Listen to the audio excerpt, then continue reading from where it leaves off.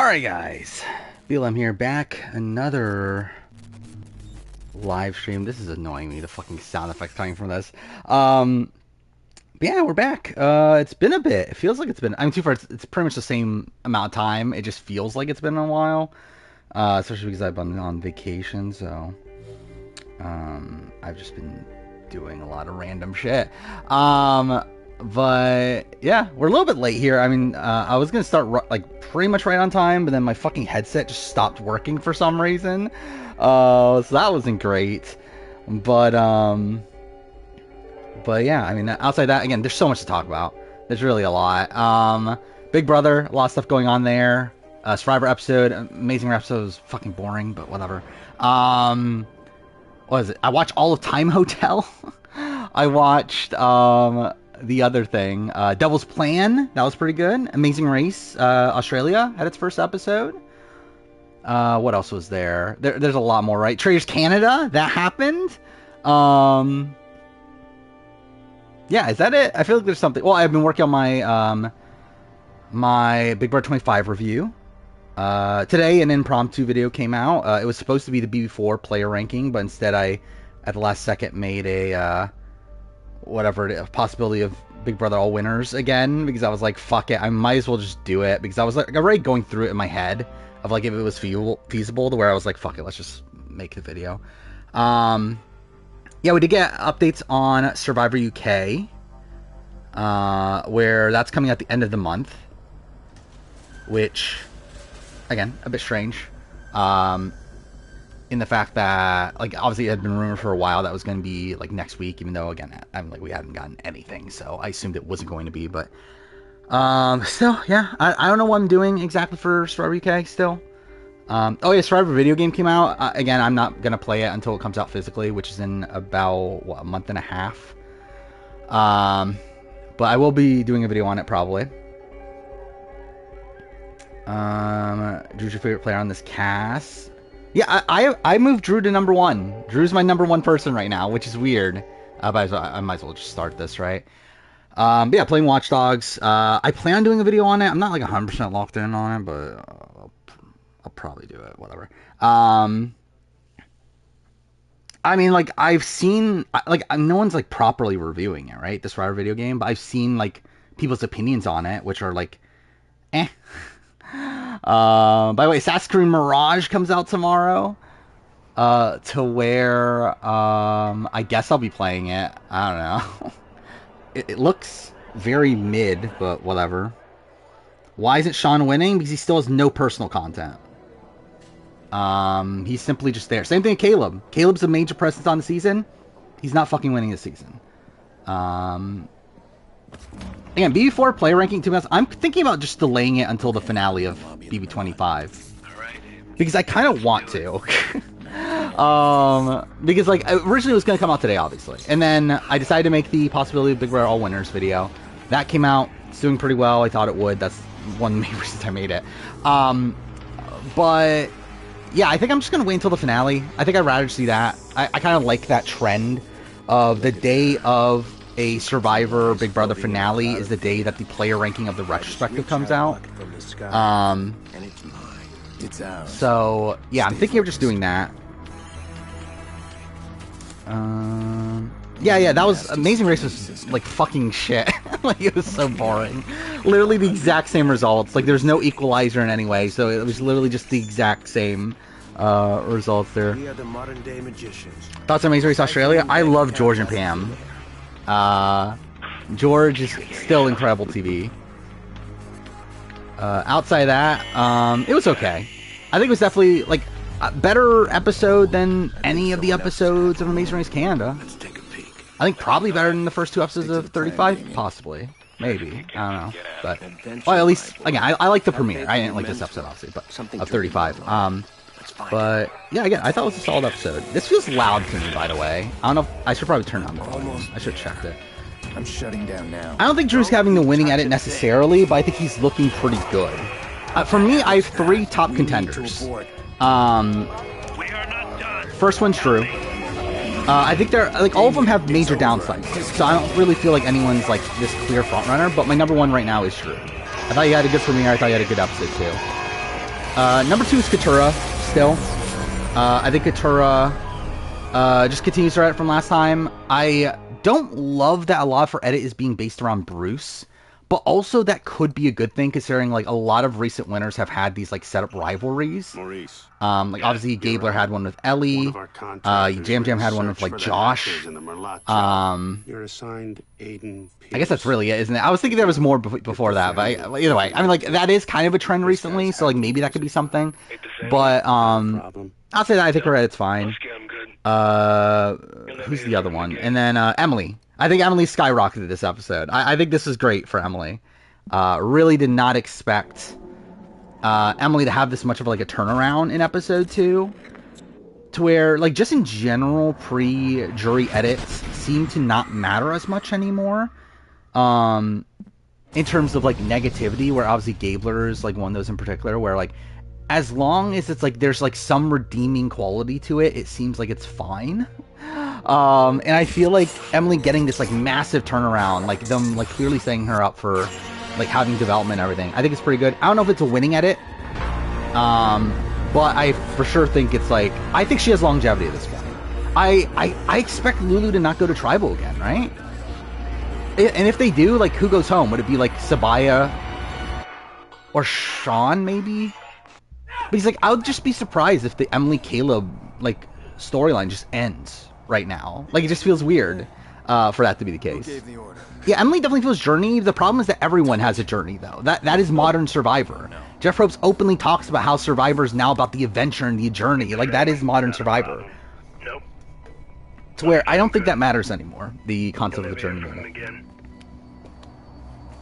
What do you think, Maurice? Don't see Emily winning in Turbo? I mean, again, we're still in episode 2. We'll have to see. Things can change. Give me a name. But yeah, obviously like a rough start, but again, it seems like it's turning around. Did Brando have that good of an episode? I don't agree, personally. Good strategic episode, not a good winning episode, though. Had no content of substance, outside of like his mentioning of like, oh, I didn't think that they would like want to work with the like nerdy Asian kid or whatever he said like earlier on, but like really like nothing that didn't need to be there based on his like position in the game. Yeah, like he didn't really do much for me this episode. Kelly's not number 1 for me. Kelly's the same thing. I feel like Kelly's gotten very little content of substance. It's like I feel like the main good thing is the fact that she's obviously involved in the alliance from episode 1, which again, having her alliance set up in episode 1, the only one set up in episode 1, is pretty good. But I think this is another episode like just like Brando. It's like it's content that simply had to kind of be there, and like it didn't feel like they really went like too deep beyond that. What if okay, audio, and then yeah, we'll turn this down. Let's do 70 maybe. Again, that cutscene felt super loud. Is Jake dead? Probably. Like, where do I have him in my ranking? I have him like 13 out of what, 16?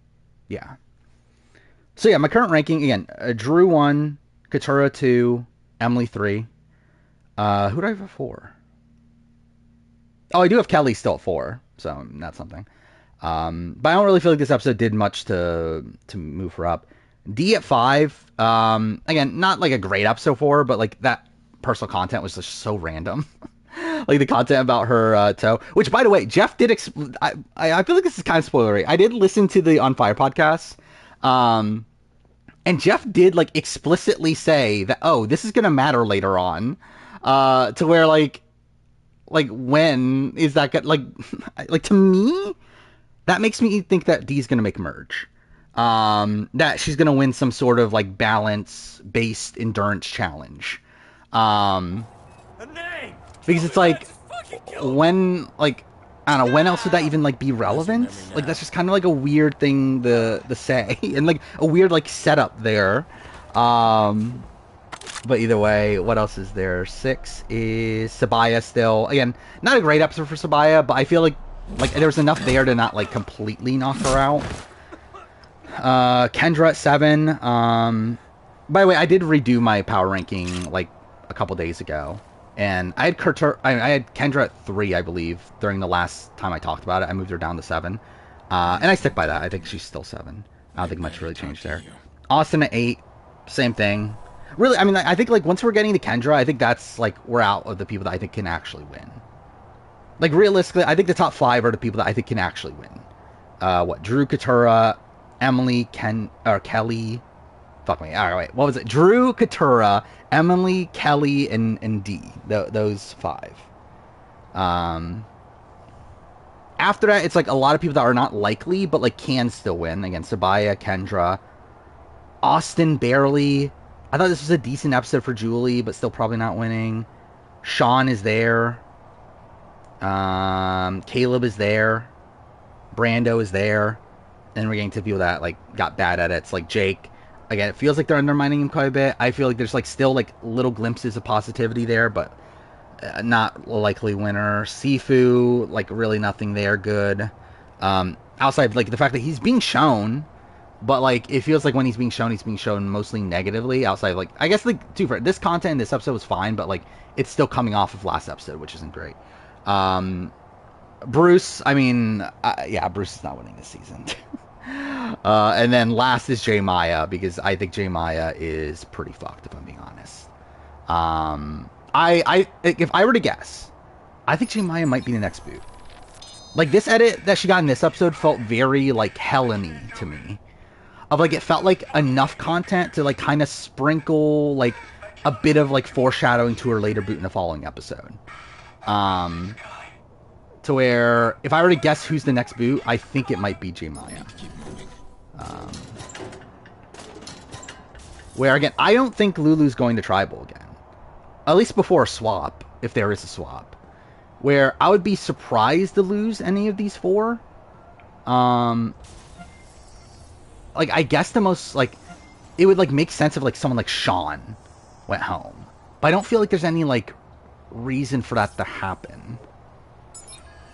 And like it could be this like downfall edit for Sabiyah, but like again, I don't think Caleb or Emily are going. To where again, like this episode like would just feel weird to be like set up this way if they were just like booted next. And then Bello is weird to me, where like I don't know what's happening on Bello. Like I just don't even see Bello going to tribal.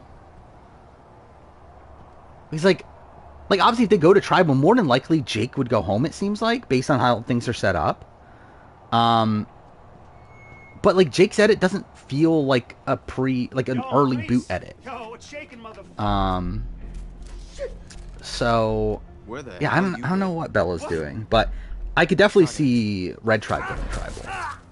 Just because like they're by far the least developed, and there's like a number of people there that I could see still going home. Like again, J Maya I could see going home. I could see a world where Julie goes home. I could see Sifu going home.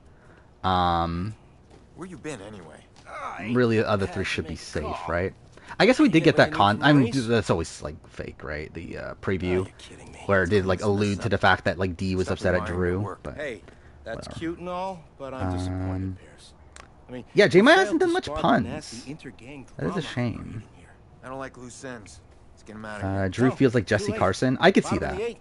But too fair, also like how much of that is like archetype. But yeah, I could see that though, of being like the like final boss of the season.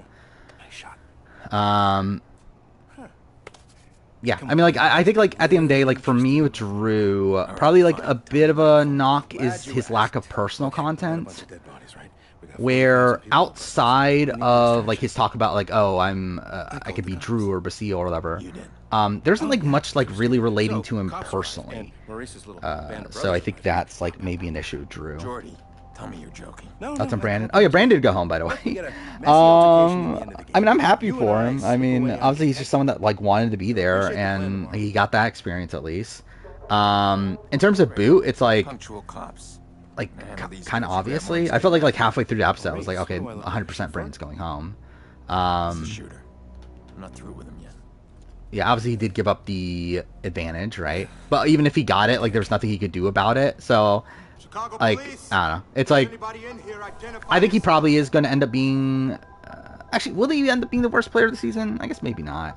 If, like, the first boot from the next tribe is pretty bad. But, like, I would put him below Hannah on the player ranking, at least. I like the wax idol. I like what they're doing with the idols. I think it's, like, a fun little thing. It's, like, pretty inoffensive. But I don't know, it's unique. Never thought once in my entire life about them being given a candle covered in wax that they have to burn.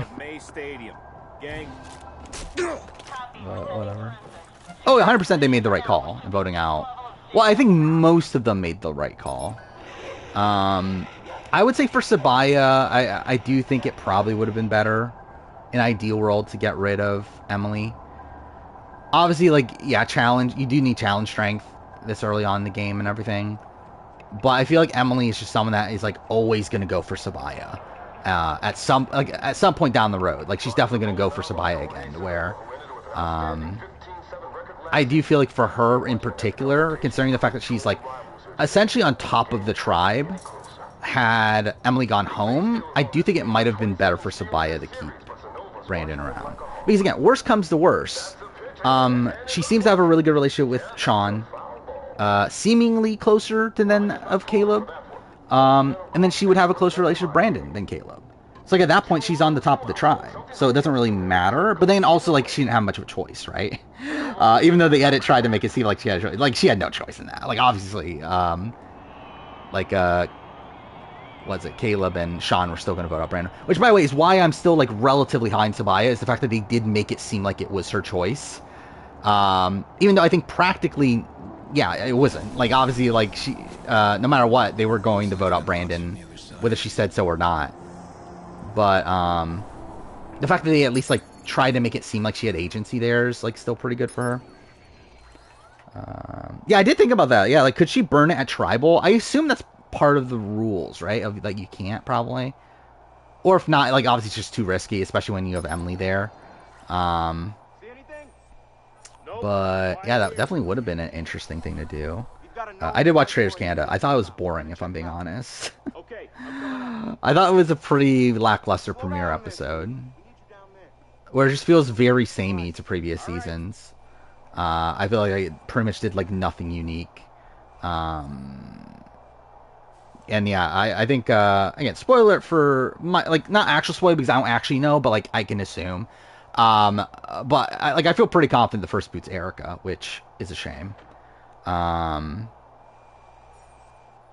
Because, yeah, again, like, I thought this would be, like, cool to see, like, Erica being given like, this, room to, like, show her actual game ability and everything. Considering it wasn't really in the edit of 41. But, no, she's probably gone. So, that sucks. What am I doing here? I think Kuzi and Mike were good choices. Clearly Mel wasn't, but it might be, like, decent-ish TV. We'll have to see. But Kuzi was, like, a lock, right? I think, like, once we saw... Like, coming into it, I was not fully expecting Kuzi. I was actually expecting Erica to be a traitor more than Kuzi, but once, like, the edit... Like, once we saw the edit and everything, like, the first episode, like, just from the, like, first, like, 5 minutes, it was pretty clear, okay, Kuzi's definitely gonna be a traitor. Again, what am I doing here? This is like a terrible font to start a stream at. There we go. That's what I'm doing. And was she an idiot? I don't know if she was an idiot. She just, like, got called out. I mean, she didn't necessarily do that much wrong outside of just, like, not being able to hide her emotions. Erica being first food traders is kind of funny. I mean, like, it is funny to me that Erica's, like, the big threat in the game. Like, that's funny to me. That, like, the person that everyone is looking out for on this season is Erica. Like, Erica's the biggest threat. When, like, she was just, like, such a, like, not non-factor, but, like, obviously had, like, a small edit on Survivor and everything. Yeah, she was all over the promos, which is weird. That, like, if she's gonna be the first boot, it's, like, it's weird that they, like, really promoted her so much when, like, she's just gone without, like, even really getting anything to do, either. Was Brandon screwed over because Sabaya didn't have her vote? Probably not. Because I don't think Sabaya would go, like, that far out of her way, right? Obviously, it didn't help. But I doubt it, like, actually screwed her over. Or screwed him over. Thoughts of Time Hotel? I'll be honest, I was really let down by it. I like the concept, but I just feel like there's a couple things wrong for me. I think one, the presentation, I just think is not as fun as like, again, like a lot of this is comparing it to the Genius. I just don't think it like holds a candle at all to the Genius. Like the editing of it is just like kind of pretty bare bones. It's not like there's no like flash to it in the way that there is with the Genius. And the games themselves I thought were underwhelming too. I thought like a lot of the main matches were pretty bad. From my point of view, I did like the death matches, but a lot of them were just like copying from the Genius, essentially, just like modification things from the Genius. Again, I like the general format of like time as a currency and like all that stuff, but even then, I didn't like the inconsistency in the format. There were like points where you would have an elimination match. There's points where you don't. It's like, why? I don't know. I didn't like. I come out of it like kind of just like middle of the road on it in terms of like your reality TV. I think I have it at like 11 or 12 or something. I will say though, I'm really enjoying Devil's Plan though. I think Devil's Plan is exactly what I wanted from Time Hotel. Where I think the games are a lot more interesting. I think the cast is more interesting. I still don't think it's on the Genius level.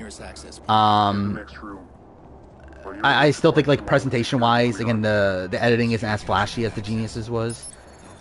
But I think it's definitely better than the other one. Better than Time Hotel.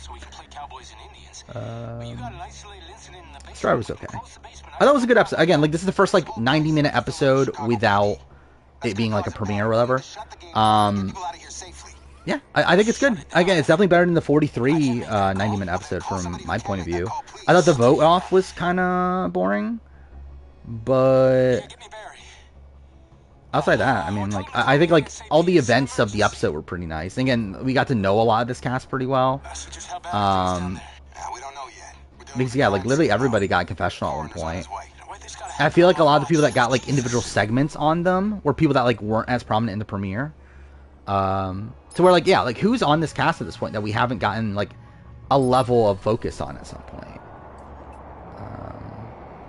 Like, is there anybody? Because like obviously like Julie and Jay were like the big ones, and they both got like short segments today. Let's see. Again, like I guess like kind of Sean, but like Sean's still there. Yeah, I feel like most of this cast has gotten their time to shine so far, so yeah, I feel like it's good. Jay Maya, we're talking about Jay, which, yeah, like the show is calling her Jay. I always like remember her as Jay Maya. So I feel like for when I do the review, I'm probably gonna say Jay Maya just because it, like, most of the time like bothers me to not.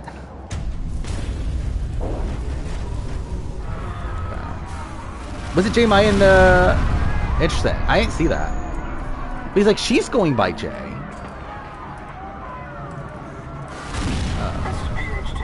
There we go. Thoughts on me quote going home? I mean, that's a shame. I'm fine with that. Not in terms of like, I'm gonna look like a fucking idiot in my mid-season power ranking. But, like, TV-wise, I'm completely fine with that. For me, like, with the Corey, like, I'm happy Corey got the jury. Because I just want Corey to get the jury in terms of, like, I feel like he did so much for the season. To where, like, I wanted him to at least make the jury. Now we're at this point, and he's still fucking up his own game. It's like, good riddance. Corey can go. Like, if Corey's the boot next week, that's fine. I'm fine with that. But I'm happy that he at least made the jury. So, that's something. And yeah, Felicia made the jury. Obviously, also a big character. So that's good, too. Maybe it means that there's less of a chance that Cameron will win this game, too. So maybe that's good, too. But yeah, I will say I'm getting a little worried about a Cameron like winning out thing. Now I'll also say that like through rereading my notes from like earlier in the season and everything. How do you run? What's the run button? Oh, is it R2? I had no memory of that. Yeah, just wait for Corey to come back down the road. He could be good at that point, maybe. feel like America could play better once Corey goes. Potentially, but I think America's almost drawing dead at this point. We're getting to the phase of the game where, like, and the comps have been, like, pretty physical throughout most of the season, but, like, a lot of the endgame comps are typically this, like, physical mixed with mental. And, like America's not winning those against, like, Jag, Cameron, and Matt. So I think that's an issue, and I feel like she needs to win comps to, like, gain respect at this point, where she just doesn't have respect. I agree that reality TV in Canada is too patriotic. Specifically, Amazing Race Canada. Which, to be fair, like, that is kind of the premise of the show, and the fact that they are traveling just around Canada at this point. But it also is still, like, pretty, like, annoying. Like, BB Can's, like, patriotism, that's, like, fine. That's, like, an okay amount. I feel like Amazing Race Canada, though, is just obnoxious. I've not started BB5 yet. I really want to, but I've been watching too much other shit. I've been working on a lot of shit, too. I probably still won't watch it for a little bit, because I've been trying to catch up on Laser's Final Fantasy X playthrough. But once I do that, I might start it, but I also might not. I don't know. It's kind of weird just because, like, it's going to take a lot of my attention. And I'm going to have to edit I'm going to do two things. Like, I'm going to have to edit the BB25 retrospective at some point. Which, like, that will take my attention, at least to the point where I can't really watch a season of television I'm doing a video on. But also, I want to play Assassin's Creed Mirage and get through that as quickly as possible. So, like, it's, like, kind of two things that are slowing things down. So I might wait still a little bit for BB5. And to be fair, I don't need to actually watch it right now. Like, I'm only watching it simply because I'm already in the process of watching all these other shows anyway. Like, technically, BB5 is, like, supposed to be for the next batch of videos, but I decided screw it, let's do it now. But, like, because it's for the next batch of videos, I'm like, we can wait, or like I can wait, like a few more weeks before watching it. More than likely I've seen the post because I see everything that Reality TV Fan posts. But what is it?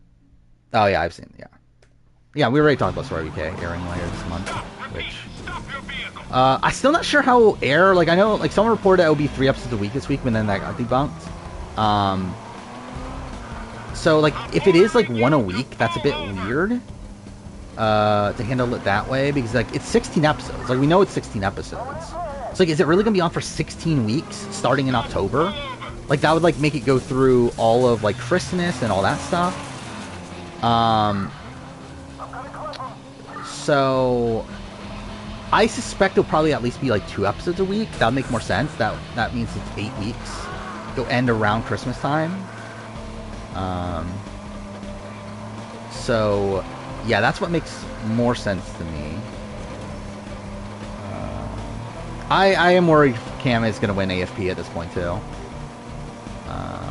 Yeah, like Ceri's really fallen into the background at this point, right? Like, she's really not that much of a focus in the episodes. And she's also, like, not much focused on the feeds. Where I found it funny, like, I didn't realize that until now. That, like, through looking at my notes from these, like, last few episodes, it's like, there's almost, like, no Ceri in them anymore. Which is funny because, like, all the promos were about Ceri during the Survivor episode, obviously because they want to try to get Survivor people to watch Big Brother. But it's, like, it's funny because, like, how much is she really even going to be in this next episode? Rooting for Matt and Corey to win. I'm not really rooting for anybody at this point, to be honest. I think Matt is going to win. But I don't really want anybody to win. Like, maybe Ceri. I think it would be kind of funny if Ceri won this season. Like, considering how, like, her game, like, really crumbled midway through. But, like, I don't really want any of these people to win. I feel like, yeah, like, Matt's playing the best, but he's also, like, kind of built for the game, to where it's just kind of boring. And then also, again, hey, do I really want the Andrew Tate stuff rewarded? Then, again, Cameron's Cameron. Jag's likable, but hasn't played particularly well until, like, very recently. Who else was there that I was even considering? Like, again, Corey's played terribly for the last few weeks. Yeah, Felicia would be interesting, but again, I don't think Felicia's played particularly well either. America, I don't think has played particularly well recently either. I'm really for a lot of it, to be honest. I mean, like, she's done good things here and there, but, like, she's actually, like, a really messy player, though. How long am I going to be escaping from the police? I just realized this. Remember when fucking GTA, I was, like, trying to escape from the police for almost an hour? Let's see how this goes. What character stood out from Traders Canada? I don't even remember, so not many. Traders Canada, like, really did not stick in my mind. I really found it a pretty boring episode. The drag queen, I don't remember her name. She was fun. Outside that, like, I thought Kevin was kind of eh. Like a lot of his intrigue comes from, like, his position in the game, but I didn't feel like he was that entertaining on the show. Erica wasn't that entertaining, but that's Erica. Kuzi's fun. That's something. The other trader guy, he's fun. Fierce, oh yeah, it's Fierce, isn't it? Donna was fun. I mean, she was fine. I mean, she, like, I don't know, it's like whatever. She got sad. Dude, this is like a terrible game. Like, again, escaping from the police is like a terrible thing to do when you're, like, not paying attention. Yeah, I already talked about Mason Race Australia. It was okay. It was good. I think it's better than, like, it was definitely better than Mason Race Canada. I think it's probably better than 35 as well. But we're only one episode in. Yeah, Matt's by far played the best this season. I guess not by far. Like, Suri was playing obviously very well for the first half of it. The first, like, 5 weeks. But yeah, Matt, I think, is probably going to end up being this season's best player, unless he gets, like, snapped out of the game at some point, but it doesn't look like that's even likely. Yeah, I think Mike seems like he's someone that could be fun. I would suspect he's going to be caught eventually, though, but I think he could be fun. This doesn't seem like, but yeah, by the way, also, this doesn't seem like the greatest group of traders. Like, this feels very, like, Traders AU to me, and, like, Mel's going to be caught right away. Like, I could see Kuzi doing well, but I feel like she'll be pretty messy. And then, like, Mike, I could also see, like, being kind of like the Blake. Where, like, he's a largely, like, affable guy, but they're still going to be, like, sus on him, I feel like. Yeah, I definitely miss Izzy, too. I did go out of my way to add, like, a lot of Izzy moments that weren't on the show onto my review. The, I want to fuck them up. And, her... What was it? I might be a cold-hearted bitch, but I don't give a fuck or whatever, or I don't give a damn or whatever it was. When she was talking to Cam. Well, again, that's still one of the funniest clips to me of this season. Is, like, when Izzy Cam conversation, where, like, Cam's, like, pouring his heart out about how devastated he is to lose Riley or whatever. And, like, in the middle of it, Izzy just says, I might be a cold-hearted bitch, but I don't give a whatever. Like, that's still funny. Am I the type of guy to root against Fabio? Yes. I don't root for Fabio. Not because he's necessarily a good game player. I mean, I guess that is probably the reason for Fabio, but I don't necessarily root for people because of good gameplay either, though. Like, dude, I just don't root for people. I don't give a shit. Like, I don't really care, like, about the results of a season, typically. I more so care about, like, is it good TV? Obviously, like, when assessing, like, gameplay and all that stuff, obviously, then I, like, look at it from gameplay lens. But when I'm watching it, I'm not like, oh my god, this is so great because fucking Chase Rice is playing a good game. This is such a disaster. Like, what is this? Can I don't even have, like, anything to kill myself with. Why can't this be, like, GTA 5? Why can't I kill myself? Be advised, a patrol car's been dispatched. Yeah, next HOH, I think they got stuff to study, right? And I think they said that it was going to be on the episode, so... Yeah, we're more likely getting some quiz. I think it looks good for Corey, right? Like, it's the type of comp that Corey would win. Like, he did very well in the other one, where, like, Izzy and Cameron were at the end. And Cameron's not playing, right? So, I think it's looking good for Corey. I could also see a world where, like, Felicia wins. I could see a world where, like, Jag wins. Maybe America. But I think Corey is definitely the front runner. Fuck off game. Why isn't this moving straight? Thank you. There we go. That only took 35 minutes to finish the opening section. Oh, whatever. I don't think Sari's gonna do well. I don't think Sari can win a competition, straight up. Sari just sucks. Like, she was literally the first out at the last one. Oh, like, I legitimately, like, don't even think Sari can win a competition on Big Brother, which is funny. He's like, you would think, oh, someone like Sari, she'll do well at mental comps, but, like, she just doesn't. What is this? Oh, and a Bo. Oh, yeah, Bo Jane could potentially win, I guess. I don't remember how she did in the other one though. Yeah, her only comp win in Survivor is touchy subjects, which like that's not even as much of a mental comp as much as it's like how much you like how well ingrained you are socially, right? Like obviously there's like a mental component to it, but it's more so about like how much other people are going to target you.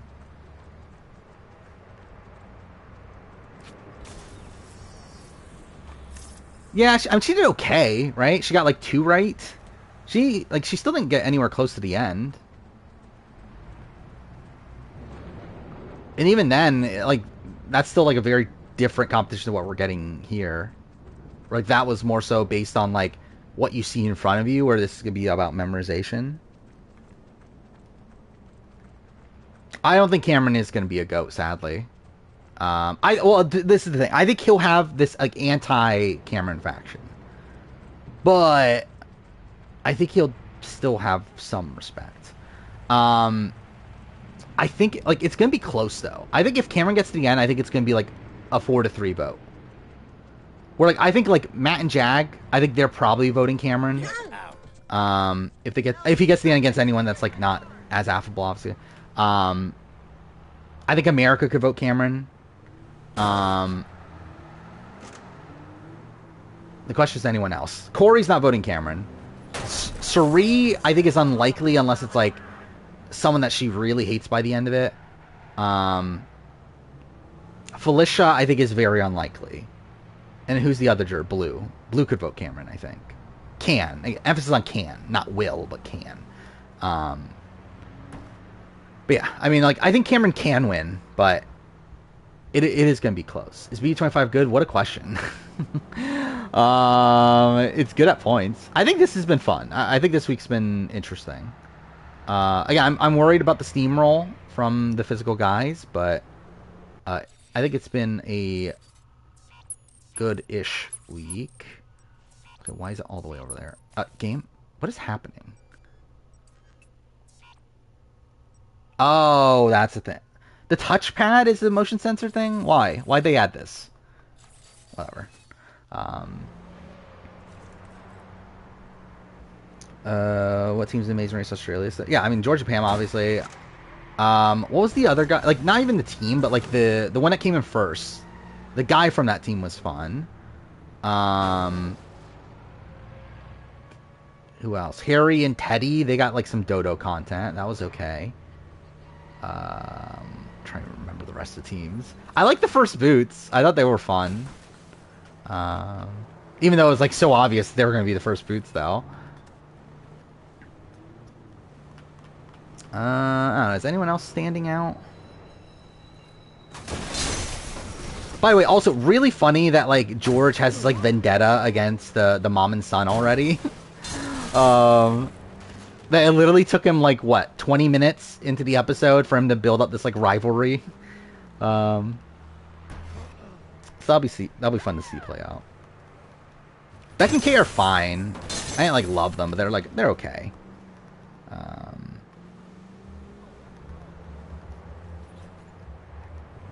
I think Darren is the fun one, right? Like he's like a fun personality. He's not like my favorite or anything. Like I think he's like fine. But like, again, like I think like of the people that aren't George and Pam, I think he's like one of the more entertaining people there. But like George and Pam are like by far the most entertaining team. What is the Real Housewives team? Oh, is that Beck and Kate? I don't know who any of these people are. Like the real celebrities. Like I don't like outside of obviously George. But like in terms of like what they became famous from, like I don't know any of these people. Like, oh yeah, Harry I know is from Two Out the Handle, right? And I think his partner is also, or like from at least another show, right? He's like from another reality show at least. So Pam is great. I love Pam. Like I hope Pam is Flo 2.0. I want her to be Flo 2.0. Yeah, I think like her and George together are pretty great here. Do I think Suri could reach top 4? Yes, easily. Final 2? Probably not. Yeah, I think Suri is like the prime person to be dragged to the end at this point. Like, even though right now, obviously, the talk is more so like, okay, Bowie is like the person we'll drag. I think if Bowie starts winning comps, like, I think Suri becomes that person. Someone that you could just drag to 3 and cut at 3. Or I guess Felicia too. Actually, Felicia's in a pretty good spot that she's staying this week. Good spot to make it to the end, I should say. Not a good spot to win. I think Felicia's like drawing like near dead, right? I think it's pretty unlikely Felicia wins the game. Not impossible though. Ben and Jackie or whatever. I think they're fine. Will Suri be number 2 potentially if she makes it to the end and everything potentially. Like if I were to do the ranking right now, it would probably be like what 1 Matt, 2 Suri, 3 Corey, 4. I don't know, dude. Like it's fucked after that, right? Trying to open up the list. Yeah, it's a bit fucked. I don't even know. Yeah, who is the next best player? It's probably like Jag, realistically, but he did get evicted, and he also was playing so bad for a while. I guess America also. Yeah, like Blue's probably the next target at this point, right? Mimi's going home. Actually, I don't even know. What do I even do with Mimi on the player ranking? Like, I don't even know where I put her. Because like so much of my like me being high on Mimi was based on potential, and she never showed that potential.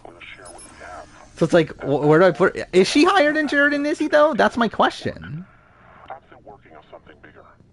Like, I think she did less actively bad than them, right? But also, she did nothing good either though. Where like at least like Jared and Izzy both did like pretty good stuff at points. Like, I can't even think of, like, a single, like, good thing Mimi actually did. Where, like, even her flip on Izzy, like, that was perpetuated by, like, the fact that they were going to take out Felicia. More so than it was, like, her actively going out of her way to make a move.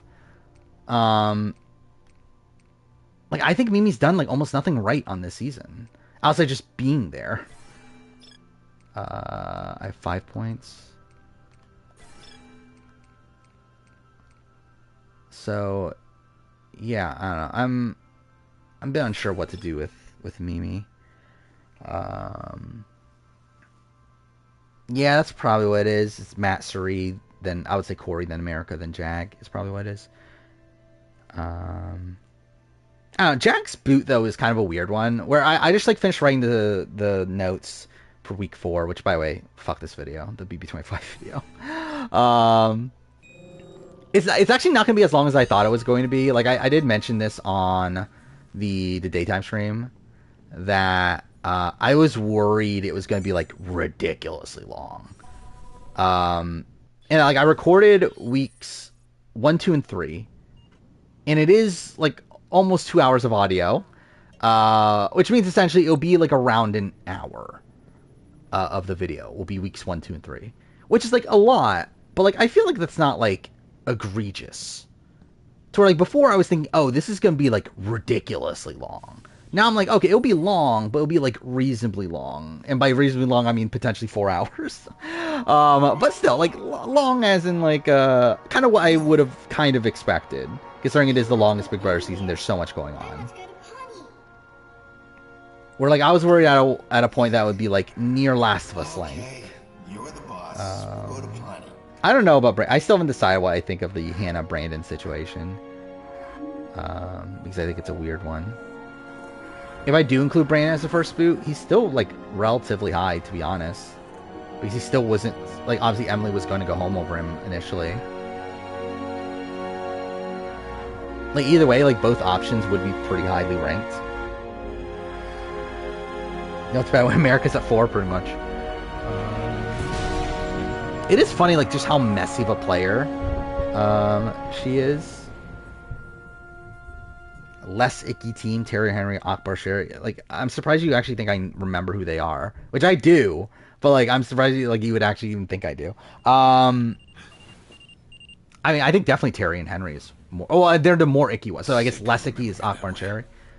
It's never a dream of her tiny face pressing the window when she. Where like Terry and Henry are like, with that little wobbly dance, like astronomically. It's always the same nightmare. Like icky. Akbar and Sherry, that's the team from, actually, it's not 34, is it? Either way, it's like from one of the more recent seasons. It was the COVID season. It was 33, right? The COVID season. I need to get my mind out of things. Lucky for me, this city's full of distractions. Jack and Cameron, worst winners of all time? Probably. I'm probably not, actually. I think Dick would still be worse. Would be worse than Jag. Or, wait, fuck. Yeah. Yeah, Dick would be worse than Jag. I think probably Cameron would be worse than Dick, though.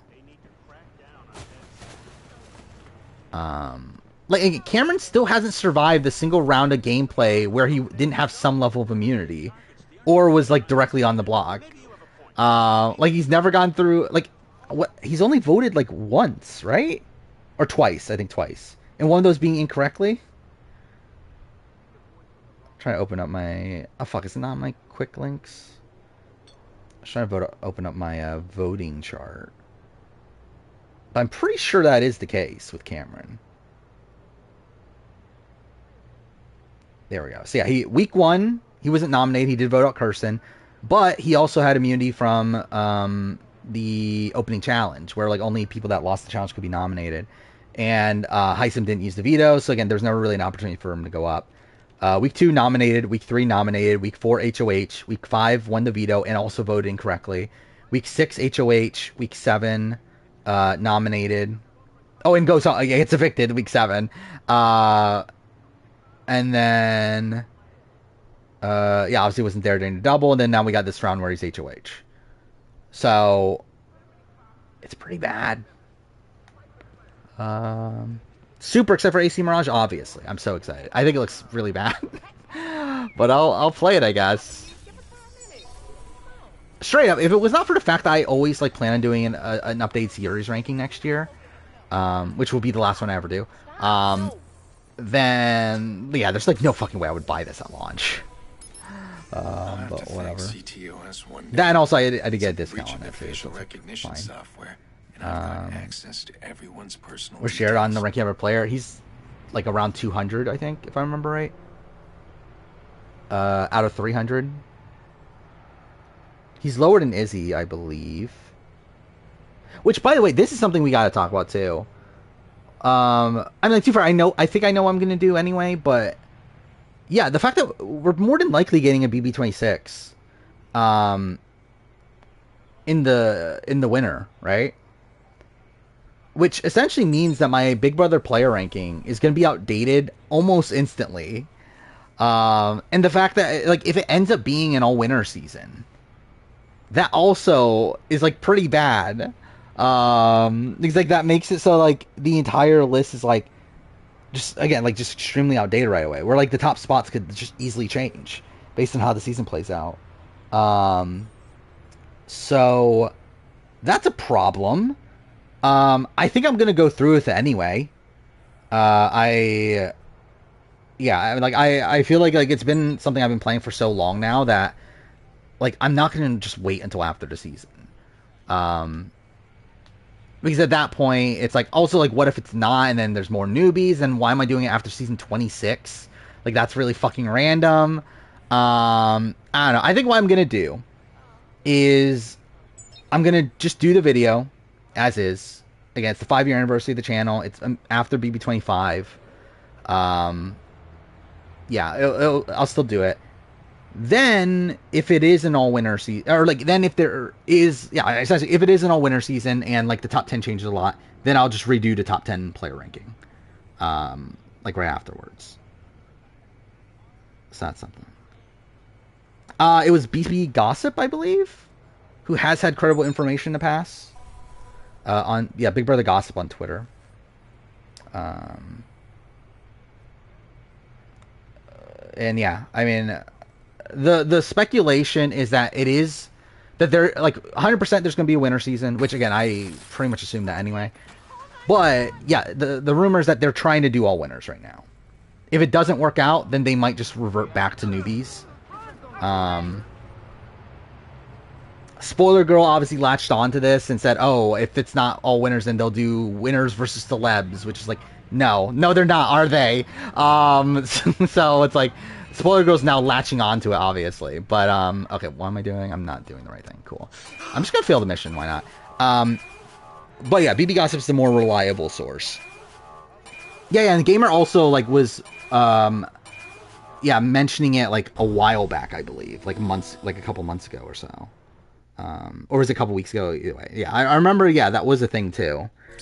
So, yeah, it does feel like it's actually happening, as in they're trying it.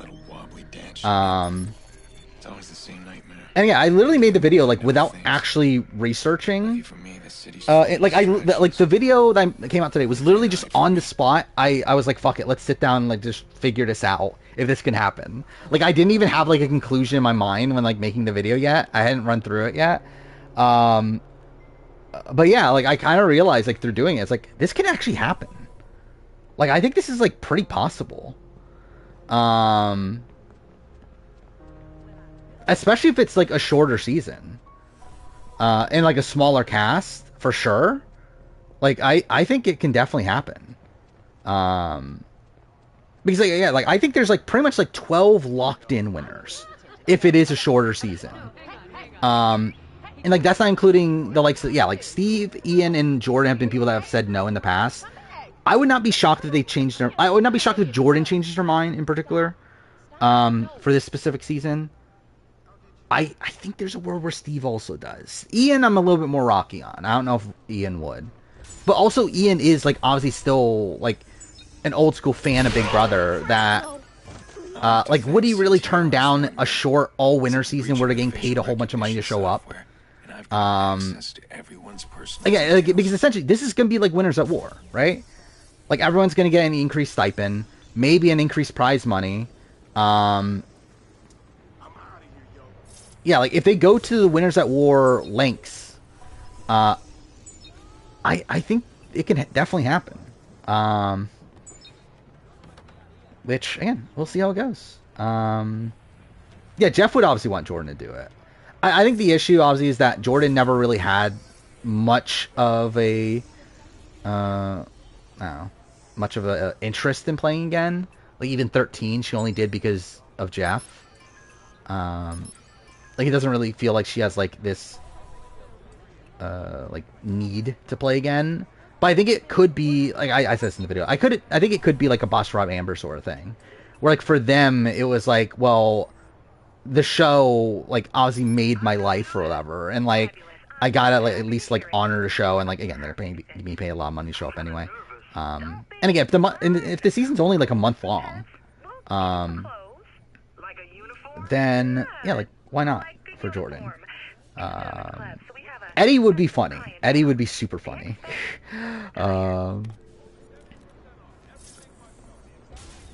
It'd be strange, right? Imagine Eddie winning this season too. Like that'll be even funnier. Yeah, I did hear that about Blue, which not surprising. Wait, who am I looking for? Like, I remember this mission. I just don't remember who I'm looking for. Yeah, I know about Derek. Like, Derek's always said that he would come back for a short season. Which is why I feel pretty confident that he would, which is why I put him on, like, my happens.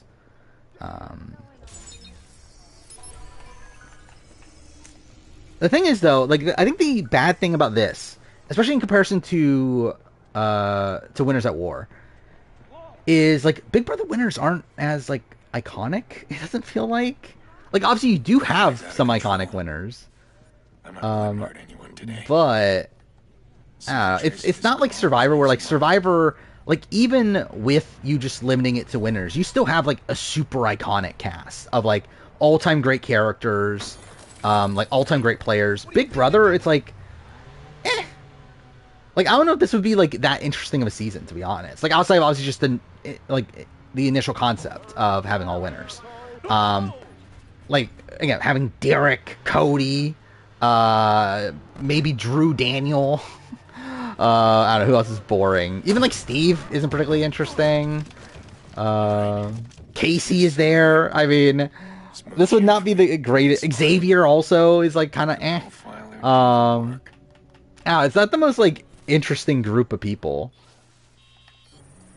So like I do worry about like the quality of the season from that light, but still, Josh is gonna be good TV at least. Josh, like I would actually be genuinely excited to see Josh play again.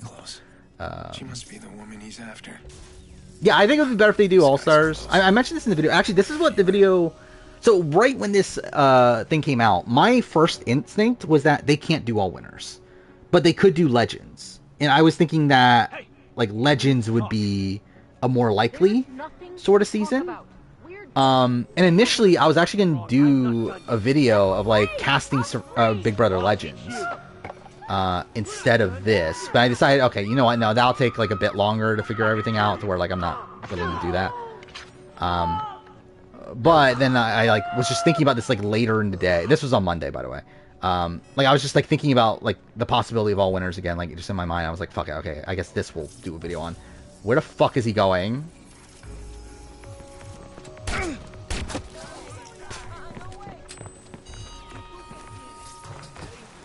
What have I done? Lisa's always said that she would come back.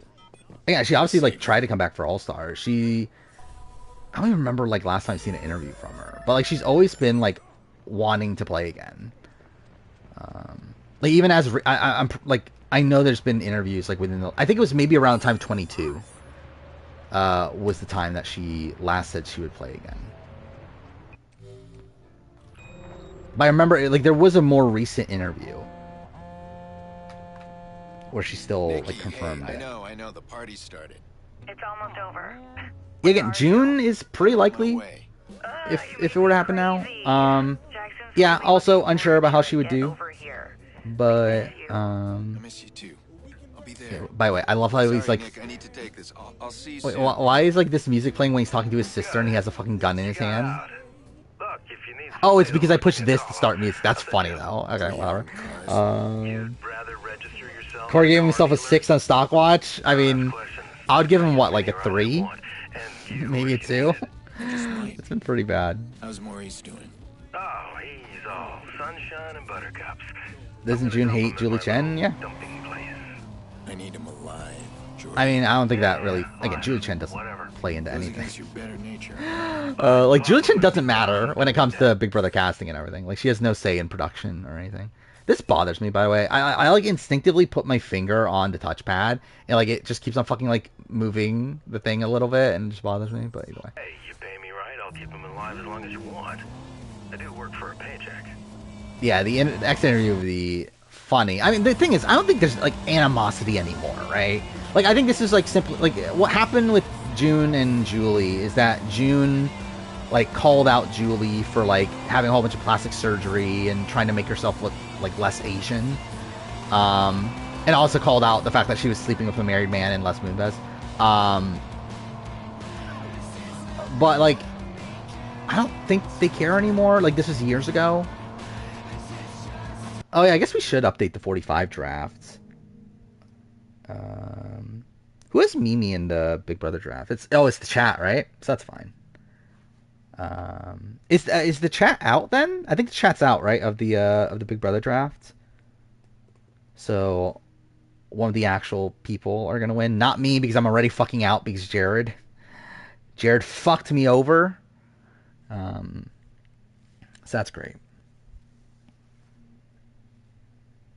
There it is, Survivor. Who had Brand? Wow, Lime, dude, what happened? What happened with Lionel in his draft? Dude, you might be out pre-jury. Like, you had both Hannah and Brandon, and then now your only person left is Sifu. That's rough. Circle has Kelly, J. Maya, Julie. That's... I mean, Kelly's the only potential winner there. Kegger, Caleb, Brando, D. I think the only D's the potential winner there. Yoviver, Austin, Sean, Drew. I think... Wow, a lot of the potential winners got picked late, didn't they? I have Jake, Emily, Kendra. I should really, like, all of our... Like, I think the chat potentially has the best draft, maybe. I don't know. It's like all of us have, like, one good pick, I feel like. Outside of Lion Melon. Like, all of us have, like, one person that can win. And the other picks are all, like, kind of I like the 90-minute format for Survivor. I think it really worked with this episode. I'm worried about, like, post-merge, especially if there's, like, not much going on. But I think for pre-merge, I think it works out very well. Especially with 3 tribes. It's where, obviously, I don't like 3 tribes anymore. However, I do think this may have been a struggle if it was 2 tribes. To consistently have 90 minutes worth of content. But again, I thought this was a good episode, though.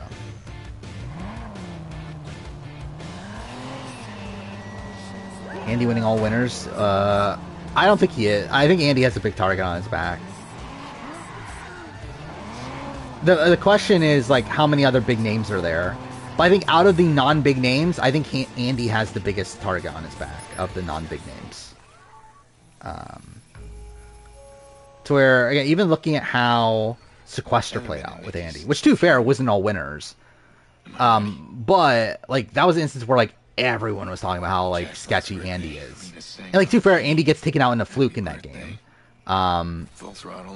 But it's like, you could definitely tell there was, like, a big target on his back. To where, yeah, like, I think Andy will have a target on his back for sure. And especially if we're in a world where, like, Derek and Cody, like, gain a lot of control early on. Because, like, it's definitely possible. Again, Derek, Cody, and Nicole are all going to be there. It's, I think that's not great for Andy. Mind you, Andy is friends with Nicole, though, right? I forgot about that until just now. So, again, that's good for Andy. But I think definitely Derek and Cody being there is not good for Andy. Taylor, I think, could do very well. I think this is probably a not great landing spot for her, though, to be honest. But I think, like, if this was a general All-Star season, I think Taylor would be in a great spot. I think all winners, like, she's just a very, like, abnormal winner. To where, again, like, I think the Derek and Cody's of the world, are they really working with Taylor, especially long term? But again, are we gonna have to, like, worry about that? How close was I to stream on Monday? To be honest, not that close. I was close to streaming yesterday.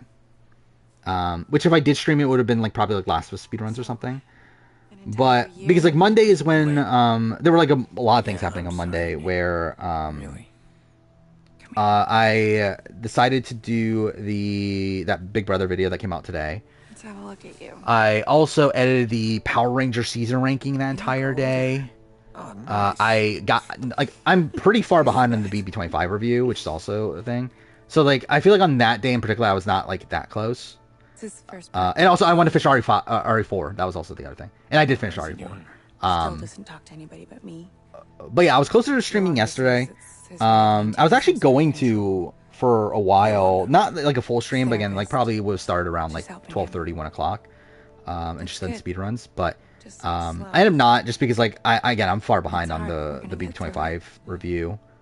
So I decided to work more on that. And I'm still behind. Again, I'm only through week 4. And I've been working on this on and off for, like, a week and a half at this point. So, whatever. Sorry I'm late. And yeah, tomorrow's AC Mirage. So that's something. I'm probably not even going to be able to play it until late. Even though I have tomorrow off, it's still, like, let's see, what was it again? Like, so early on, I'm probably going to record the week 4 portion of the BB25 review. I need to still work on the BB25 video. Yeah, I ordered a physical copy, which typically where I live, it comes around, like, 1 o'clock or so. But even then, of the N2's not that big of a game. Probably won't take that long to install, right? But I just still, need to Big make Brother's sure on that at things night. are Actually, Big Brother Buddy Game. Am I gonna watch Buddy Games? I guess, right? Things are different. But Big Brother and Challenge are on at night. And I just need to work on the BB25 review. So again, don't know how much of AC Mirage I'm gonna play, but I'll try to play some. I do want to get it done quickly because I do also want to make the video soon.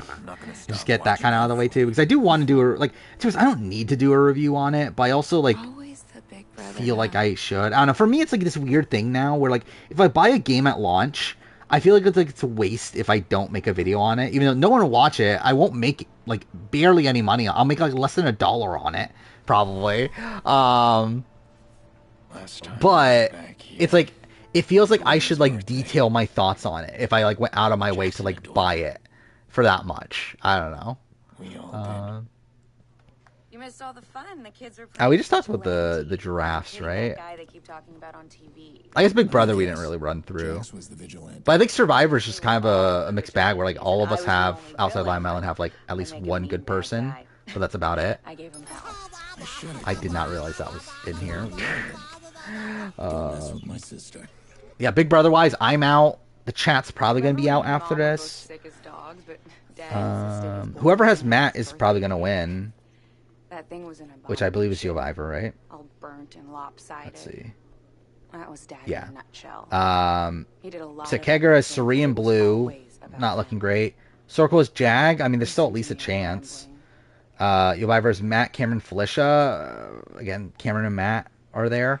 Lion Melon has Corey, America, Bowie Jane, which I don't know, maybe. No, don't let me interrupt you. What am I actually doing here? Who is this?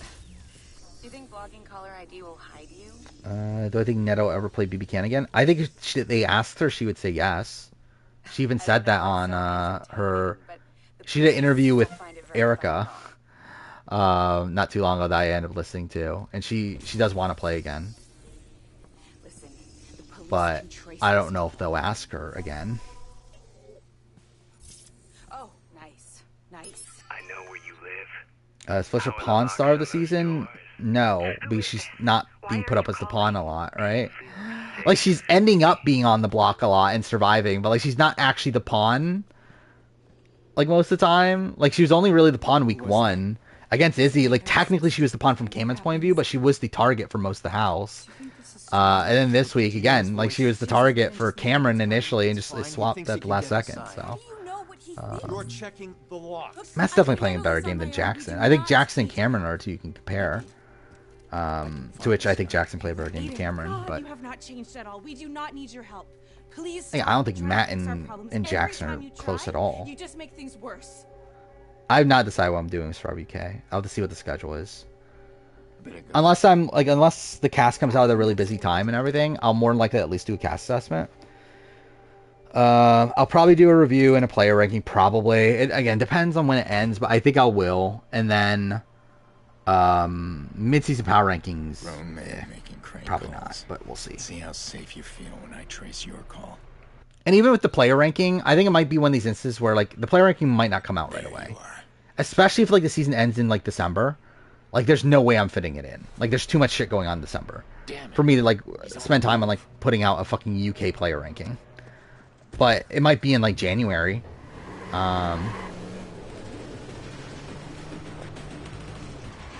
Fuck off, another chase sequence. Thoughts of Jared's X interviews? I think he's been doing well, right? I mean, again, like Jared's behavior in the house, terrible. It seems like he's at least trying to fix that. So at least there's that. Obviously, like, we'll never know, really. It's like, are we really ever gonna, like, find out if he actually did change himself for the better and whatnot? But, like, at least he's trying. At least he's not fucking Luke. And, like, doubles down on it. This game looks so 2014, yeah? Yeah. What's funny is that this game, we were, like, upset how, like, this game didn't look as good as what they advertised, right? Or, like, the demo for this game looked, like, really ridiculous. Like, ridiculously good, I should say. How? Wait, what? How'd that not take it down? Like, the entire point of that is to take it down. Doing it right now. I can't believe Would Brandon be good in Big Brother? Probably better. Let it go. Let what? Like, I feel like Brandon, again, like, it seems like Brandon was very good socially. Or people really liked him. So, yeah, like, I feel like he would do pretty well on Big Brother. Obviously, like, I think he's, like, kind of in this, like, Corey spot of, like, probably not, okay, cool. Really? What? How did none of those hit? Okay, well, this is great. But yeah, I think he's in the Corey spot. Like, I could see him like finding himself in the majority and everything. I think he's gonna struggle in Endgame with how the comps are currently laid out. So we have a deal? Shit, yeah, I can't believe you're paying. Corey's blowing up his game live. Well, that's something. I mean, he was blowing it up earlier, so I mean, what's different? This feels wrong. That's the point. Bowie Jane. Yeah, the fact that Bowie Jane hasn't been on the block yet is pretty incredible, right? Someone paid this asshole to harass Nikki. Remember when Jared was scared to put Bowie Jane on the block? Remember when that happened? During his first HOH or whatever? To where, like, they were always talking about how, like, America would be the replacement nom because he doesn't want to upset Bowie Jane. Because obviously Bowie Jane is someone to be very scared of. But yeah, that's fun. Is that my notes? I should definitely talk about that, right? I don't know if that's in my notes. I feel like that's something that I probably would have forgotten about. Yeah, I think I did. Maybe. Wait, no, where am I on this? Dude, the fact that, like, the Jag week, like, the week 4 wasn't on a limb, like, really fucks me over when I'm thinking of the weeks. Okay, week 5 is the week I'm thinking of. Yeah, I'm gonna put Jared scared of Bowie Jane. But yeah, this review's been tough to put together, straight up. There's just too much shit going on. That's very difficult to dissect, like, what's worth talking about and what isn't. Along with the fact that, like, just so much of it wasn't even on the show. So, like, there's a lot of, like, trying to, like, piece together the narrative of the week, which is, like, a lot more difficult than it was for previous seasons. Cameron's ideal target this week? Let's do that. Bloom's building a new Felicia, probably. For Cameron, in particular. Tried to attack that center last month. We failed, and they just added more armed guards. Trying to think through everybody. Yeah, I think Felicia is his ideal target. You sound like my for him sister. Personally. Relax. For Matt and Jag, it's definitely Mimi. It's always been Mimi, and the fact that they weren't going for Mimi until the very end is pretty stupid. But for Corey in America, they should be getting rid of Felicia, but that's Corey in America for you. Corey's next to talk to Mimi. Corey says he's not dying on any hill this week. He wishes he would have her back, but he's not in a place this week. He feels like the vote will flip another 5 times. Okay. So she's starting to figure out that she might be in danger. Which, again, really funny that they're like, that they essentially like tricked Corey into thinking that he convinced them to take out Mimi when, like, they wanted to take out Mimi to begin with. Yeah, Zombie Week's gonna be fucked too when I get around to that on the review. Yeah, as of right now, like, I'm only like halfway through, right, of like the weeks that are currently done, which is not great. Again, I've been working on this for a while. Like, I really should be further along than this, but whatever.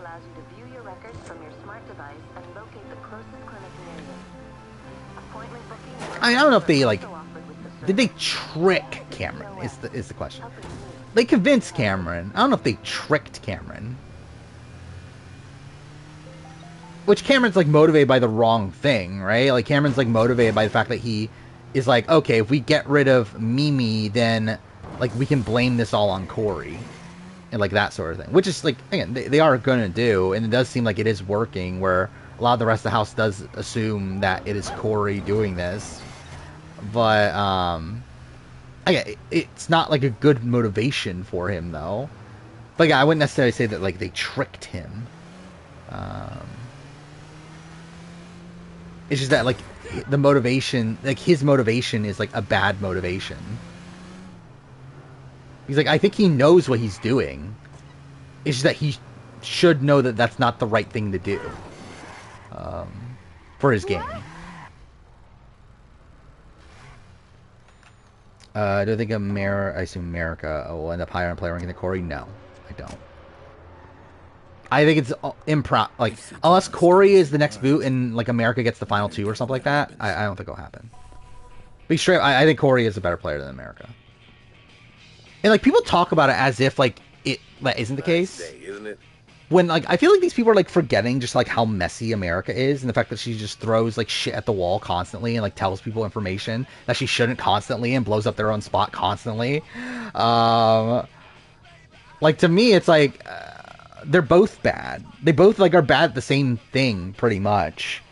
It's just, I feel like people expect more out of Corey though, right? And like Corey has played well at points. That I think makes it seem like a bigger fall for him. When he's like not playing well outside that. What am I trying to buy here? Oh, assault rifle. Okay, cool. That's definitely what I meant to do. That's definitely not suspicious ducking under the glass there, but whatever. Wait, assault rifle's here. Wait, okay. There we go. That's what I meant to do. Over the past few weeks, CTO America is what centers Twitter throughout thinks Chicago Parvati have played increased like. security due to several attacks from activist hacker group DedSec. When asked about security changes, like, Bloom spokeswoman Charlotte Gardner was in what way? I feel like Chicago's safety is paramount. So are we saying like the practicality of what America played like is what they think Parvati played like, or what? Because like I think like America, I don't know. I don't really think there's a comparison between the two at all. Outside of just the fact that they're like flirtatious, I guess. I mean that's it. I guess just the flirtation of it all. Like outside of that, I don't think they're similar players like at all. Finished Dreams Grand Final, officially your favorite show of all time. I wonder how it'll be in the rewatch. I think it gets, for me at least, it gets better on the rewatch. Where like for me, like on my initial viewing, I'm like, okay, certain things are going over my head. It's like tough to like fully wrap my head around like some of these games or whatever the first time around. And then the second time when you fully get everything, you know all these characters as well. I think it gets better. So again, I really enjoyed my first time watching it. I didn't like love the Genius until like my rewatches.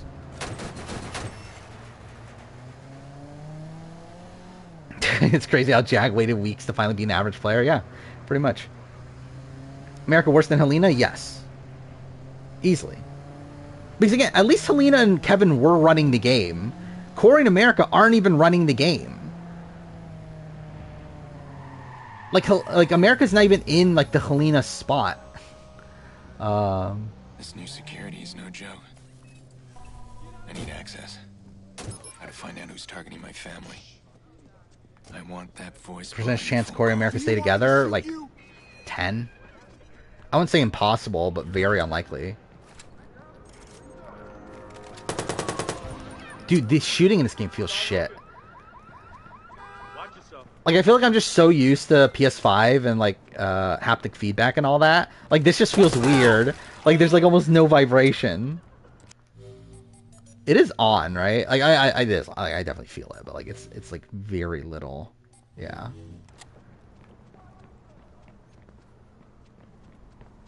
I don't know if America's the biggest goat, but she is a pretty big goat. Actually, yeah, who can America beat? Is there anybody? Maybe she is the biggest goat. Because like even Bowie Jane, I think is like, I think we might vote Bowie Jane. Like definitely like America has the best chance I think against Bowie Jane, but like I don't even think that's like a foregone conclusion though, where you would think it would be. What are the controls for this game? I'm just like forgetting all the controls. What is? Okay, that's cover. Whatever. No one's taking straight to the end, as of right now. I can see a world where Matt does, especially if Jag's not in the end game. But even then, I think there's definitely a world where Matt would just beat Suri.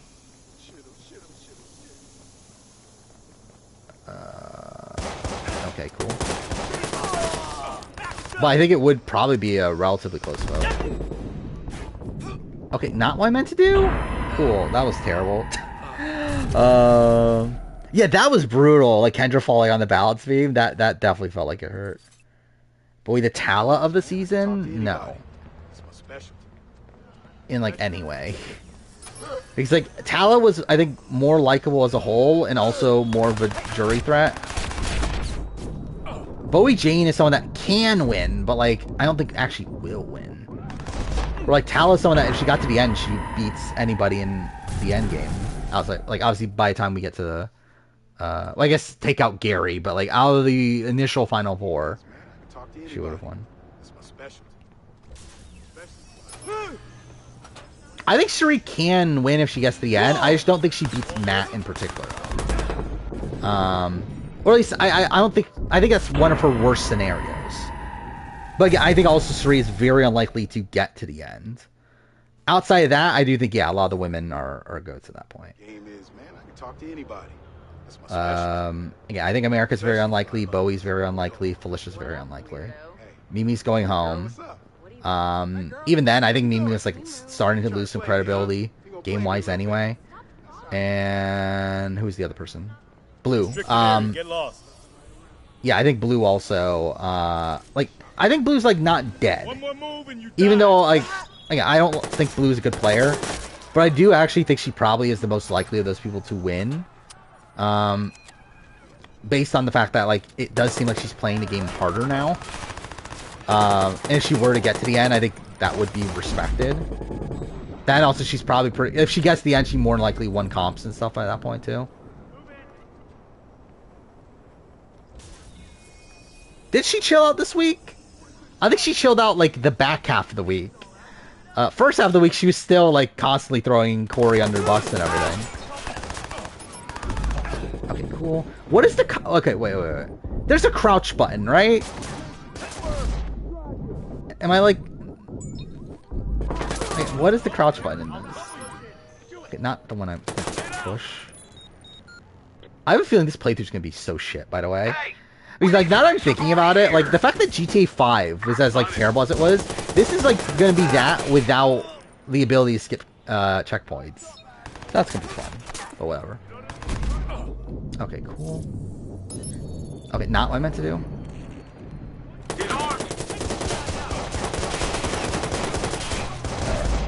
Use technology. I mean, it would be ideal if I wasn't being barraged on. Alright, we'll see. We'll start from the beginning. Thoughts on RE4? I like it. It's good. Still very good. It definitely got horror-y towards the end, where I was like, okay, this is like better. In terms of like it being like a Resident Evil game. Okay, that was kind of dumb. I just like literally just did the same thing again. It is still weird as a Resident Evil game. And like like they get worse afterwards, right? They get more and more actiony.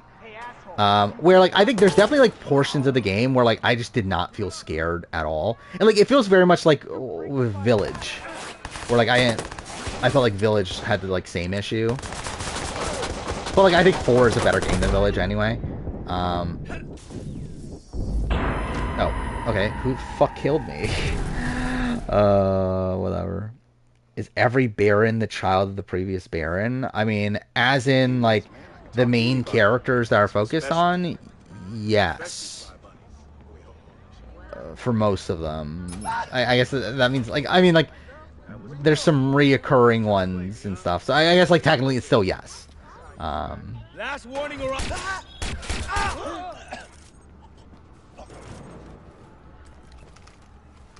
Gotham Knights finished download. Why are you playing Gotham Knights? Like Gotham Knights is probably one of the most mid games ever created. How do I want to approach this?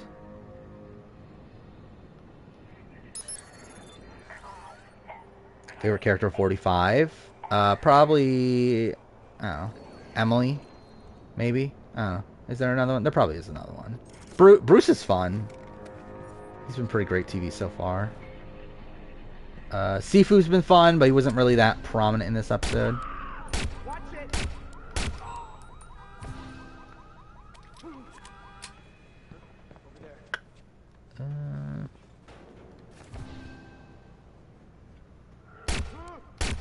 Fuck. Cool. Good enough. Did stream cut out?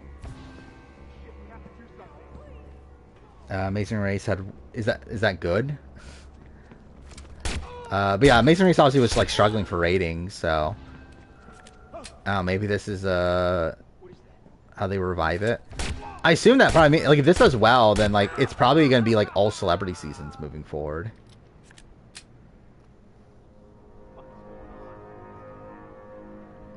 Would I have considered voting Kelsey over the brothers? No, I wouldn't have.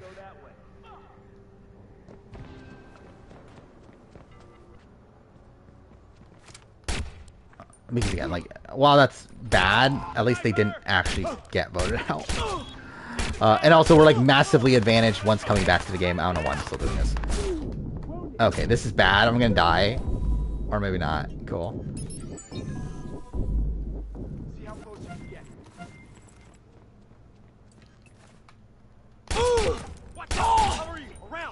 Wait, how do you switch weapons? Oh. Cool. Dude, I just like don't remember the controls of this at all. Okay, there we go. Cool.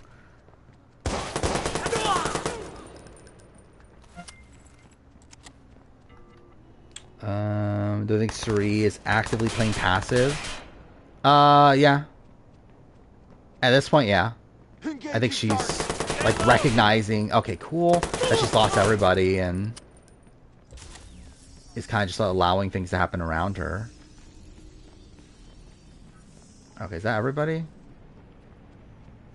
You would vote Bowie Jane over Cameron? I would too. I'll probably vote everybody over Cameron. I'd vote for Jag over Cameron.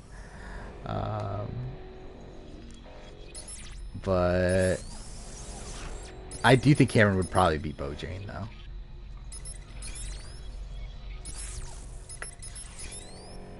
I think Felicia's vote would be interesting there though. Do I think Suri may go home and double? I mean, like, it matters when the double is.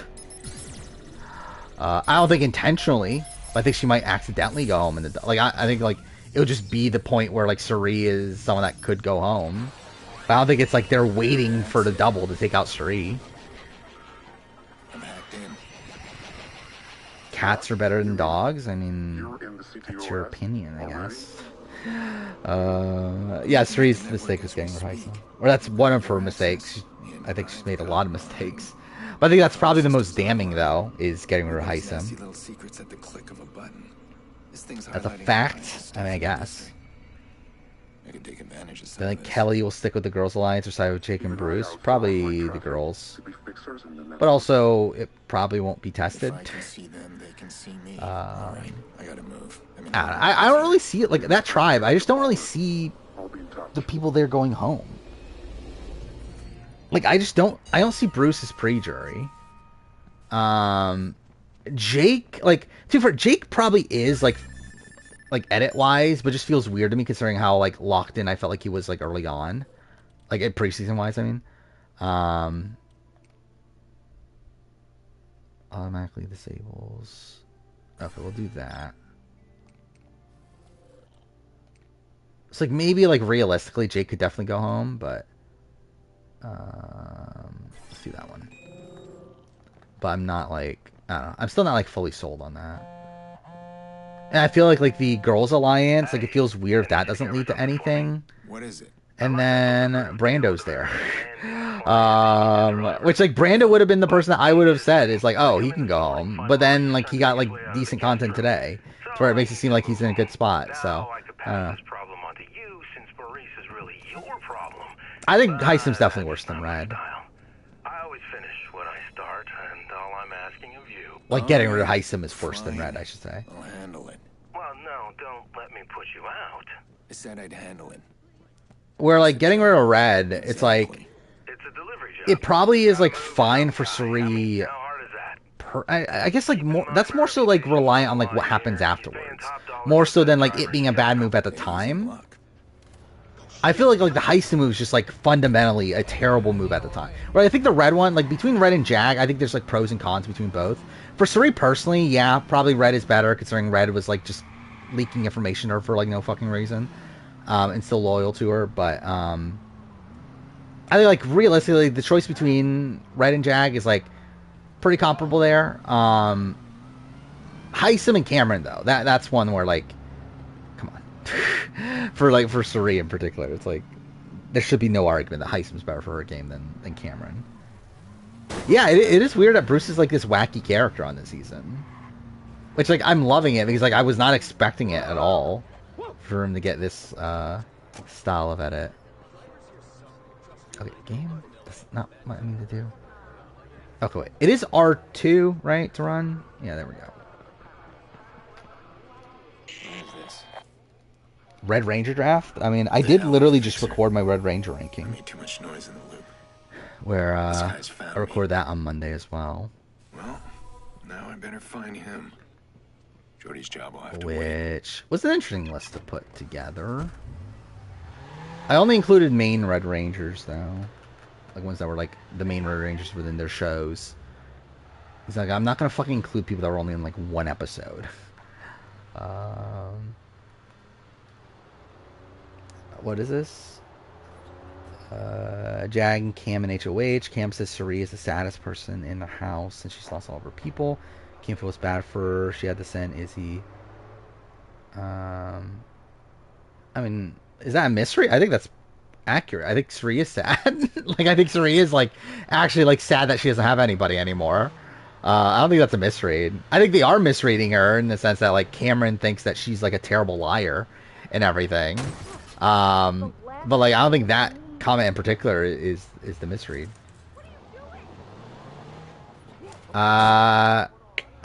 Jack might not be that high. Yeah, I did find it funny too that like of all people, fucking Kane is getting name dropped on this season. Like what a bizarre pick. It's like why didn't he like talk about Jam Jam or Carolyn or Carson? Like why Kane? Like that was weird. I don't think Caleb was ever in contention. Like I thought his first episode was bad, and I think this episode's also bad. In terms of long term. I'll find him before he breaches my phone. Or not in terms of winning. I think he's probably set up for long term, like making the merge and everything. Yeah, I could definitely see him being the merge boot. I think that definitely makes sense, but he's not winning the season. Like his edit has like no substance to it. Like there's no like personal content to him. There's no like real like personalization to him. Like even his confessional about like, oh, I'm not a villain, I'm an opportunist. Like that wasn't even on the show. Like that would have been a great confessional for him to get. But like that wasn't even on the show. So it's like he really has like almost nothing. Where like his content is almost entirely based around other people. Like he's literally first confessional is him propping up Sabaya and talking about how great Sabaya is. Like that's not good. That your first confessional is you talking about how good someone else is. And then this episode, yeah, a lot of his edit is talking about how he's like molding Emily and everything. Which like that's content based around Emily and playing to Emily's arc, not into Caleb's arc. Like Caleb has no arc. There is no story for him.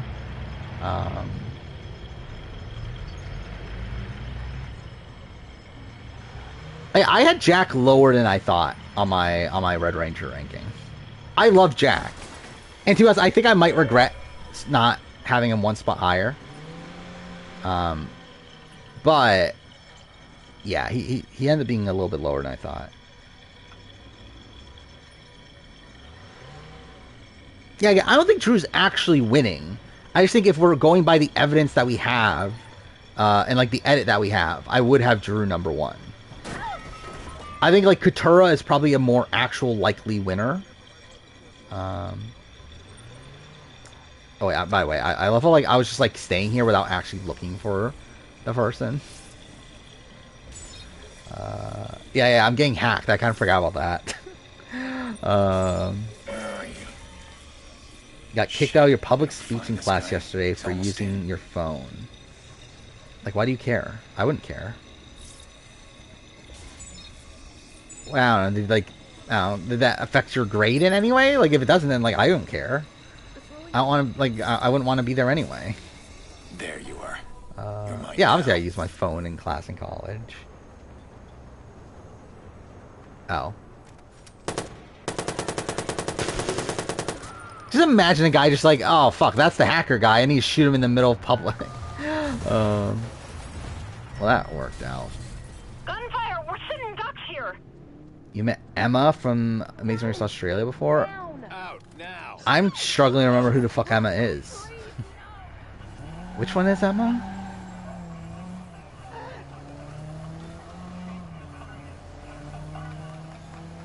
I'm genuinely trying to remember. Which one is Emma? Like, I actually don't remember. Oh, the Wiggles one. Okay, yeah, the Wiggles girl. Oh, she seems nice, right?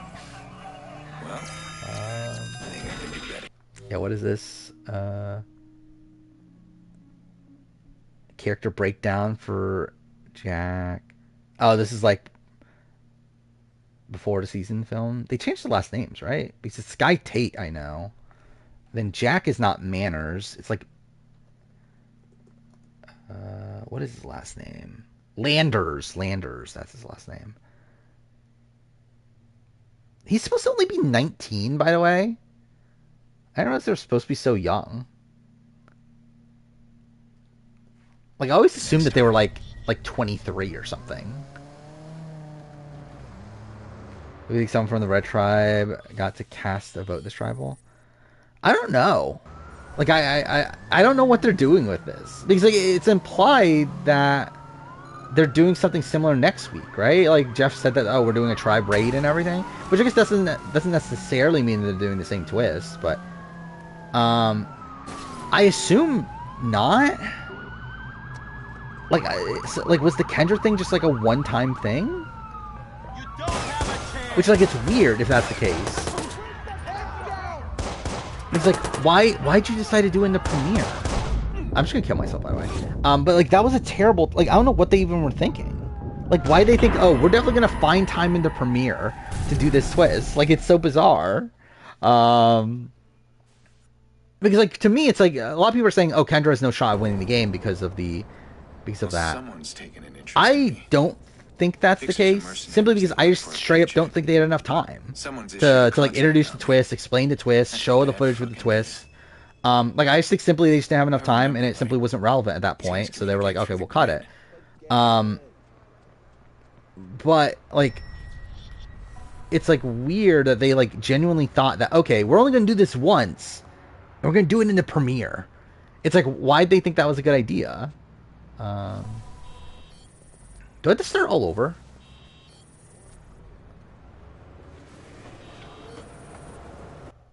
Okay, cool. Not what I meant to do. Why is this? Oh, it's the fucking right. Who the fuck decided that?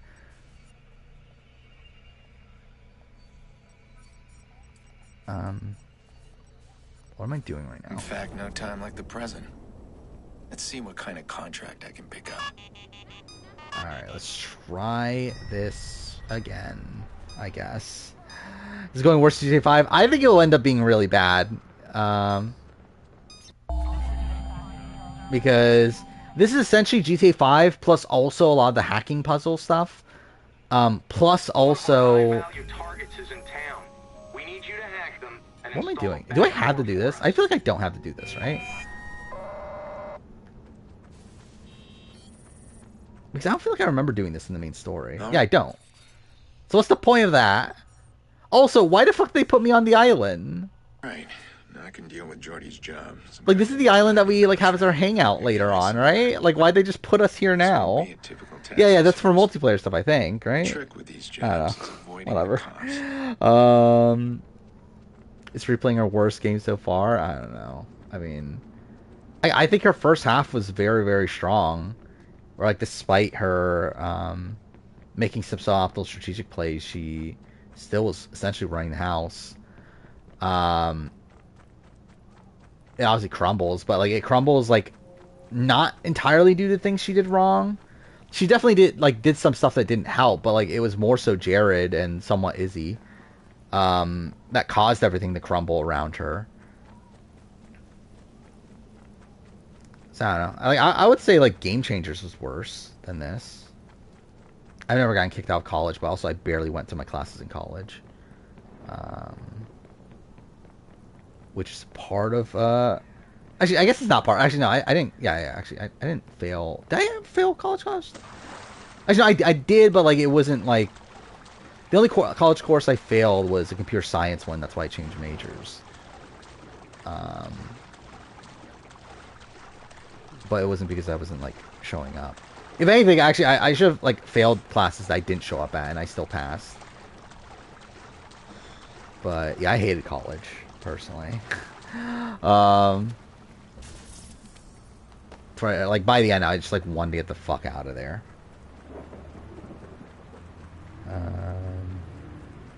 Hello, 1971 printer. That's a Winter Time Hotel. I thought it was good.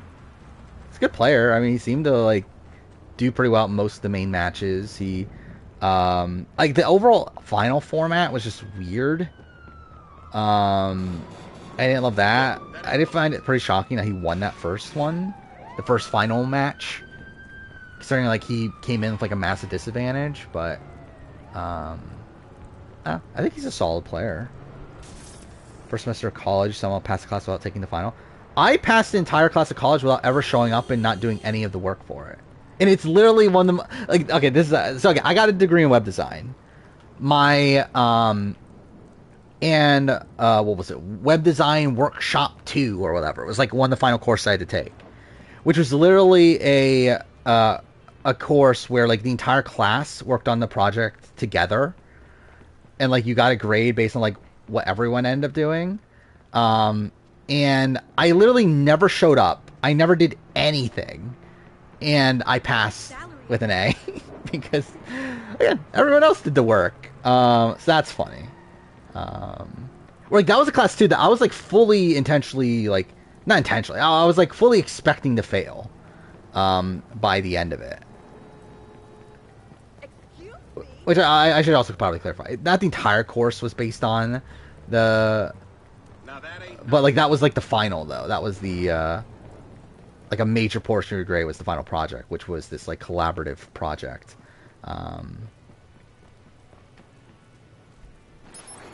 Oh wait, did we? Okay, so I do have to do the mission again, right? Wasn't this the mission that we were doing earlier or not? Oh no, because we activate and then we had to do the other thing and then we go back to the mission, right? I'm on my way. Anyway, would rather do 1 year of college again or be able to watch non-reality TV for a year, or only be able to watch non-reality TV for a year? I'll probably do the latter because that would mean I don't have to go to college again. Yeah, it's like I don't have to fucking do courses and all that bullshit. Unless it's like the same thing of like I can just like not show up and just like take the F or whatever. The only good thing about the GTA 5 playthrough was the music we had in the background. Oh yeah, during the drafts. Yeah, that was peak draft season of when we were like doing like 1 billion drafts every stream. Shit.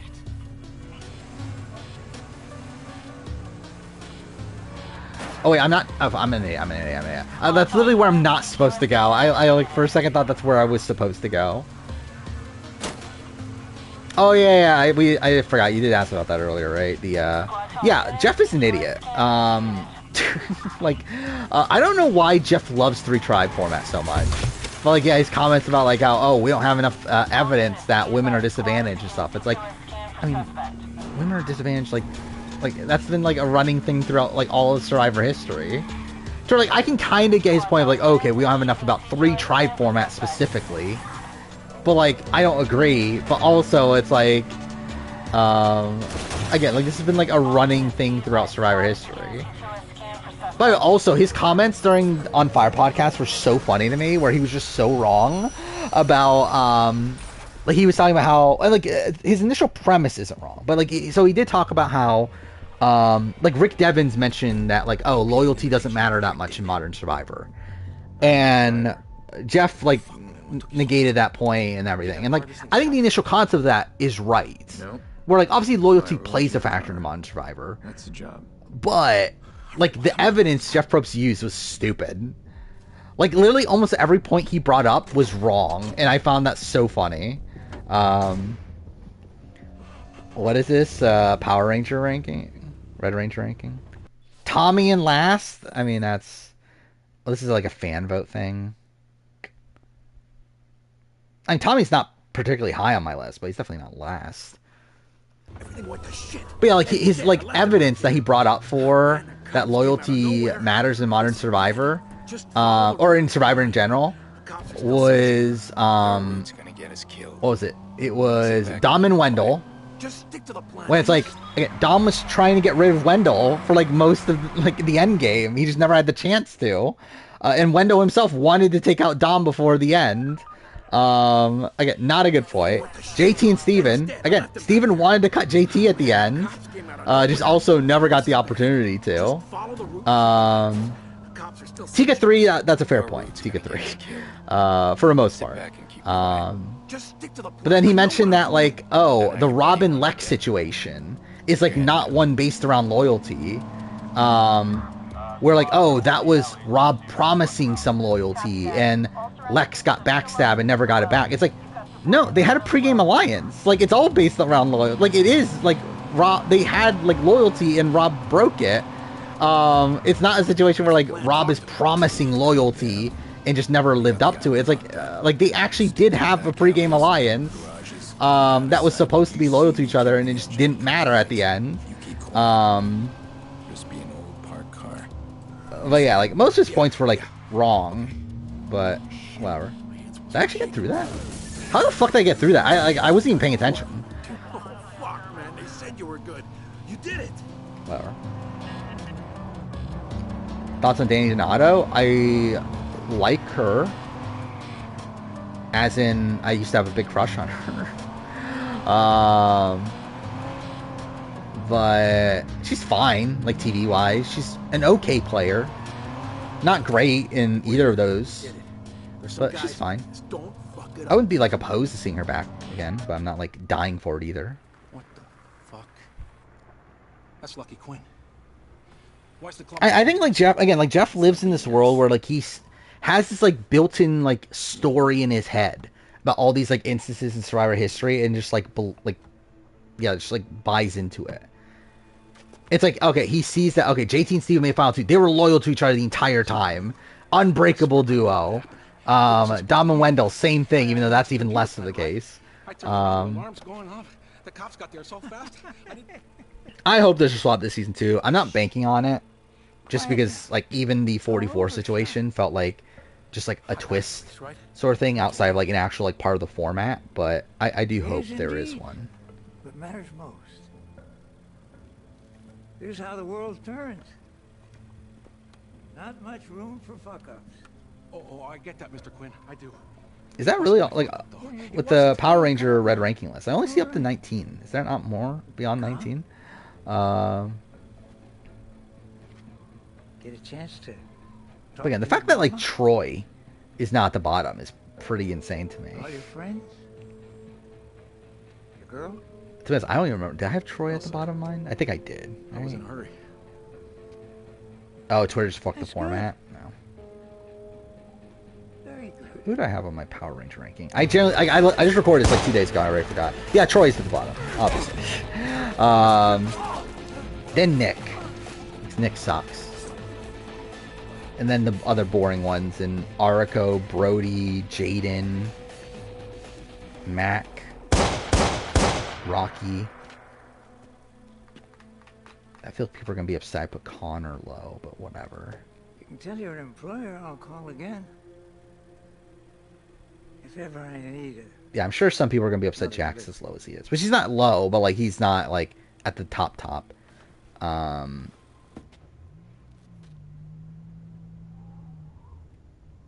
I'm sure some people will, like, qualify my number one, but that's whatever. I don't care.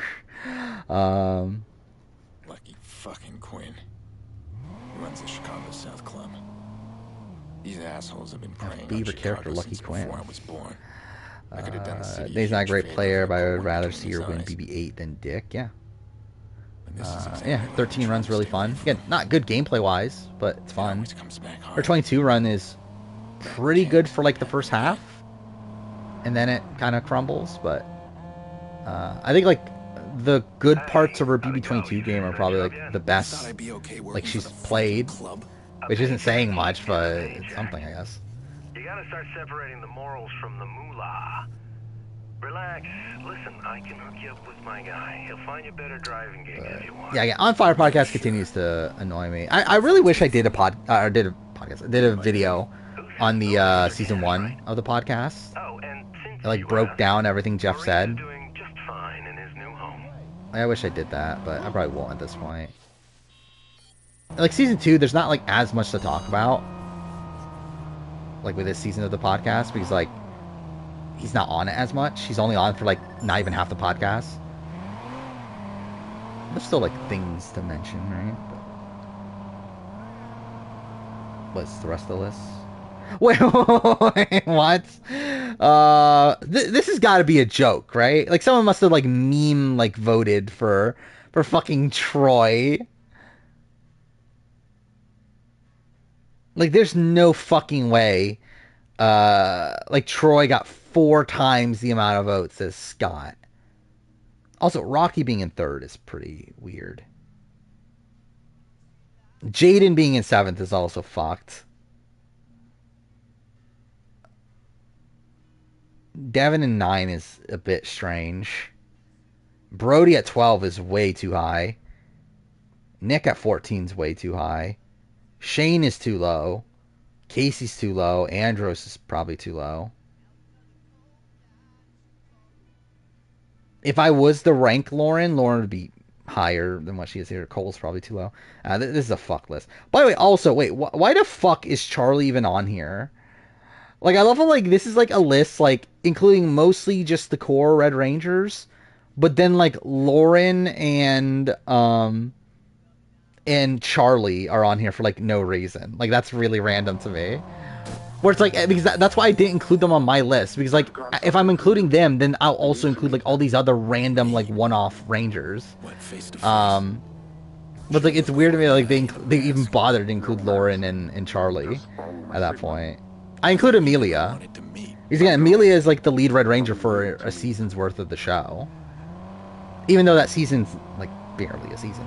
But yeah, I did put her on the list. I struggled where to put her on the list because she doesn't get much to do. Even though I like her character. And she obviously is like a big character in Dino Fury. But in terms of Cosmic Fury, it's like she's simply just there to be the leader. Like, she doesn't really get much development outside that. The notorious neighborhood has suffered a wave of violence over the it's like, I didn't know what to do with her necessarily, but yeah, she is on the list. Over gang leadership. And she is actually above Saito, so whatever.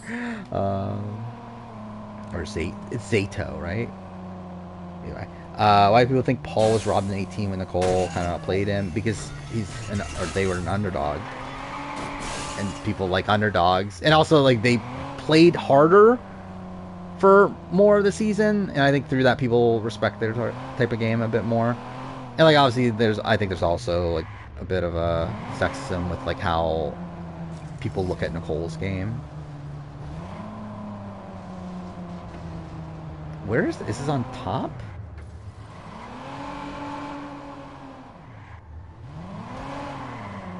He's just goated. I assume that was about Troy, because obviously Troy is the best Red Ranger of all fucking time. Oh, really? I didn't know that about Paul. Paul lives in Armenia now. I guess he's not on BB Legends, even though that definitely wouldn't stop them. Considering like June literally lives in Germany still, right? Yeah, I always struggle with the pronoun thing too. I think I literally just fucked up there a second ago, didn't I?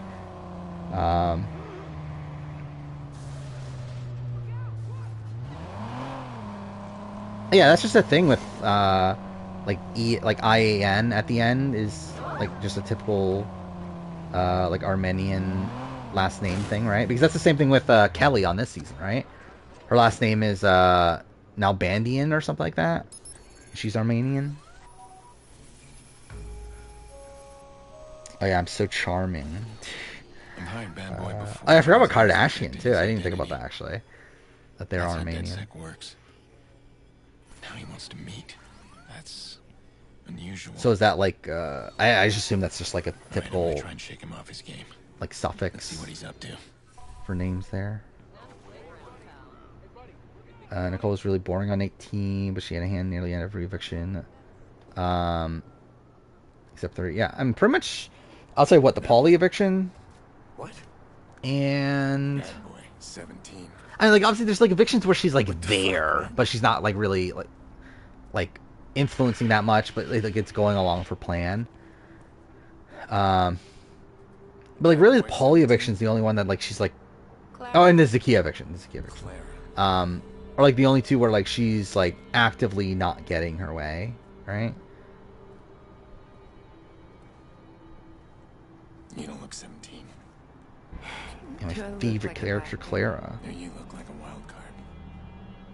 I hope I don't. I don't know how I'm gonna do a video on this game, to be honest. I don't know if I care enough to do like a full-blown retrospective on this game, which is why I was like debating if I should even do it. Like coming into this, I was gonna like let this playthrough decide if I still go through with it. Like there's definitely things I would talk about, but I just don't know if I care enough to talk about it. I need to trust you, Clara. I wouldn't trust me if I were you. What's Blindsided? A But top here's a reason 3 to Survivor winner has been. The text message you sent me. I know where to. Like find for my top 3, it would probably be Tony when Ben gets voted out, right? And Winners at War. Face to face for this. You wanted that sex smack. Or when like Sandra gets voted out. You got me in. You should be nice. Because like the point of my top 3 are literally those are 3 of the people that had like the most control over the season. Tony being withstanding due to just obviously it like part of it's like him being on a winter season. Also it's just the amount of like unlucky things that happened to him that he had to persevere through. That like happened like due to like not really things he did wrong. This is powerful. Just don't be stupid. You screw around and you get people hurt. Worst. Well, I don't Where it's like the like there's points where like he doesn't get his way. But most of those come at the tail end of the game, and that's like after the Edge of Extinction, which completely blows up his game, where like coming into that he would have played a very dominant game. Where like the only point before that where he doesn't get his way is the Sandra vote. But that's also one where like obviously there was 2 idols played and whatever. You're not quite what I but expected. one that actually mattered, but still. And you're exactly as I expected, Aiden. Netta or Vanessa better player? My gut would probably say Netta, but I think the actual answer is probably Vanessa. Not sure actually. Like I think when I think of it, I think of Netta as a better player. But I think if I were to actually make the list, I would not be surprised if Vanessa is actually higher. How do I do that? I don't know, like Vanessa's like a weird player to me. Like whenever I think of Vanessa, I don't think of her like that like positively in the sense that like I don't think of her as like an all-time great player. But like everyone else does, and it makes me feel like I should. And like they're definitely like she is a great player. But like I don't know, just something always feels off to me when like assessing Vanessa's game. Has there ever been a winner that has never been blindsided by a single move during the season? Are we talking about Big Brother or Survivor? He's like Survivor. It's like Kim and Boston Rob, pretty much, right? Client services, employees, and executives. I think they're the 2. An office tower. Heidick, yeah, probably Heidick too. You get me in, I get you his location. I can get into the building with Is that the it? most vulnerable. There's not many, right? Deliveries. Looks like He's like even like my top tier of people. It's like Cochran. No, Cochran still has like the Phillips stuff. I know what you were doing, trying to intimidate me. Very Yeah, maybe Tina. Stepping into Tina my fits in personal that. space, the stare, physical contact. You're trying to look for cracks. Trying to look up my winner So did ranking, you find any? or at least love to know. a list of winners. There we go. Let's see. See my winner ranking. So Kim, Rob, Tony, Earl, Cochran. So out of that, it's only Kim and Rob. Tommy, no. Todd? Was Todd ever blindsided? I don't think Todd was ever blindsided by a vote, right?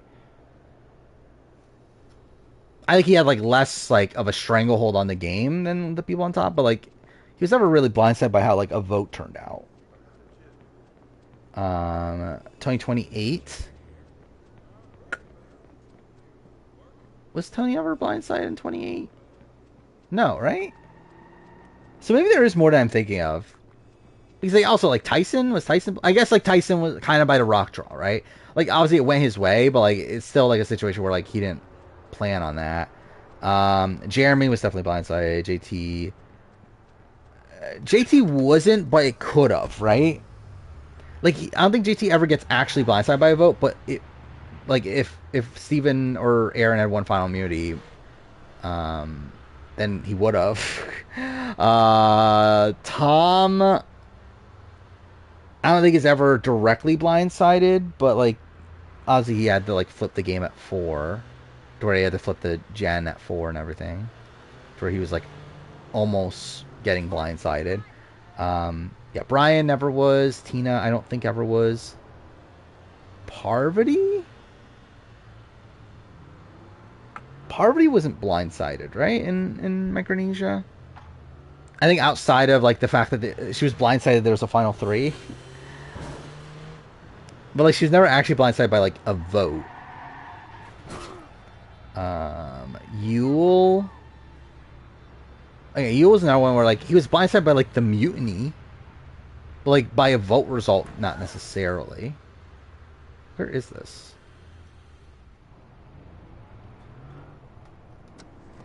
What, Sarah Lucina? Was Sarah Lucina blindsided? I guess blindsided by, like, Suri using her advantage. Okay, this was cool.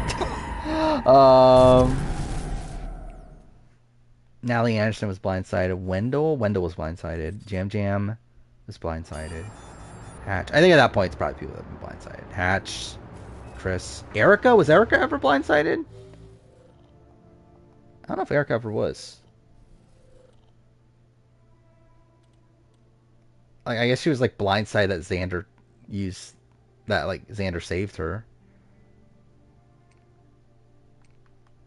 But, outside that... Nick was blindsided. Aris wasn't? Right? Aris wasn't blindsided. Yeah, like, actually, I feel like there's actually more than I thought of, like, winners that weren't blindsided at any point in their season. Especially we're, like, talking about, like, from votes in particular. Ethan wasn't. Am I talking to Bad Boy or Clara? Right? Yeah.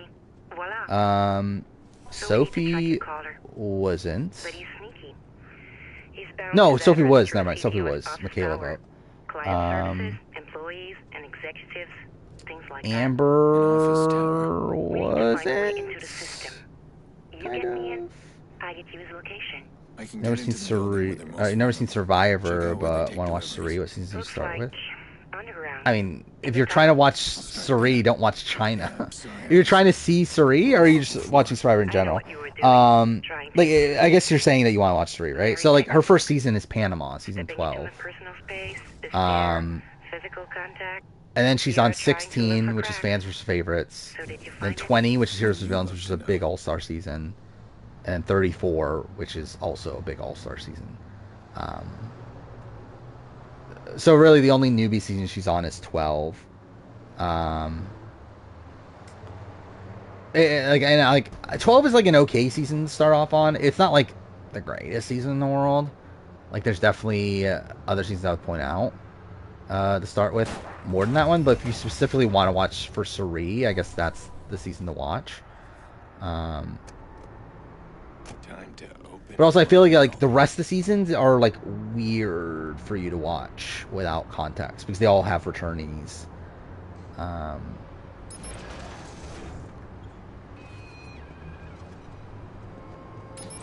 Oh, not what I meant to do? What button is it? Okay, there, cool.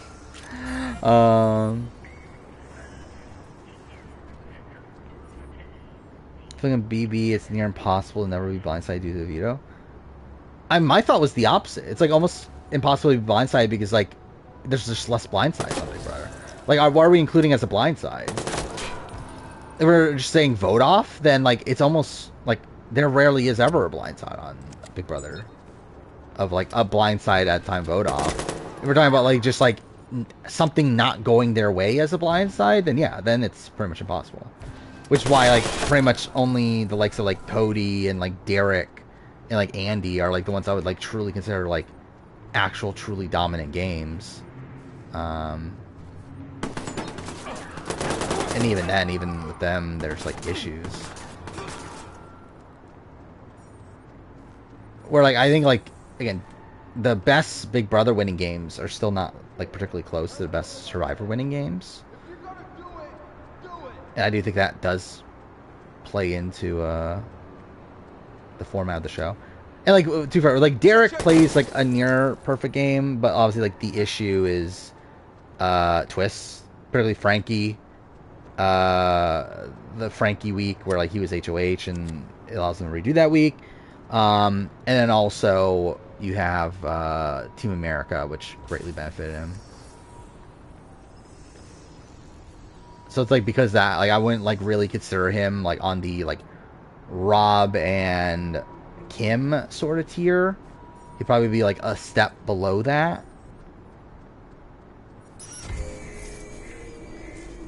Then I feel like I've gone down a bit on Cody's game over time. Not like so far down. Like he's still a top tier winner. And like he still might be above Derek, I'm not sure. But I do think like the fact that he was just so out in front, and the game of Big Brother is one where like he was so out in front in the way that he was actually being targeted by other people. In like a different way than like Derek, where like Derek was like more locked in the game, where like no one was going for Derek until like the very, very end, if that. Where like people were coming for Cody for a lot of the season. You scam me the offices. Find me someone with an and like even at the time of the Final Four, like he almost goes home. Like not almost goes home, but if like Christmas wins veto at 4, he's gone. Like I like for someone that plays like as dominant of a game as he does, like it's tough to like really put him in like that elite tier when he has like that open of a hole in his end game. Yeah, I'm excited for America's Flesh fight. We'll see how it goes. It usually like it feels like most times of the season, like where it's like something's really hyped up from the feeds, it turns out to be kind of underwhelming. But I'm still interested in seeing how it goes. Most boring season of Big Brother? Boring gameplay or boring television? Television, possibly 2. Gameplay, 16, probably.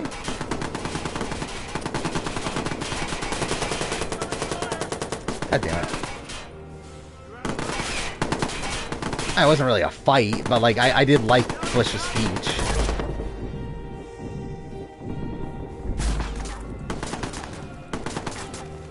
Okay, this is shit. Whatever. I don't think anyone's super locked in for Survivor at this point.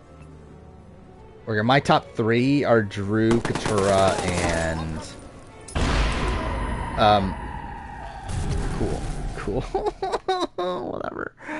Obviously, I wanted to hack the fucking explosive to kill myself, not hack the fucking guy to get his information. That's obviously what I wanted to do.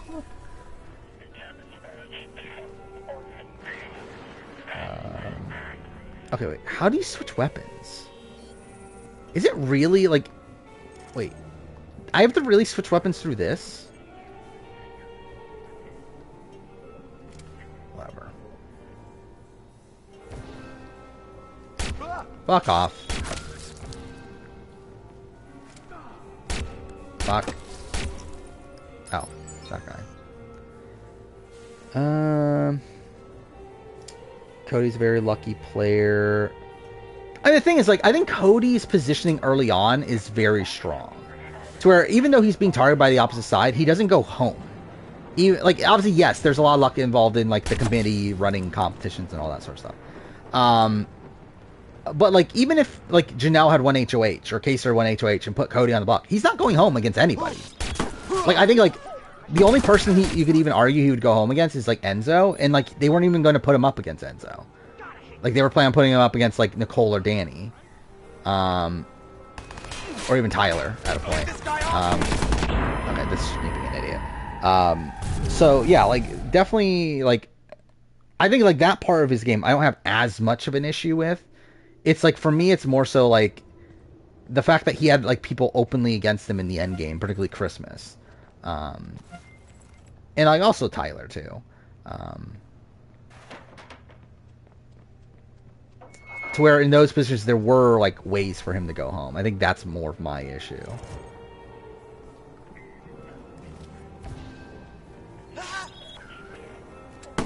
Okay, cool. That's something I want to do. At this point, I might as well just use the assault rifle, right?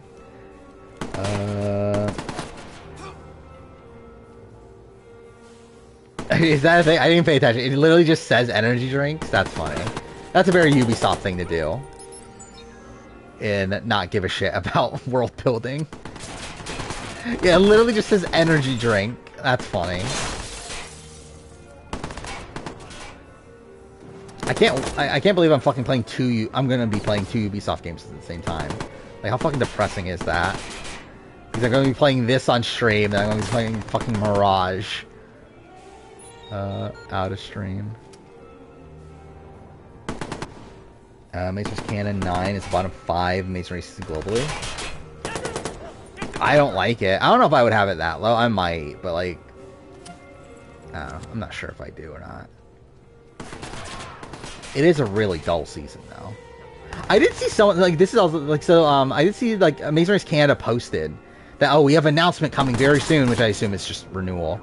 But like someone posted below it that okay, the show should be canceled, and someone responded like, "What do you mean? Season 9 was the best season of the show, or whatever." It's like, are we watching the same show? Like I don't understand how anyone could actually watch season 9 and think that okay, this is the best season. Shit. And like it improved upon everything upon season 8, which like I guess I can understand that opinion, even though I don't agree with it. But like, watch out, I'll cover you. Still, it's like I don't know how you could genuinely think season 9 is like one of the best seasons.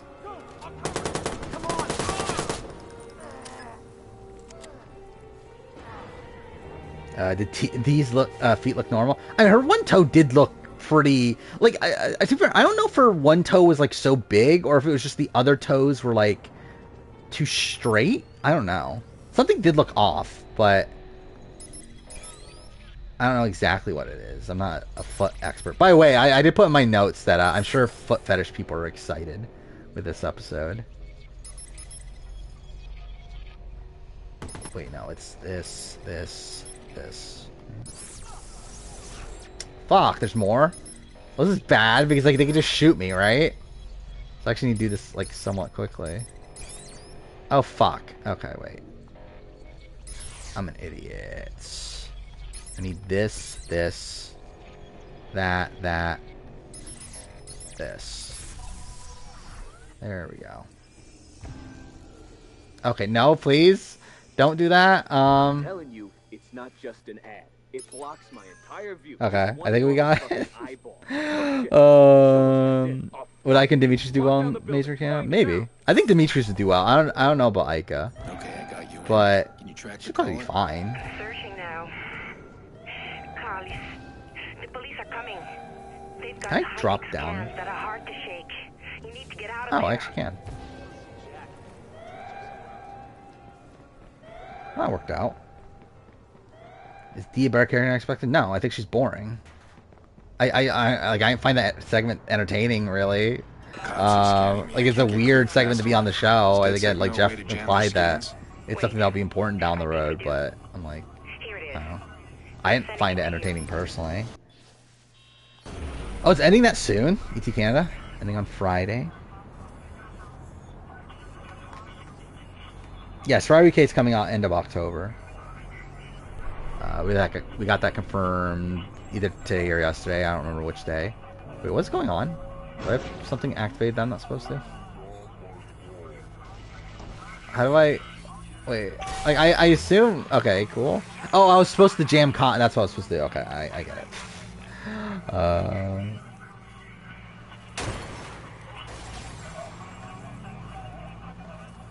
Is Tarantino a foot fetish person? Is that a thing?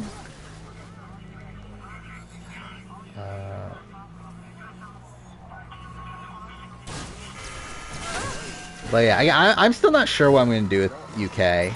Like how I'm going to do videos on it and whatnot. Again, we still don't even know like how the cast is going to be announced, if they are going to announce the cast for it. Which I assume they will. I'm pretty sure other UK shows do that. Yeah, there's too much shit going on right now. Which, again, we knew was going to happen. But, yeah. There's just too much. Actually, let's look this up. He's like, I have it on my list of reality TV shows. Like, what shows are going on right now. So shows that are going on right... Like, as in literally airing right now. BB25, USA 2, Buddy Games, Survivor 45, Amazing Race 35, Devil's Plan, Traders Canada, and Amazing Race Australia. Mighty Devil's Plan's done this week, so I'll be done. Everything else is still going, right? Actually, a lot of these just started. House of Villains is starting... When is that? A week from today. Well, Thursday. So that's something. Survivor UK starting in a couple weeks, probably. Like 3 weeks or so.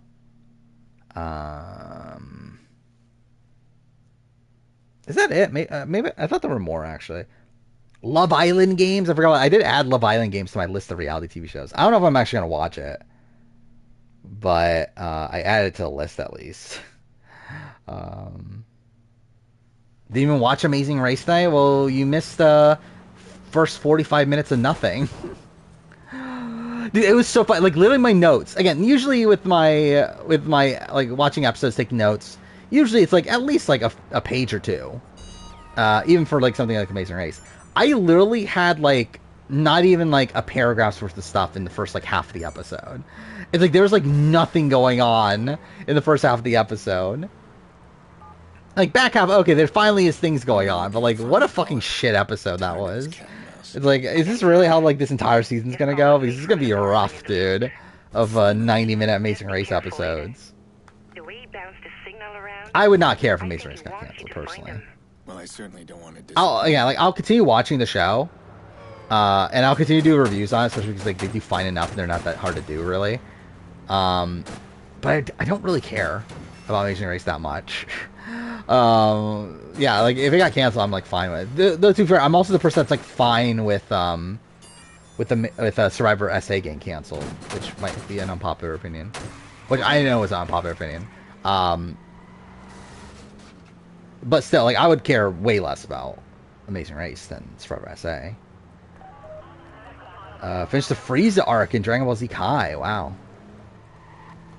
How long is Kai? I actually don't even know. I remember I watched Kai. Okay, I just hit the mic a minute. But I did watch Kai at one point, but like, obviously it's like a shortened version of the main show, but like, it's still like long though, right? Almost all the placements were the same. It's like literally the only thing that changed were 7th and 9th, where Joel and Garrett and Ian, is that their names? They swapped places. Outside of that, it was exactly the same. There was like there was no equalizer. All the tasks were like, so there were 2 tasks, right? Like, it was a lot of traveling, which, to be fair, that could have shaken things up, but it didn't really. The tasks themselves, the second one in particular was one that, like, almost everyone was just going to finish in the same amount of time. And even the first one, it's like, how many times can you, like, tie up a bouquet differently? And, like, fuck it up that much. So it's like, it just felt like a pretty poorly designed leg. It got out. It was the mother-daughter duo. So this guy threatens my family and wants to meet. Ileana was the girl's name, right? The daughter's name. I don't even... Elizabeth? Is that the mom's name? Something like that. That's a preview for 45. What happened in this one again? Tribe Raid, right? Announcement of Tribe Raid. What else was there? Oh, Sabaya targeting Caleb, right? That was the thing. Which... Weird. If anything... Okay, this is the thing. could that be Sabaya, like a Sabaya downfall thing? Data flows are split. Because I talk about how, like, I don't really see anyone from Lulu going home, but that could be a thing of, like, this being one, a misdirect, because again, I don't think they'll vote out Caleb. But could it be Sabaya? Could it be like Sabaya plans on targeting Caleb, and obviously, like, that gets back to Caleb, and they're like, okay, well, we got to blindside Sabaya now. Like, is that what's happening instead?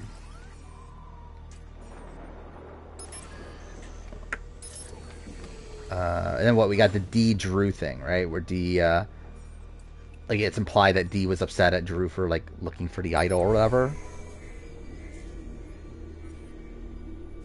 Which, yeah, is that what's really happening? I guess we'll see.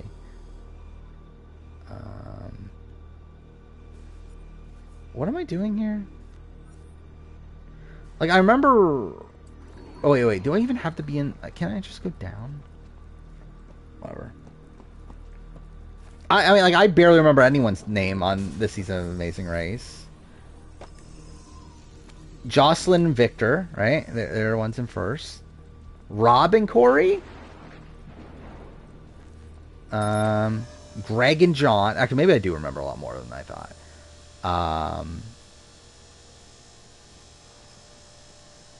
Who's out there? Todd and Ashley, right? That's her name. Okay, what am I doing? Where's the other box? It is.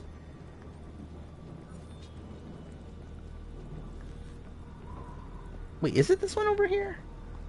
I just sworn I had to do something like somewhere else. Oh, I do. Okay, wait, I'm an idiot. Okay, so I do. Yeah, I have to go over here. Okay. Looks like Jake. Oh yeah, I forgot. Yeah, that was something. I forgot about that. Yeah, what if Jake gets like medevacs? That'll be depressing.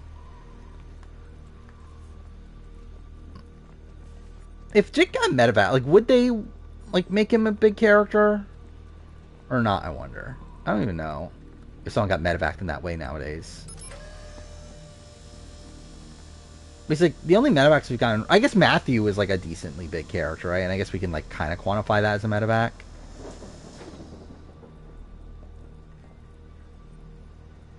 What am I doing right now? Oh, okay. I guess let's not do that. Kendra, Sean, Bruce, Sivu, Jake, Caleb all have no chance of winning the game. I wouldn't like completely rule out Kendra, but I would say yeah, it's pretty likely. And I would add more to that list, but yeah. Oh, there we go. That's what I'm supposed to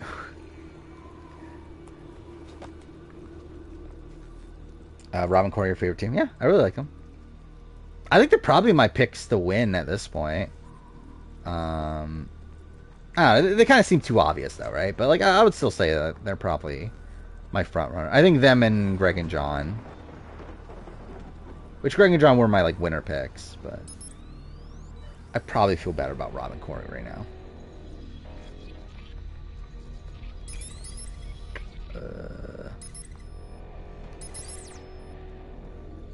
Do I think Julie is set up to go far or go out early? I'm a bit unsure. I could see both.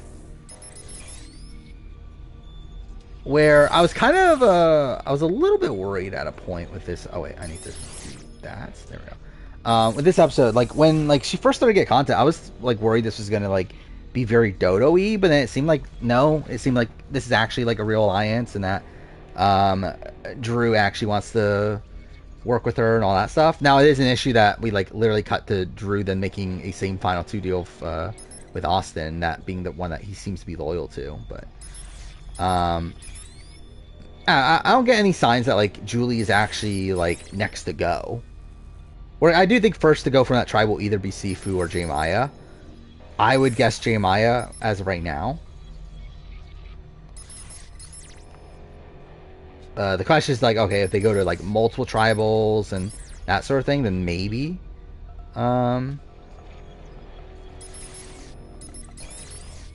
Okay, there we go. Yeah, maybe she could be in more danger, but I don't think she'll go super What the hell early. is this? Bellwether. Who remembers the Alliance Ride or Die?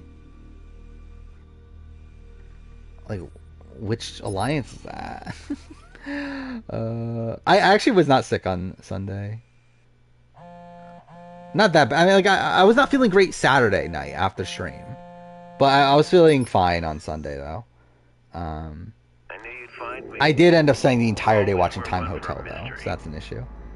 How are you, Aiden? There's a 4-person Alliance named Ryder. I do remember there being an Alliance named Ride or Die, but, like, why the fuck name your Alliance... Why name a 4-person Alliance Ride or Die? We need to talk. I don't remember... What season was that? You'll want to be quick. It's, like, somewhat recent, right? Did tripped an alarm. This isn't what I had. I feel like I remember, like, Taryn complaining about it at a point. Come find me. I'll pick someplace nice. Yeah, I can see that with Julie. I could see her being Lindsay'd. We haven't spoken since. Of, like, being in the initial majority alliance, but then, like, things go awry for her and she gets taken out. Looks like there's a new target for all you hitters out there. Drop what you're doing and get on it. Is Eric Cardona a bad player? I mean, it matters what you quantify as bad.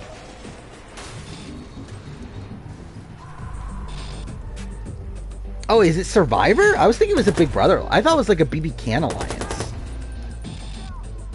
That alliance was named Ride or Die? I had like no memory of that. Like, I was thinking it was like a Big Brother alliance that only lasted like a week.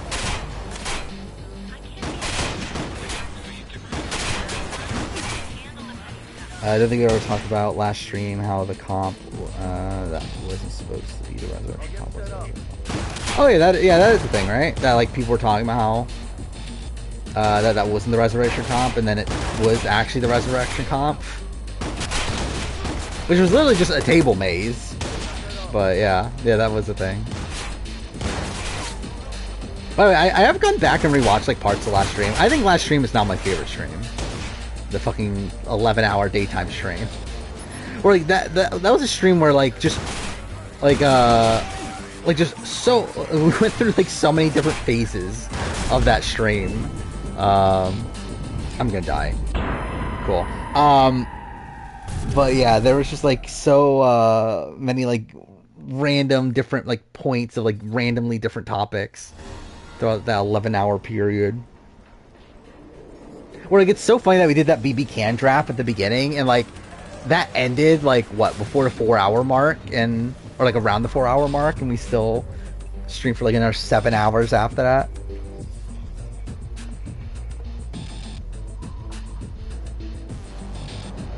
Most likely win from each of the tribes. I mean, I disagree with all three of your picks. I don't know. Maybe D is more likely to win than Drew. I would say Drew has the current better edit, but yeah, maybe I would say D is like more likely to actually win. Where like, yeah, I do look at like Drew as someone that's probably going to be like a game. I was pushing cover, but okay. But yeah, I do think Drew's probably more likely to be like, yeah, like a Jesse style figure of the season. But yeah, I don't think Sabaya is winning this season. I think really, I don't think anyone from Lulu's winning, but if someone is, I guess it's Emily. Just because she is, like, having this, like, uptick. But really, I don't think any of them are winning. And then from Bello, I would have more faith in Katura than Kelly. Where I think Kelly's edit so far is just kind of bland. Which super that might just be Kelly. But I feel like there's not, like, that much depth to her edit so far.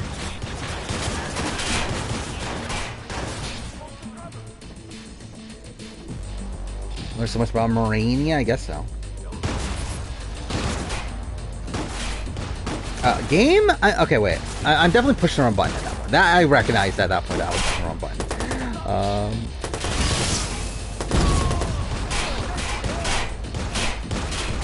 At what point did I talk about Morania? I think that was like around the 5-hour mark. I remember I was in Crocodilopolis when I was talking a lot about Morania. I think that was around the 5-hour mark or so. Yeah, because there's like a point where like I talked about Morania for like 30 minutes. Yeah, we had the BB Can draft going on. We had a lot of talk about who hooked up with who and on BB Can.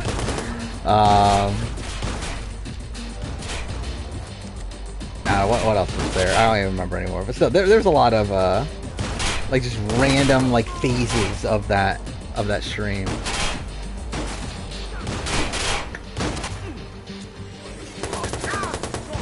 And I love how like outside like the very beginning of stream, the most viewership I got on that stream was the very end. Because like we end up ending like beyond the time that I would normally start a regular stream. It's like most people that would like normally be at stream were at the stream at that point, so that was kind of fun. Or like the point where I was talking about like Morania and stuff, I think average viewership during that was like 6 viewers at that point in stream. When it's like at the end of stream we had like 21 or whatever. Yeah, Walking Dead Season 2 we talked about. Did we talk about Life is Strange as well? Like around that time too? Okay, cool. There we go. Rank the daytime streams. I think Alright, Damien. I know my top 2. Let's talk. Which are the last 2. Like, I think the Origins one's number 1, the Walking Dead one's number 2. After that, like, the other 3 don't really, like, stick out to me that much anymore. I don't remember what really happened in those. Because there's 5 of them. There's... The first one was playing Last of Us, like, right after the 41 premiere, right? It's getting 23,000 views on your 3rd video. Good? Yeah, it's pretty good. I didn't get 23,000 views on my 3rd video. I got like 300. It's my Metro video, right? What does that have? Like 300 views?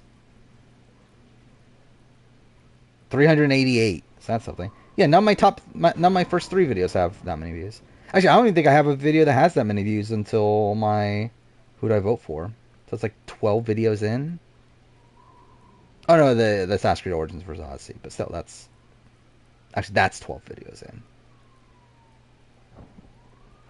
So that's pretty good. Was there a Brant stealing the Wolf Among Us stream? I have no memory of that.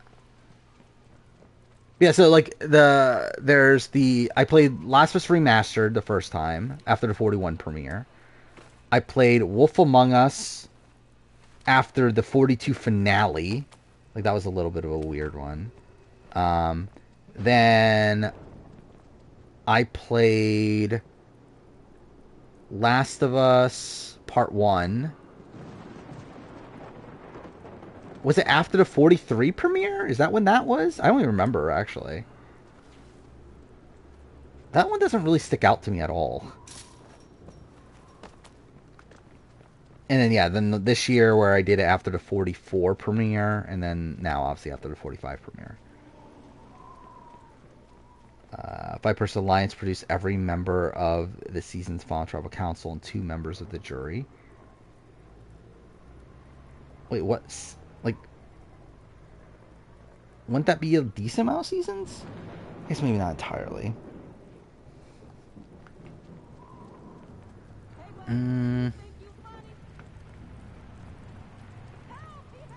Like a named alliance?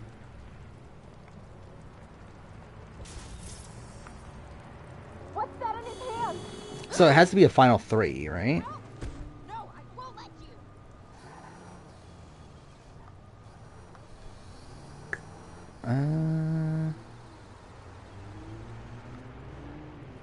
Because it has to be a alliance of 5, which, yeah, Black Widow Brigade would have been my guess. I don't even know, like, what other alliance of 5 is there? Like that has a name. I should also clarify. Because like Survivor doesn't even have like names for their alliances most of the time.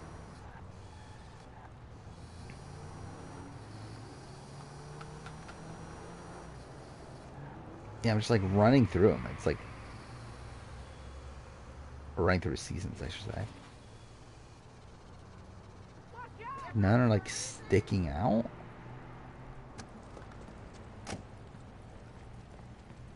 You cover Mario, not Survivor related content. Actually, let's see. Oh, what Mario content do you do?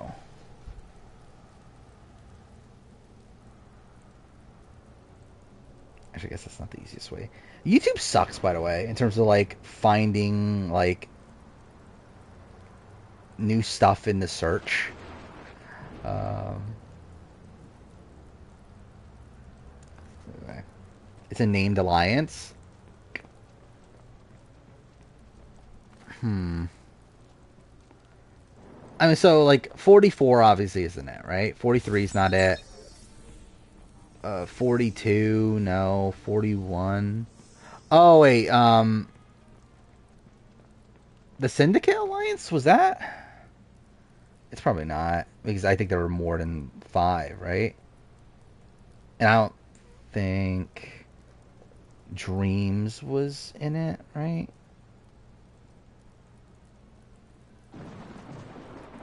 Yeah, he's not. Okay, Syndicate was Earl, Cassandra, Michelle. Okay, I didn't think Michelle was in it. And Yao Man, so it doesn't count. Man, what other like Alliance has a name? Like, Stealth for Us is too much. I guess do I just go from backwards? So like 1, 2, 3. Like the. Well, I guess no. It has to be a Final 3 season. The Fab 5? Which one's the Fab 5? You miss me? You had that punk call my sister. Why am I here, Damien? You're so great. I have no memory of them naming themselves the Fab 5. Don't you ever loosen up? I want But my okay, partner back. I guess. Me at the computer, you in the field doing the manly work.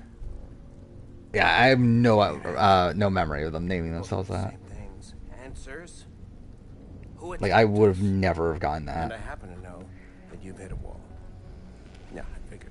So, Again, top 3 right now are Drew, Katura, and Emily. fuck up. Bullshit. You bailed on a perfectly good scheme. You predict content, Mario Kart's DLC, and ideas for future ones. Well, that's cool.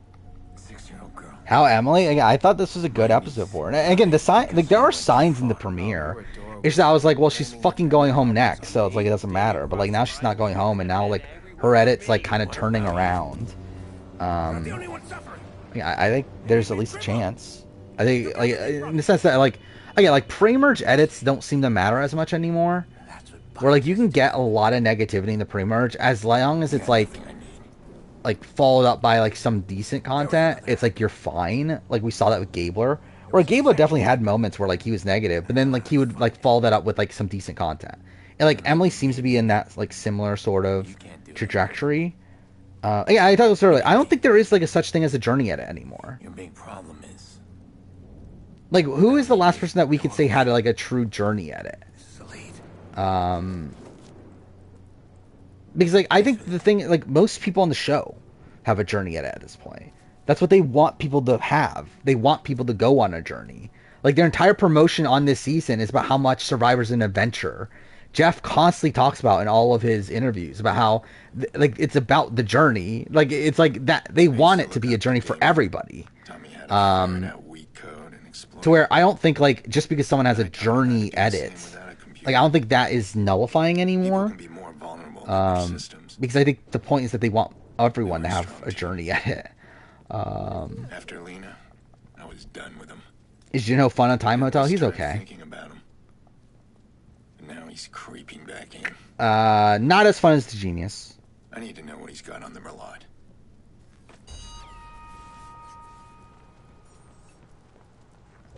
Yeah, like she does have like that confession at the very beginning where she talks about how like I'm either gonna be like first or win or whatever, like whatever. I forgot the exact phrasing of it, but like that was like a confessional that like stands out a bit. Like it feels like she has like a setup like storyline, one that does like play into the overall arc of the season, where it seems like the main thematic message of the season, which actually got confirmed on Fire, by the way. Like literally, they mention it on Fire podcast that the theme of the season is is like the debate between like masking your identity or playing as your true self or whatever. Like it's explicitly said in the On Fire podcast. So I feel like that is like actually a thing. That is the main theme of the season. And yeah, like I think like Emily plays into that theme.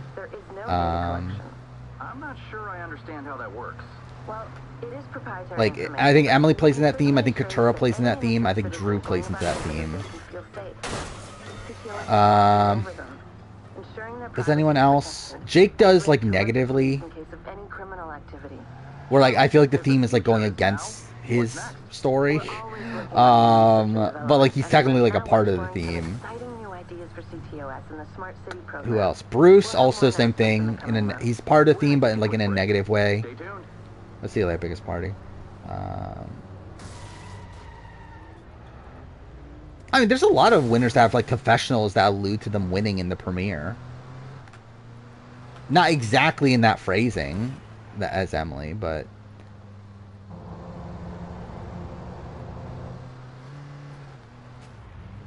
I obviously have Rich saying like, you might as well write me the $1 million check or whatever. You have, and dude, I guess like I was gonna say Sandra has one where like it's fair play saying it about Sandra.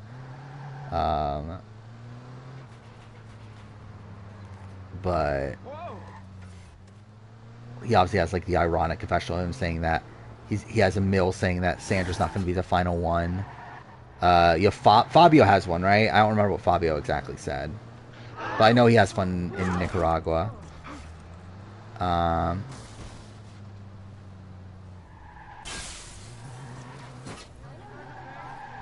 Then I feel like there's definitely other ones. What else is there? I mean, like Jenna has one, kind of, but it's not specifically about it's not specifically about her, right? I think it's more so about the women beating the men. But she does have like a similar style of confessional. I'm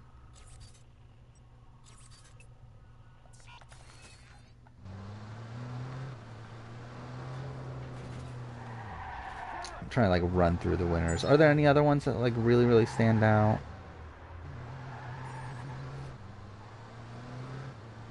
Parvati has one, right? I'm pretty sure Parvati has one.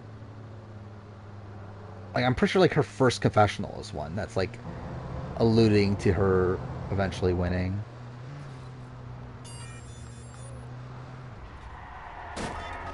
But yeah, it's not like something that happens like all the time now. But there definitely are winners in the past that do have like very like these confessionals like very early on that are like clear foreshadowing. Yeah, Pia had one. I don't remember AU well enough at this point. But like obviously like Mark and like Haley had like really good opening confessionals though. Like those were like different though. Those weren't like, hey, I'm gonna win. It was more so like, hey, I'm gonna detail every single fucking thing about my tribe and give my opinions on every single person here. I still find that so funny that they literally just did the same thing with Mark right after they did it with Haley.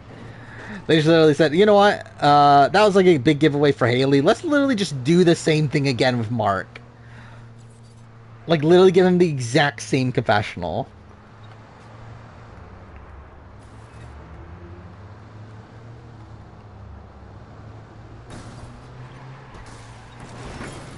Why is there no music playing? Like, it feels weird. Do I have to actively turn on music? That's kind of stupid. I mean, yeah, Liz is a very abnormal winner at it. Which I do think part of that plays from the fact that the editing team was different for Heroes vs. Villains. Which I think is probably a good sign for moving forward in AU. But I know Heroes vs. Villains, they hired some of the people that edited Survivor SA. To edit that season. And also considering also the production team change. There's a new showrunner. I feel like just in general, like there were a lot of like production changes that were made for that season where, yeah, Liz has a very abnormal winner at it.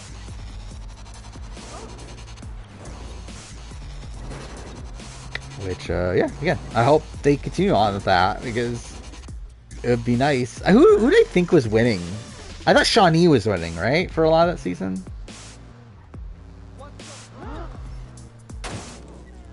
And I think I got Liz like at the very, very end, if I remember right.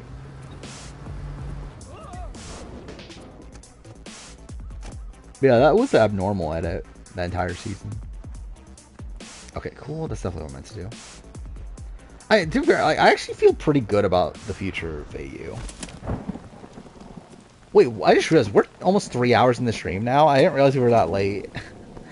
But anyway, yeah, I actually feel like the showrunner, like the interview with Ricard, of all people. But I did listen to that interview, and like he seems to like know what he's doing. While I still like disagree with certain things he said. You know who keeps leaving? Like he seems to at least care more. To where like I don't know. I feel like AU is in a good spot. I mean, like, again, there's still things I definitely didn't agree. Like, very much implied that, yeah, we don't give a shit about giving people equal edits, and there's no reason to, which, again, I disagree with that. I know.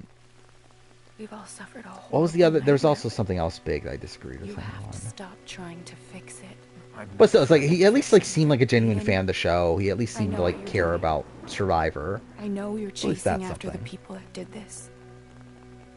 And you do that, you put us all in danger again. You are not in danger. Because I protect you. I'm still debating if I care enough to do a video on this game.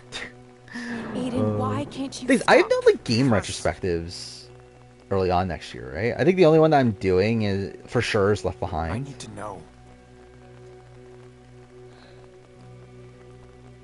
But then also, I'm probably doing a lot of other, like, random other videos, But Jackson is my world, and I will keep you away in a second. Oh no, Jackson's her world. Promise me you will stop. Imagine if Jackson Mickey was her son. Fucking, you're playing the Uncle Jackson Mickey. I killed her.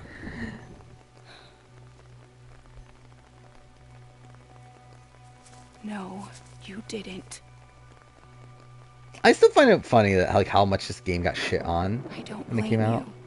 Because I actually genuinely like this game. But promise me you will stop. Like I get that people were disappointed from what was originally supposed to be. As a family. But I genuinely like this game, while I don't really like the other Watch Dogs games. Which, by the way, the plan is to play this and 2 in Legion. I'm not locked in on that, though. We'll see how I feel after playing this, but I might just not play Legion. Maybe she's right. Lena's dead. I can't change that. How do I just walk away? Can I? Okay, there we go. You got a problem. Yeah. What else is there to talk about? Because I'm pretty sure, like, there's definitely things I did this week that I haven't talked about yet. How did that happen? I haven't talked about much about Devil's Plan, which I thought this was a pretty great batch of episodes. Like, where, like, after week 1, I was like, okay, this is good, but it's like, it's not, like, great. But I thought this, like, batch of episodes were all, like, really, really strong. And I thought, like, the episode 9 in particular was fantastic.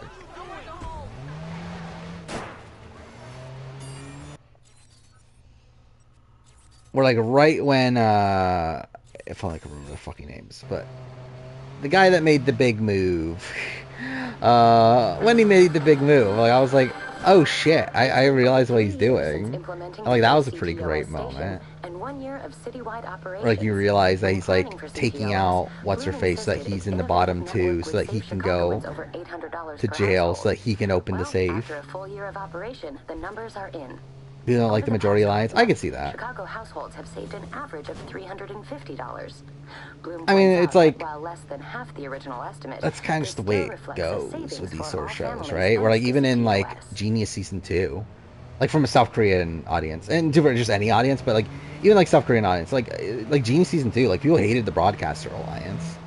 I think, like, most, like, Majority alliances, even if they're not like doing anything that like egregious, are probably gonna be hated on.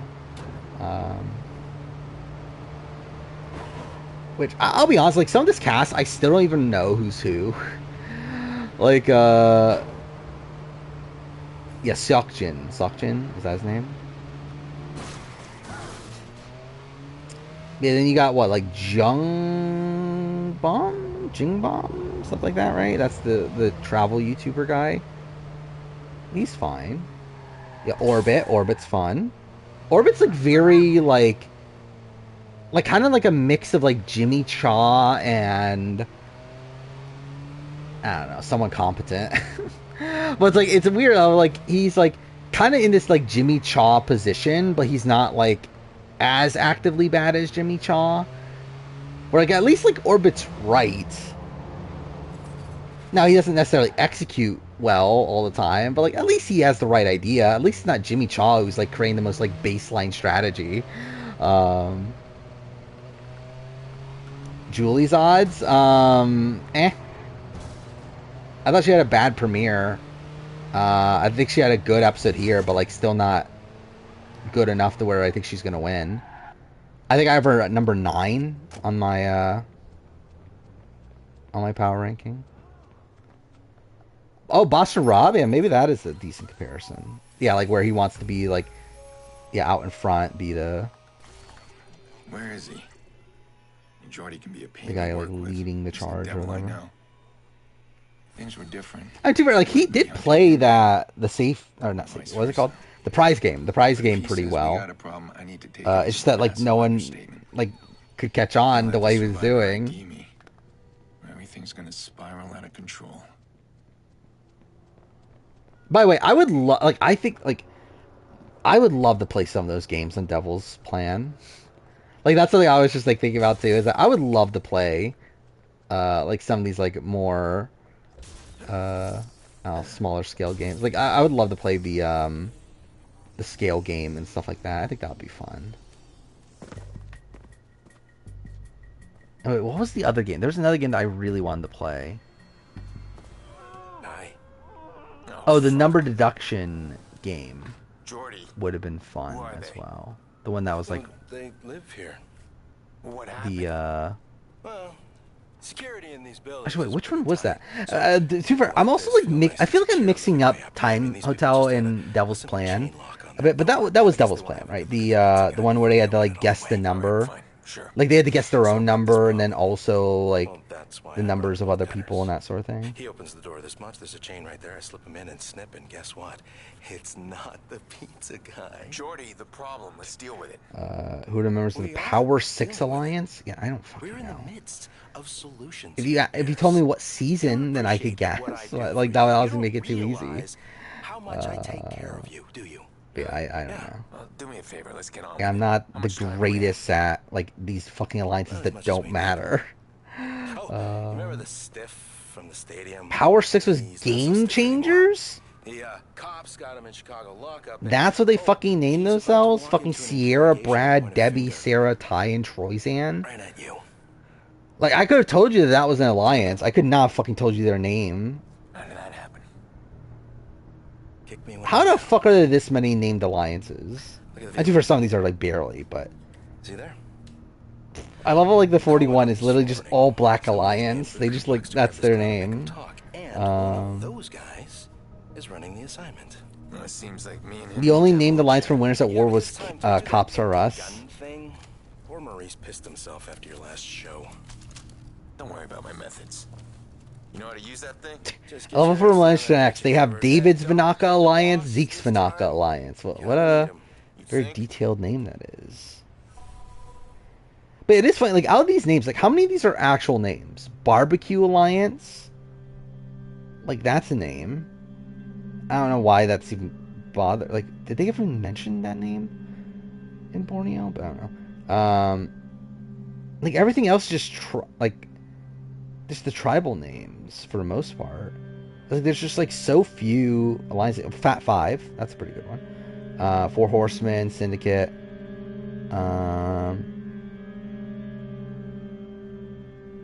Exile Alliance, but that's not even like a real name. Onion Alliance, obviously. Stealth R Us. The Family. Cops R Us.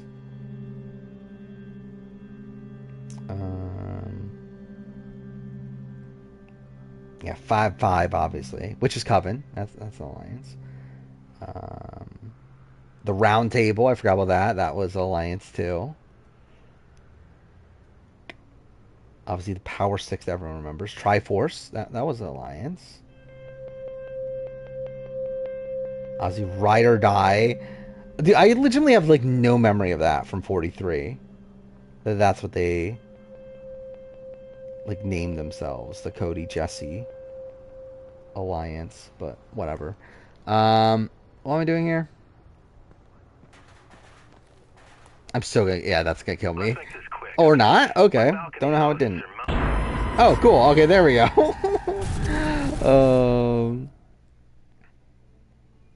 I already said, like, there's no fucking way I was ever gonna find it. I was ever gonna figure it out. But I think the named alliances nowadays are only revealed if the winners are part of them. That might play a factor. I don't know. I mean, not really though, because like even like the Ride or Dies that like Gabler was in, like he was like a late entrant to it, right? So I don't know. I probably don't think that's actually a thing.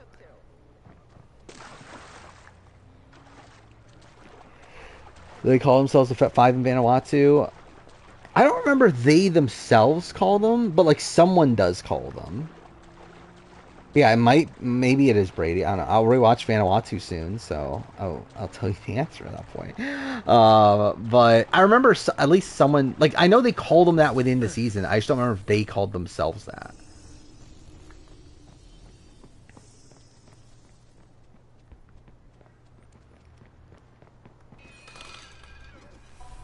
Is it just auto crouch in this game? How did I never notice that? That like just when you're in a restricted area, it's just auto crouch pretty much.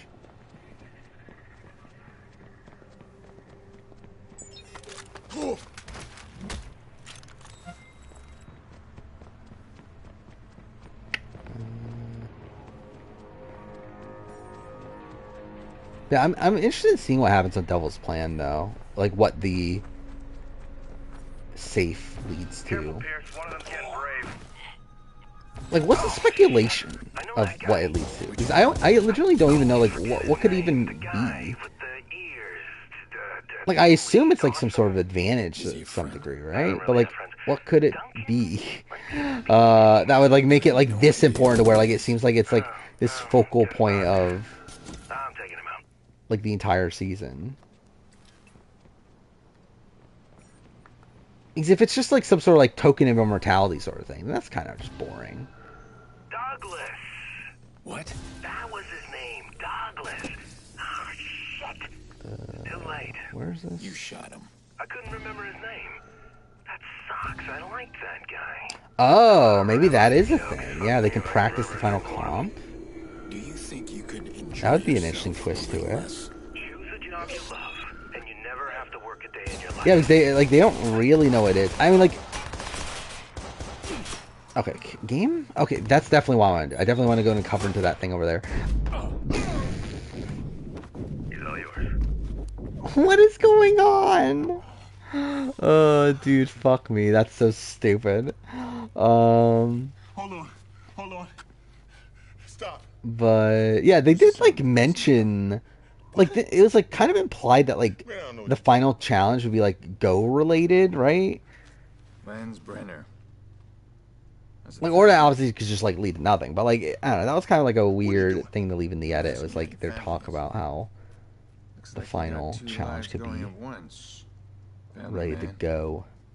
Yeah, the kids are going to be in college. Speaking of Go, this is a different Go, but I found it so funny. There's literally a video on YouTube right now of there's also the second life. Was it every Power Ranger intro, but it skips to the next one when the word Go is used. It's so funny that like I never realized that like all Power Ranger themes outside of like 3 have the word Go in it, which like makes sense in the fact that the first one was Go Go Power Rangers, but like it's actually real like it's such a funny thing that like the word Go, which is like not that used of a word, I don't feel like, is like a word that is literally in every Power Ranger theme but 3. It's Angelo Tucci. He's running a convoy. And one of those being RPM, which barely has any words to begin with. Why do you want his family? So like, watching that video is pretty funny. I wouldn't know where to begin.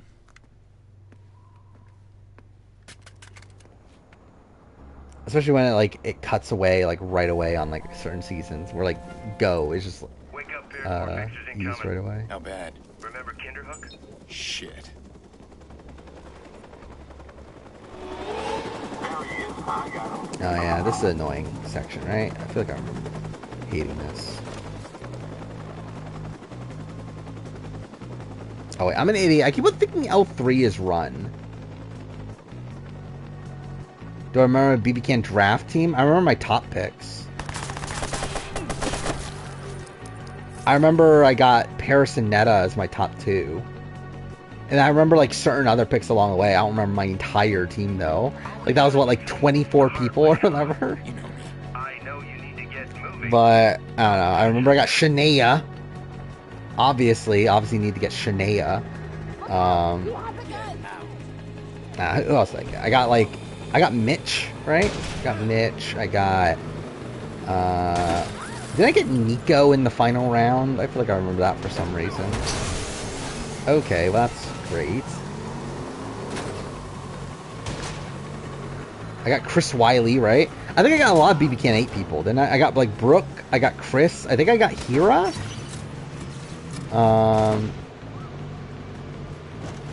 Then obviously the aforementioned Nico, everyone's favorite. I feel like I was pretty happy with my team. And the fact that I got Paris and Netta, I think was pretty good.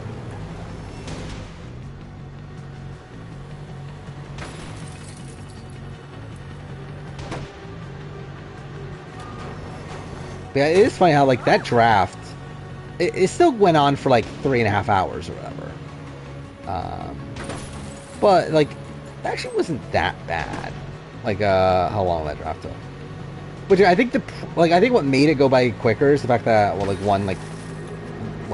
Menace and Survivor weren't there for all of it, which made like the picks a lot easier there. But even beyond that, it's like okay, that's obviously what I thought was gonna happen there. But the less people, obviously, it makes it easier to run through everybody. So like that was actually like a pretty like, I don't know, decently paced draft, considering there were 164 people there.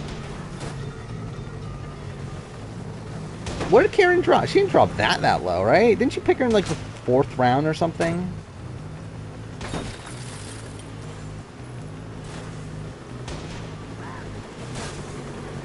Bad Girl All-Star Battle Draft. I barely remember the people from the season anymore, if I'm being honest.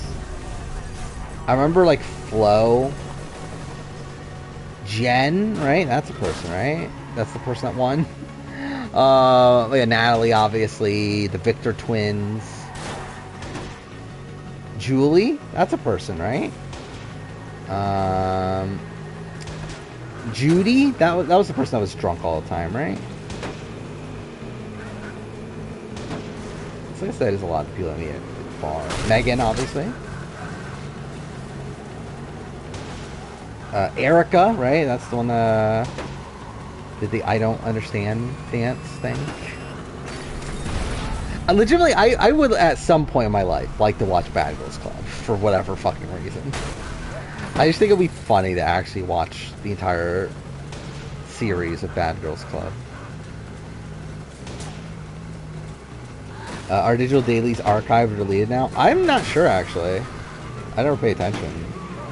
I assume someone has them somewhere, but, like, I'm not... Actually, let's see. Are they on, like, the BB Can website? Or are they gone already?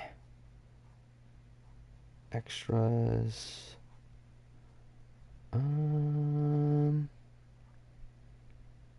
They're still there. I mean, yeah, they're still on the BB Can website. I assume they're going to be gone when BB Can 12 starts, because that's usually what happens with BB Can.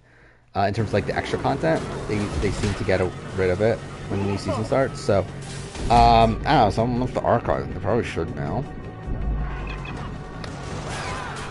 Well, I would feel like it's probably going to be lost to time for a lot of it.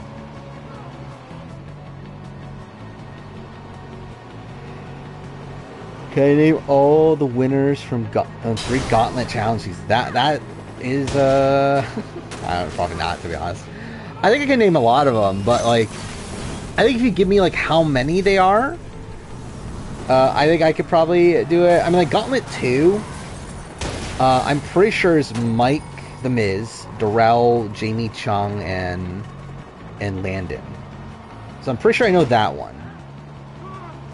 Oh, no. Is that Gauntlet 2 or Inferno? That's Inferno 2. Never mind. That's Inferno 2.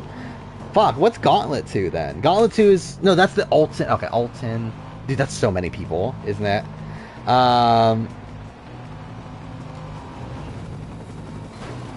Yeah, dude, actually, Gauntlet's brutal. Now I'm thinking about it. Yeah, because, like, all of them are, like, really... Like, a really big group of people, isn't it, for Gauntlet? I mean, Gauntlet 1 is what, Darrell...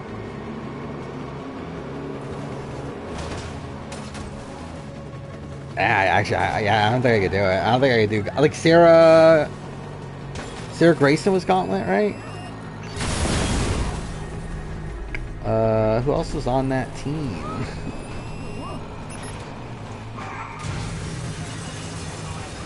Yeah, that's a fucked thing to put together. I definitely would not be able to. Like, I could definitely name, like, individual people, but yeah, I definitely couldn't name all of them. Who won Gauntlet 3, by the way? So, you got, like, what, Nehemiah, right? Is one of them. Frank. And Jillian, right? Who else was on that team? Rachel. Everyone's favorite Rachel Moyal, or whatever her last name is. Moyal, something like that. Gauntlet has 9 winners. Yeah, I don't think I can name 9 winners. Dude, I don't even know if I can name... Like, I don't even know for sure who else is on there except for Darrell and Sarah Grayson. Like, is that a Veronica win? I don't think so, right? Because I think she's on the other team that season, right? Almost done. Pikmin 1. Been rough compared to 4. I mean, I assumed it would be. How long are those games? I just assumed that those weren't, like, long games.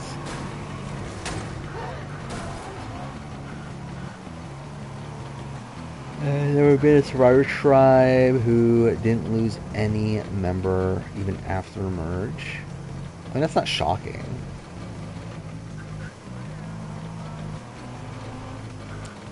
S6. Oh, yeah, Tori Hall won, right? She won Gauntlet 3. So that's 5 of them. Who's the other one?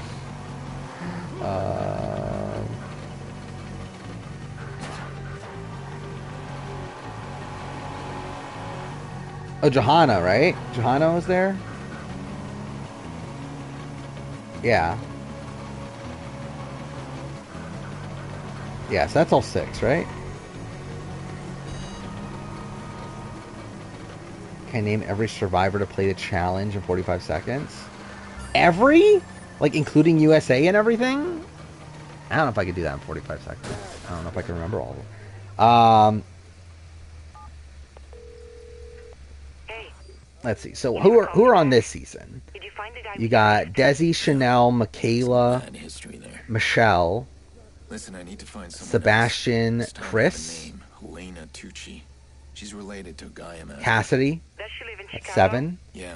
Is that everybody? Like, I think if you gave me like the number of people that are on each of these seasons, I maybe could. But I think like not knowing like how many people there actually even are, then I probably can't. Because I probably would just forget some. All right. I'll call you when I'm there. I may need more help.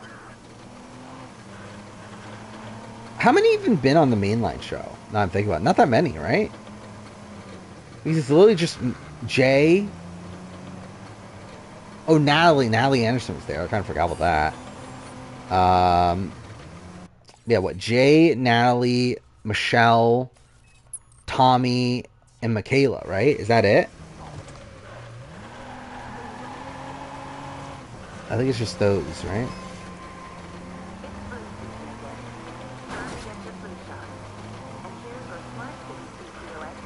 So yeah, that's 5 there. Actually, let's pause. So yeah, that's 5.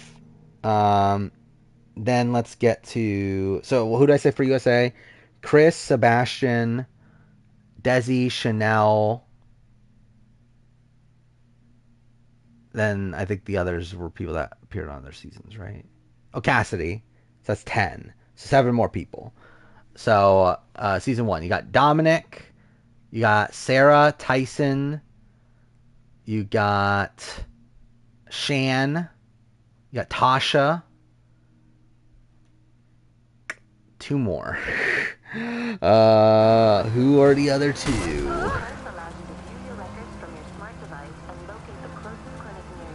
Let's see. Ben. Fucking Ben Driebergen was on the fucking challenge. And then 1 more. I don't think we're including international, right? Because if we're including that international, there's like a decent amount more. Well, like a decent amount as in like Emmy, Emmanuel, and Logan. I don't know if there's that much more after that, but... Well, like Brooke if we're including AU, but yeah, I'm assuming we're not. I'm assuming we're just doing US. Now, who's the one I'm missing? I'm missing 1 person.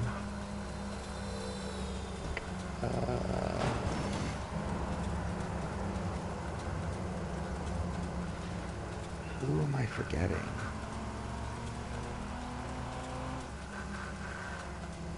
It's probably... Oh, freaking John was on Challenge AE too. Yeah, that was the thing. I'm assuming it's from USA 1 is the person I'm forgetting.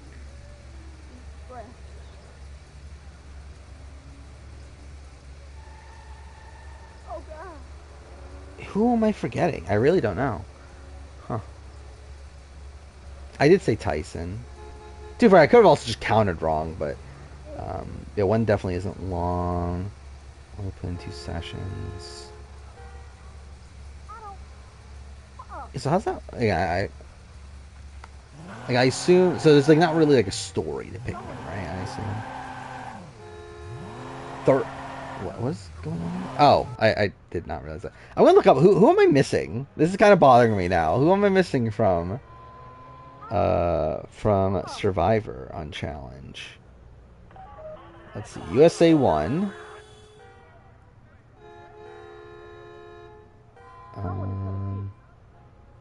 Okay.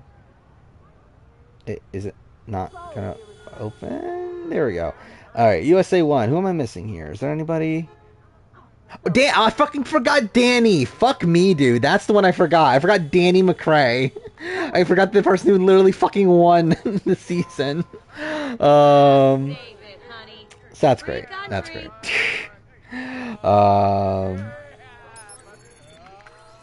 I love how like that's literally the first name that's on there too. Is the person I forgot. Okay, I'm at like I literally named everyone the final outside of Danny. Anyway, Big Brother. Dude, Big Brothers are rougher, right? She loves her cats too. All right, let's try it. So, 31 people for Big Brother. All right, we got Natalie, Victor, Paulie, Davon, Jose. Remember when Jose was on Champs versus Stars or whatever? That's funny. Let's see. Fessy, Bailey, Swaggy, Casey, Kylan's. Fuck, who else is there? There's definitely more from recent seasons, right? Whatever, let's just go to USA. Xavier, Tiffany, Alyssa L, Alyssa S, Monty, Tyler, Josh. I forgot about Josh. We're at 17, 14 left. Azza,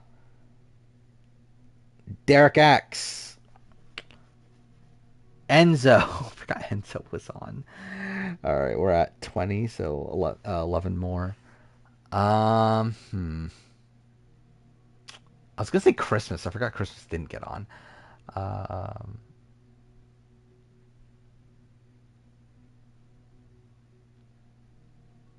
Annalise. I forgot about Annalise and Tommy. That's funny. I'm missing some icons. Oh, okay. Obviously. Yeah, 9 more. Who am I missing? 9 more people.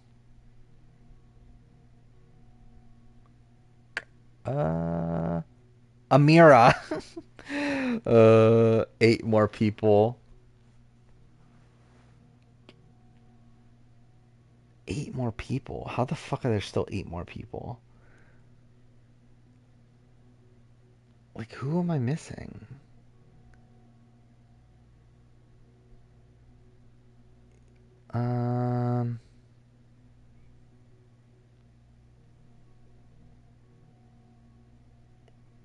Dude, I genuinely forgot David Alexander was on. I would have never gotten David Alexander, if I'm being honest. Like, I genuinely forgot David Alexander was on until that was mentioned in chat. So, I guess that's when I just auto lose on.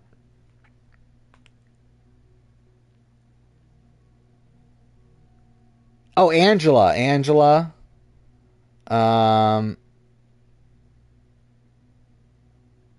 Could be 29, but make it fair 31.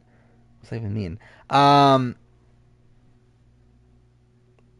Who else is there? I'm definitely missing, like... It's like I'm at least missing 7 more.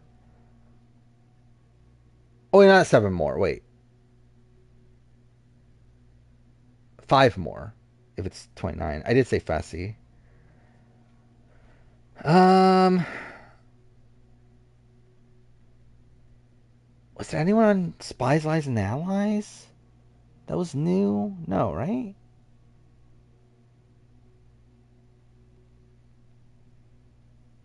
You know, I give up. But let's look up who it is though. Who else is there?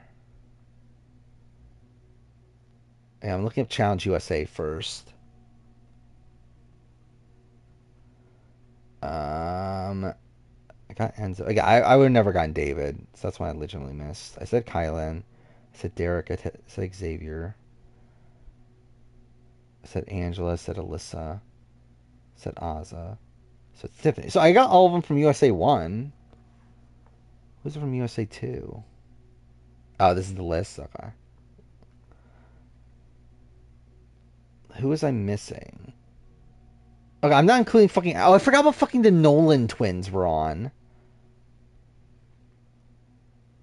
I forgot about Morgan Willett, even though I don't know if I would even include her, but yeah, I did forget about Morgan Willett. Does Lolo count? I guess that's probably what you were... Like, people like that, right?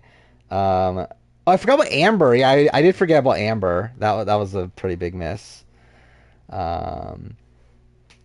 Yeah, like Ash Lane I wouldn't have considered. Asaf? Was Asaf on some sort of Big Brother? Big Brother Israel 3. Celebrity Big Brother Israel 3. Obviously my favorite season. Celebrity Big Brother Israel. He actually won. So that's something. Was I missing anyone else? Ashley McKenzie. Who's on Big Brother? Oh yeah, Celebrity Big Brother. Okay, yeah, I do remember that now. Let's see. Emmy Russ is on this list. That's funny.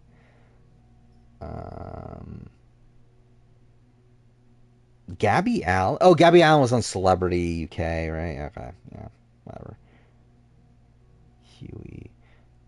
It's just funny how many people are on like just random Big Brother seasons that are on this list. But I think those are, yeah, so really the Nolan twins plus Amber, I think, are like the big ones I was missing. Like, I wasn't considering like Lolo, but like I was probably like, I should have considered Morgan though. I did say Victor, didn't I? If I did say Victor, then like I thought I did. I'm not. Because like my assumption is that I said Natalie and Victor right away. Because that was my like initial thought process to go through it like chronologically.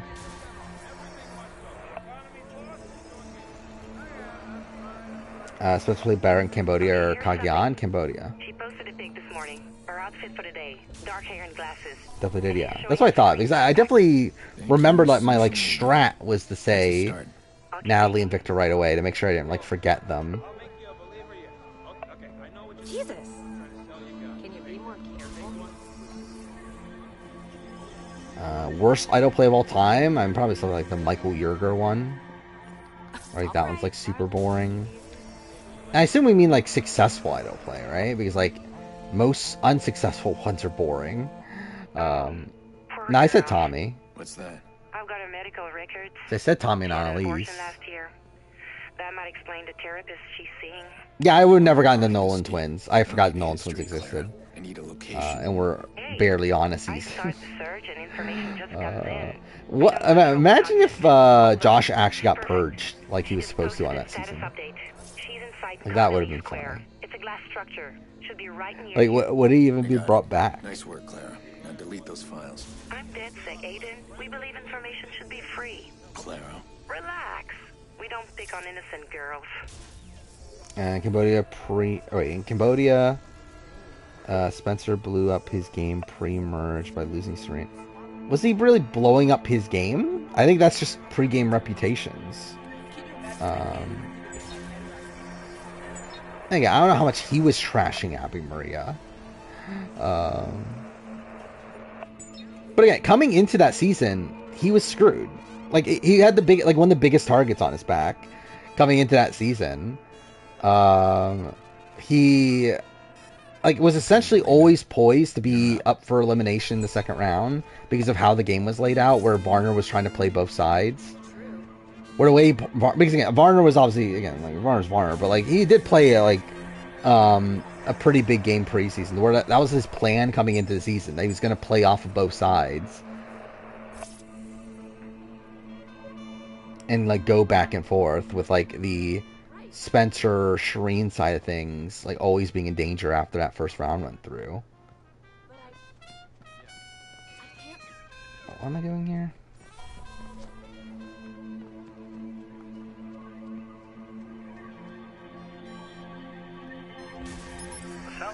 New emote. What did I see today that I was thinking as a fun emote? Yeah, what is this?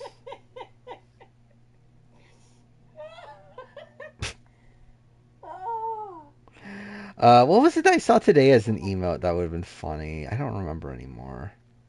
But there was definitely something I watched today that I was like, that'd be a great emote. Oh, by the way, also,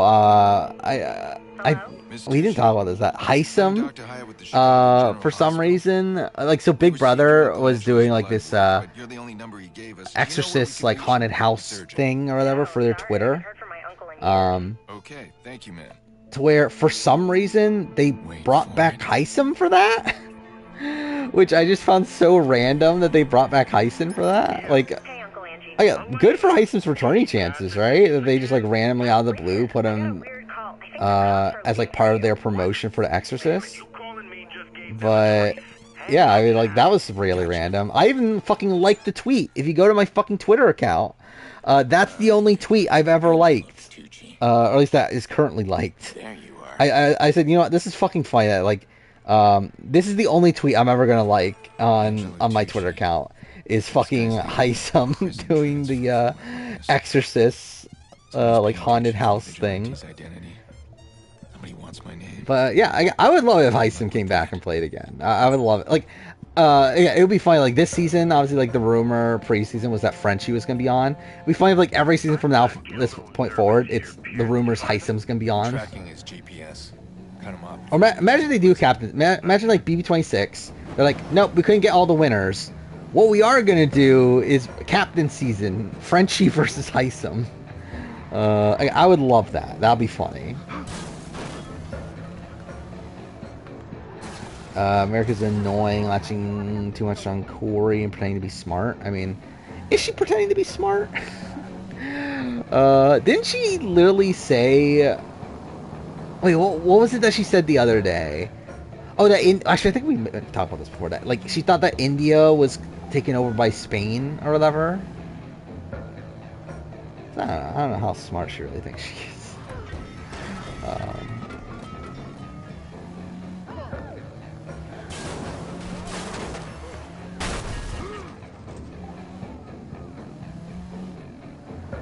I imagine like 26 is all winners, But it's like all winners and Heisem. They just like randomly put Heisem on the cast as well.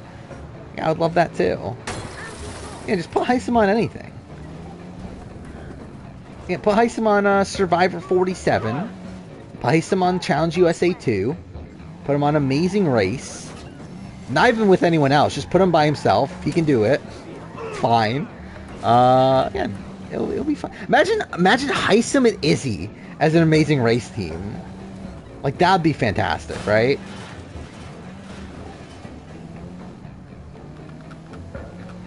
Like, people were talking about, like, Cherie and Izzy. No, put Heisem and Izzy. That's the team we need. Like, I'll be very disappointed in an Amazing Race production if they don't put Heisem on their cast immediately. Oh, well, I fucked that up. I remember, this is a section that I always hated. Never took it again.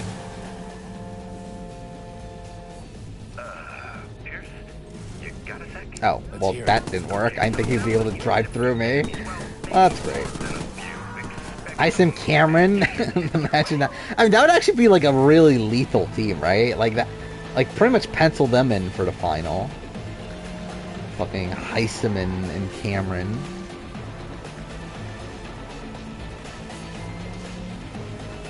The truth of the matter is, yeah.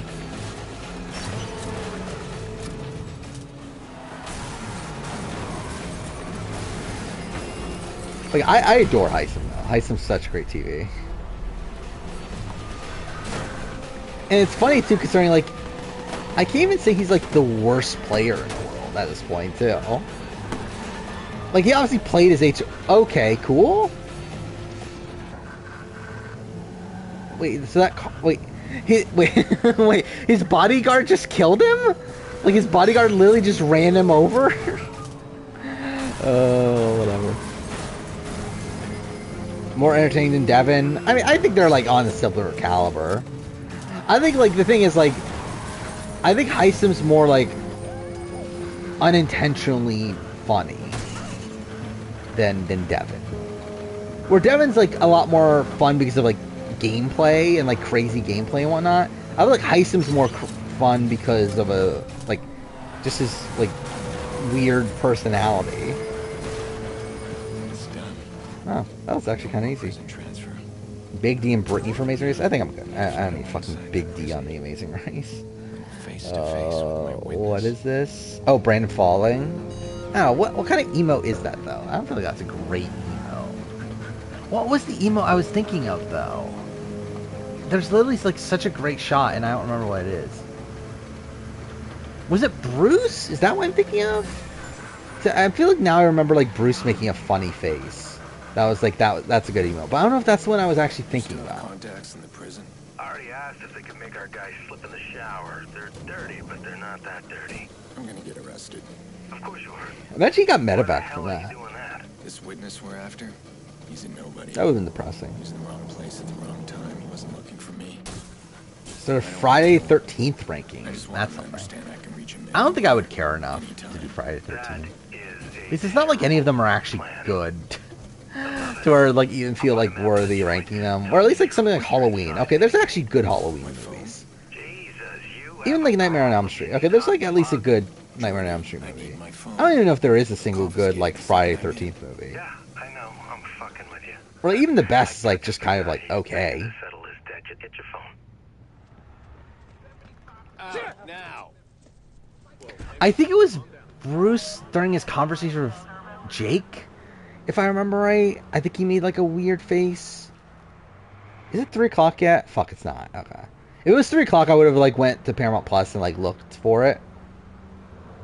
But like, I'm pretty sure that is something I remembered as I was thinking it'd be a good emo. But I don't think that's actually the one I was actually thinking of, because I think the one that I was thinking of as in, like the one I mentioned this for, I think it was a Big Brother one. 11 people died because of that blackout. I don't remember what it is We're anymore. asking if CTOS, a system that unites all of the city's operating infrastructure, is vulnerable to these sorts of attacks. Tune in later for that special report. 2413? I'll be honest, I don't remember what 3 and 4 are in terms of Friday the 13th. Let's see, Friday 13th 3.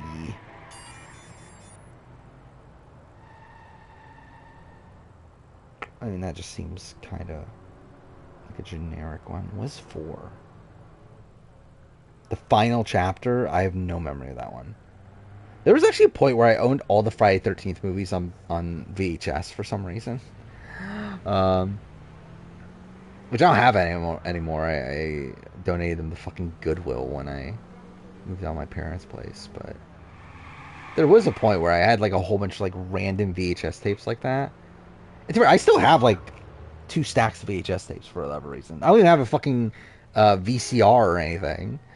But I still have fucking like a stack of like really nostalgic VHS tapes for some reason.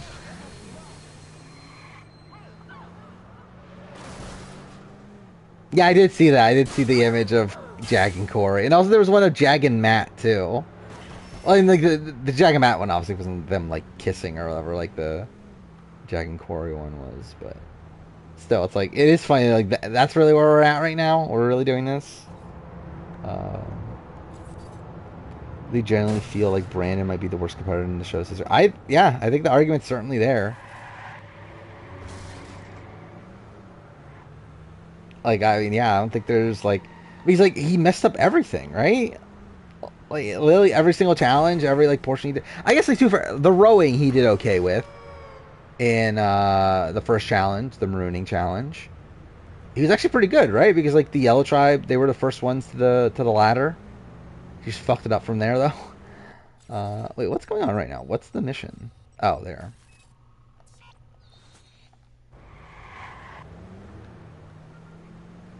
Is the season of Amazing Race going to be 20 episodes? I believe it's shorter. I feel like if I remember right, this is a shorter season of Amazing Race. Amazing Race Australia, I mean. Where, yeah, I think it's supposed to be like 12 or 14 or something like that. But I don't remember the exact number.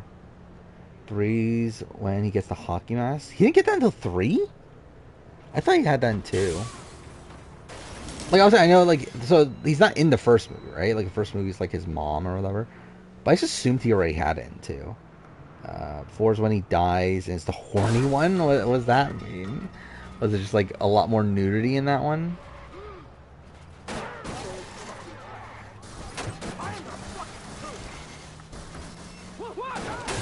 What is going on right here? Okay, that's great. Is sure you might watch it? I mean, yeah, just watch it until George goes. If George goes along the way, then like, you're probably good to just stop. But as long as George is there, it's going to be good TV. I just find it so funny that like George is already trying to start a rivalry on episode 1 of an Amazing Race season.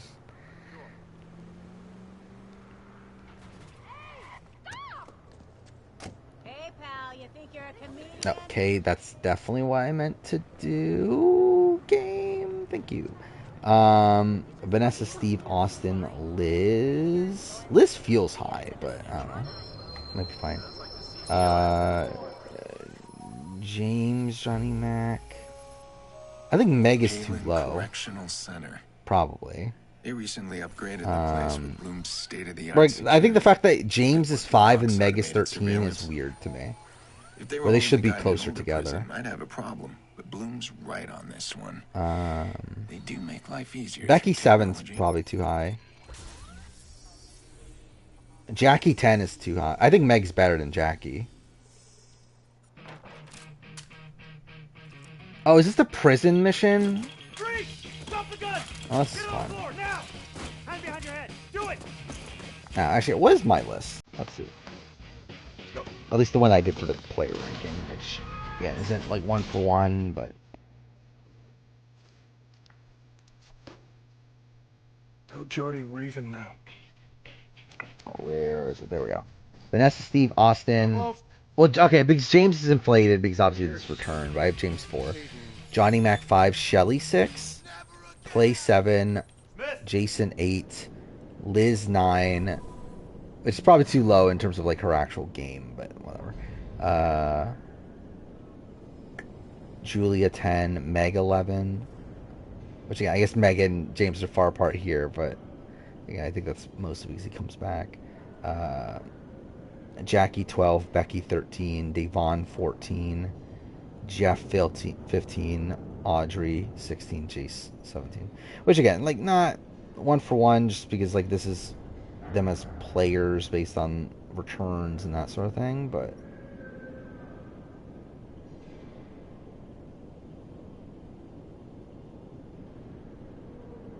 I don't know. Yeah, what would I even do? Like obviously top 3 is Vanessa, Steve, Austin. After that, I do feel like the list is just kind of fucked.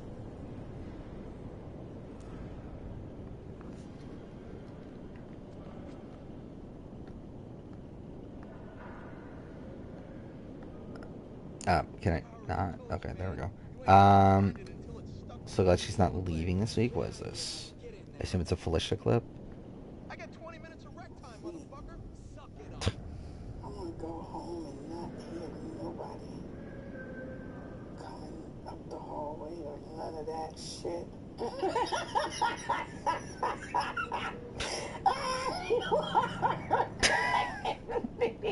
Like what? I love like You sound like you're getting a little hostile. like Felicia just gets so loud there. Yeah.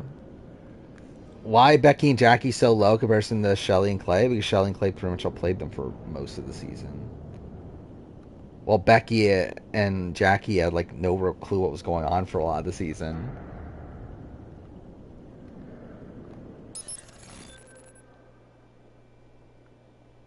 I mean, Becky literally like does this back door on Vanessa and like doesn't bother to even like properly get the votes together. And isn't even the keep her own allies from voting with her.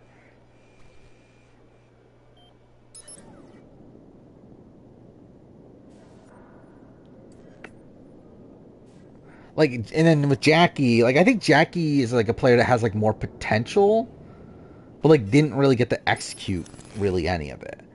But even then, I think she is like a mostly aloof player. Like she didn't really know what was going on for like most of the game, really up until like week 5, where like she wins HOH.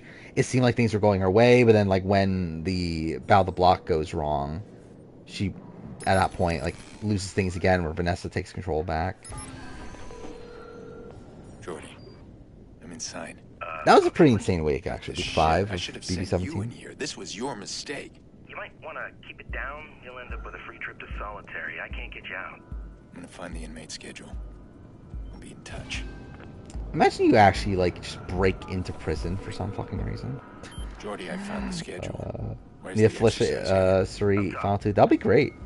I'm too like Suri or was it? Yeah, Suri getting Felicia the Final 3 is like her optimal plan, right? Because that's like probably the only way that she actually has a chance of getting to part 2 or part 3. Is if Felicia is there. So at that point, it might be a bit of a crapshoot on who wins. Just the trivia. Okay, cool. The trivia is like so easy. So like that's probably like the only real chance of like Felicia or Suri winning final HOH is if they're in part 3 together, where one of the two have to be in part 3.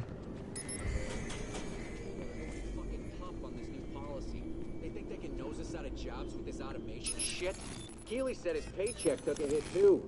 Blows, man. This totally Thank God everyone blows. just has cameras on them.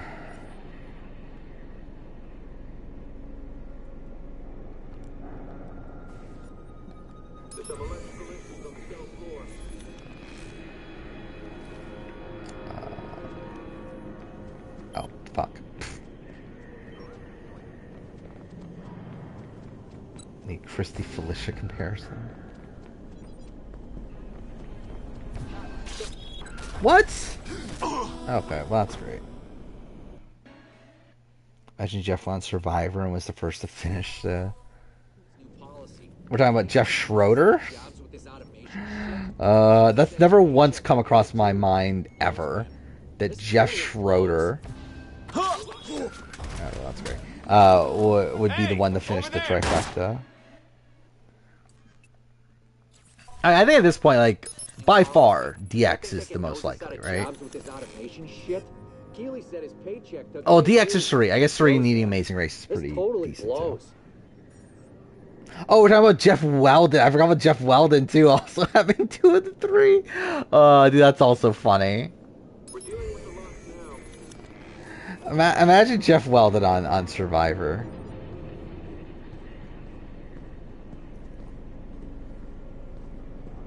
Yeah, I forgot Jackie's in that ballpark too. That's insane.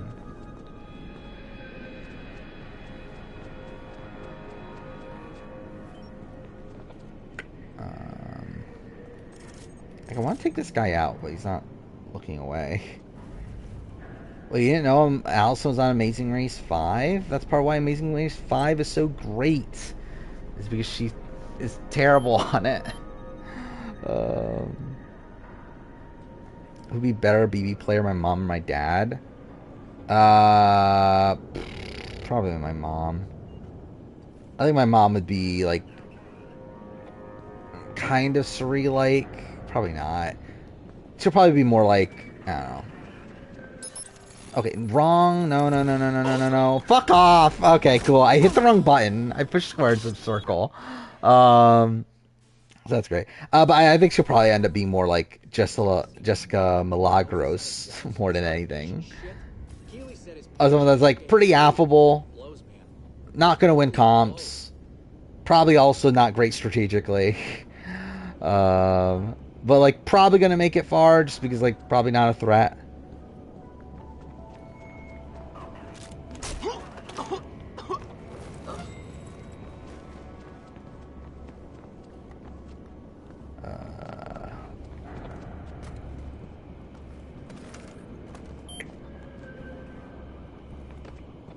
Oh, I'm an idiot. I completely forgot what I was even doing.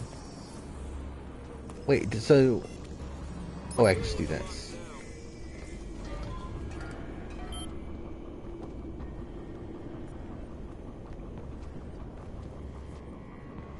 $19 player ranking. I'm pretty sure we've talked about this one before, haven't we? But yeah, that's about right-ish. I think Jessica's probably too high. I'd have Dominique above Jessica. Maybe not. I guess like Dominique did go. Went on the block against Jessica, so maybe not. Nah, I guess that's probably about right. Maybe I would have Kevin lower, I think. At least Kevin was just there.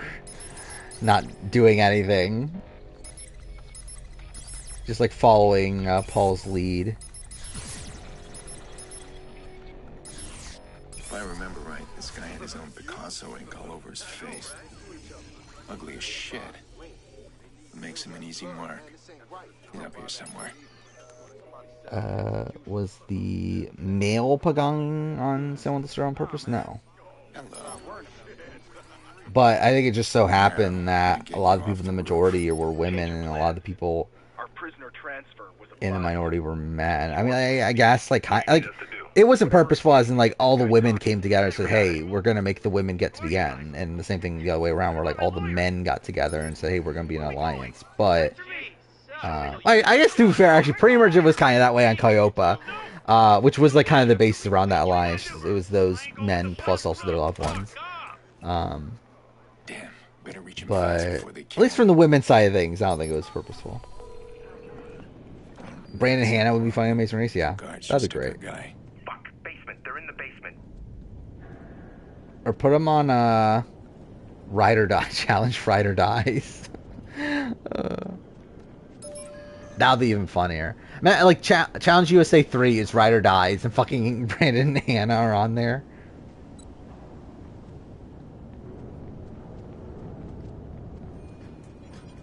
I assume Hannah's gonna disappear from the Survivor community, if I were to guess. But yeah, I wouldn't be opposed to hearing more from Hanna. But also, it's like, I don't know, how much insight is she really gonna have? Bringing justice back to the prison system. Floor's empty. Door's wide open. No silent alarms have gone off. Watch your back. What's a couple of bottom pieces doing a state, doing a deal without cutting us in? Think you don't have friends in high places? They expect us too. No! I told you already. What am I doing? Got called, man. Dude, I keep wait, why the fuck does he have his phone? I just realized that. Wait, oh, I guess he got... Did he get sneaked in? I didn't pay attention. I swear. Please, man, I swear. And your buddy? What happened to him? There we go. Where's That's he what I'm supposed now? to do. Oh, buddy games. That should be a thing. That's what buddy games should do. They should just get, like, reality TV people. Imagine Buddy Games Season 2 is all reality TV people. And you have Brandon, Hannah, Emily, and... I don't know. Who would the other one be? I guess Sabaya? That'd just be funny. I guess that would have to be a guy, so I guess it would be Kayla. Actually, it wouldn't have to be. Yeah, they're not gender balanced. So yeah, I guess, yeah, why not Sabaya? Sabaya and Emily on a Buddy Game season together. Oh, fuck off. I have to do this again?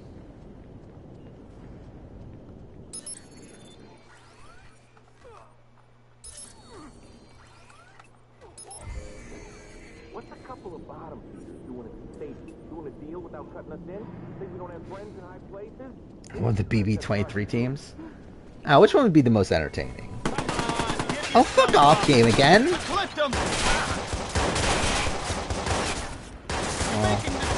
working out. Do you really want to go home in a body bag? Yeah, I feel like the, oh, okay, cool.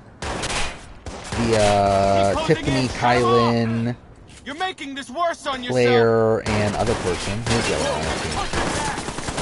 I've got shots fired. Wow, okay, cool. Cool, well, that was perfect. Was it Travis? Was Travis the other person on that team? Who was on that team? The other one? Anyway, I mean, like, I feel like in Kylan, Claire, Tiffany on a buddy games, that'd be funny. It was Travis? Yeah, that's, I guess that's not a great last pick. What were the other ones? You got Hannah, DX, Whitney, and Brat. That's,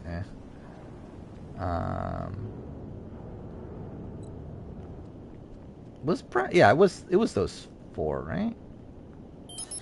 And then you got what? Frenchie, Big D, Ozza, and Brittany, right?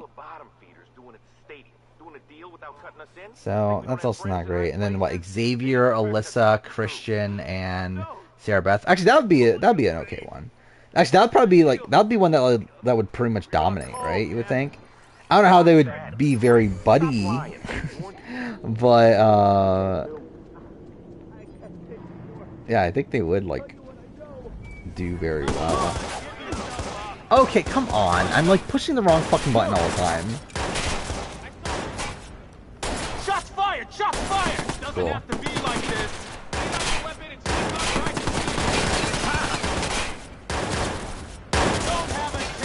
Dude, like, why do they put so many enemies? Cool.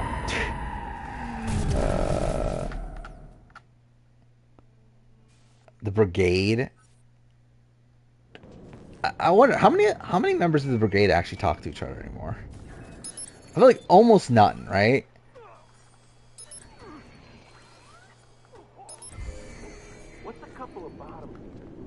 Oh, I didn't realize there were like more weapons in here. Oh, it's just the same fucking gun. The regulators. Imagine the regulators. I mean, anything to get Lawan on TV again.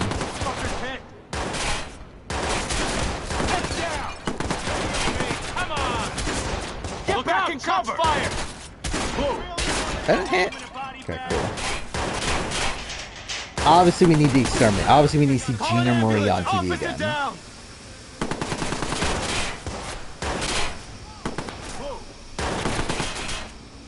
Come in on his side. Move! You're in a line of fire! It's too early? I mean... I need backup now! I'm on him! Where the hell is my backup? Kind of like time-wise, isn't like time to day. I mean, that case depends on where you're at. Watch your backs! 3 a.m. Alliance, obviously. We need fucking Aaron back. We need Amanda back.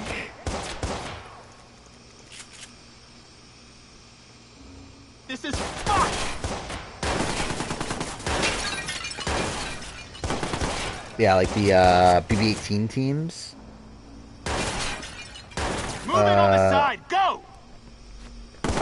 Yeah, all of those aren't like great either, right? Like as a whole. I'll take that.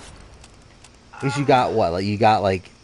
Drop the fucker. I guess like Dave Vaughn's team could be fun, right? What was Dave Vaughn's team? It was Dave Vaughn, Paul, Zakia, and okay, you actually have it there. And Jose, yeah, that would actually be a fun one. Eyes open. He's over there now. Category 4, I'll be like. Actually, I guess it would be fine outside of Frank. Look, buddy, I got a family. And like, I used to like Frank, but like, yeah, I mean, after BB-18, I do not need to see Frank play again. Mrs. Robinson, yeah, we gotta have Zach back. We gotta have okay, well, this is great. Thank you for spawning him right behind me.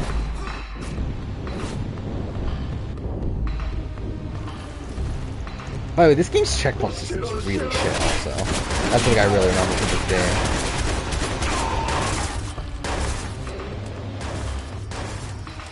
So obviously this is going to be a very fun experience streaming this game.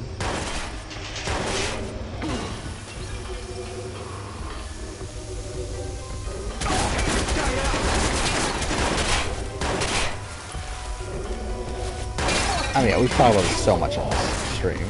About how fucking BB-13 player ranking would be.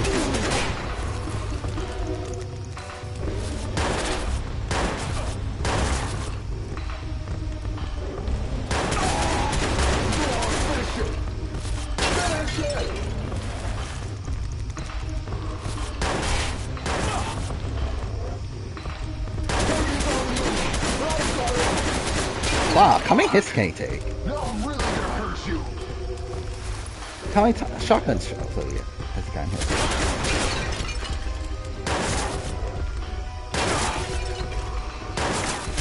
Oh, fuck.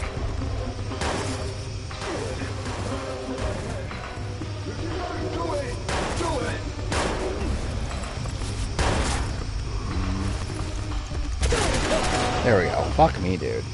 Alright. Lock for All-Stars, Papa Smurf for Adam Pock. I mean, what do you think? Either way, like, obviously neither. It is funny that of the people that have, like, announced that, oh yeah, I'm gonna be back for All-Stars, it's fucking Papa Smurf and fucking Adam Pock. Winner pick for Devil's Plan? Help! Somebody! I'm not sure, because it's like, yeah, what is the end game? I don't even know what to, like, even think of, like, how do they win? It was pretty simple.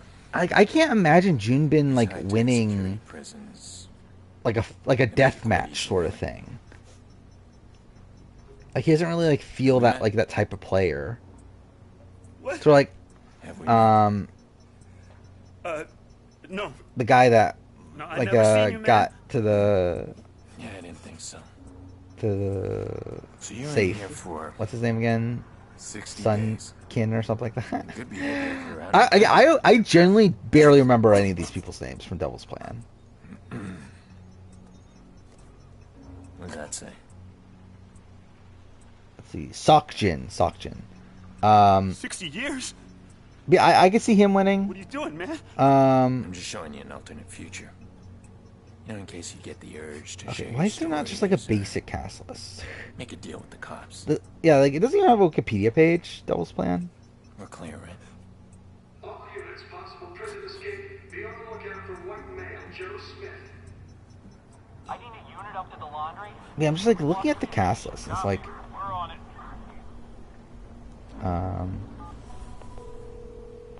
Jordy, it's done. Like I barely remember who's who. Which, by the way, There's a care package on its way for you. Where? Don't worry, you'll who's? see it. Why does Dong Ju have 127,000 Instagram followers? She's a Korean American lawyer and daughter of actress and model. Whatever. Yeah, why does she have that many that many Instagram followers? That's really random.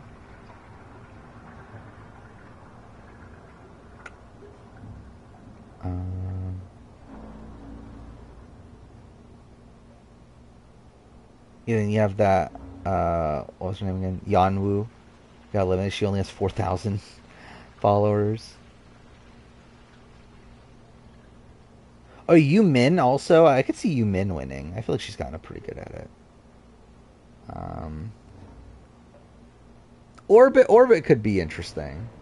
I think it'd be fun if Orbit won. But I don't know. I wouldn't fully bank on it. But I guess again, we just don't know how the end game works. So. Which, by the way, there are only 3 episodes left. So. Yeah, it's kind of interesting, like, how the rest of the game plays out. Like, so is there going to be, like, one more main match, one more prize match, and then just the final match? Is that how this plays out? Like, how many people are going to make the final? I guess, like, that's never, like, consistent, right? Which, that's probably the one thing I don't love about the format as a whole of Devil's Plan, is that I don't love... Like, I kind of, like, I like it on paper, this idea of, like, okay, when you're out of your currency, you're out of the game. However, I wish it was a guarantee that one person goes home every episode. Where I feel like for me, that's what's something that's kind of missing from this format, is the like structuring of like, okay, at least people are like consistently going home. Instead of like, oh, no one can go home during this main match, but then during this next one, 2 people go home, like that sort of thing. Okay, cool. I think that's kind of something that was lacking from Time Hotel as well, that I didn't particularly like, is how, like, it felt like, I mean, too bad, like, someone went home every episode, right? It's just that, like, the way they went home was, like, not consistent. Which, again, I just want consistency in these shows. Again, that's why, like, I think the Genius format's so, like, brilliant, is that it's, like a very basic premise, but it's one that's still like consistent throughout the entire run of its show. That there's a main match, there's a death match. Every main match, there's at least for again, there's some wonky spots, but like for the most part, it's one person loses, they pick their opponent. Okay, this is fucked.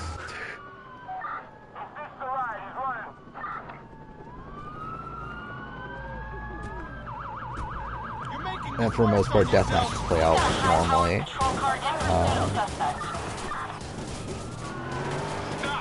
I think people are less incentivized to make really big moves if they don't have many pieces. Yeah. I mean, obviously, at that point, you have to play for, like, survival. Because you can't risk losing pieces.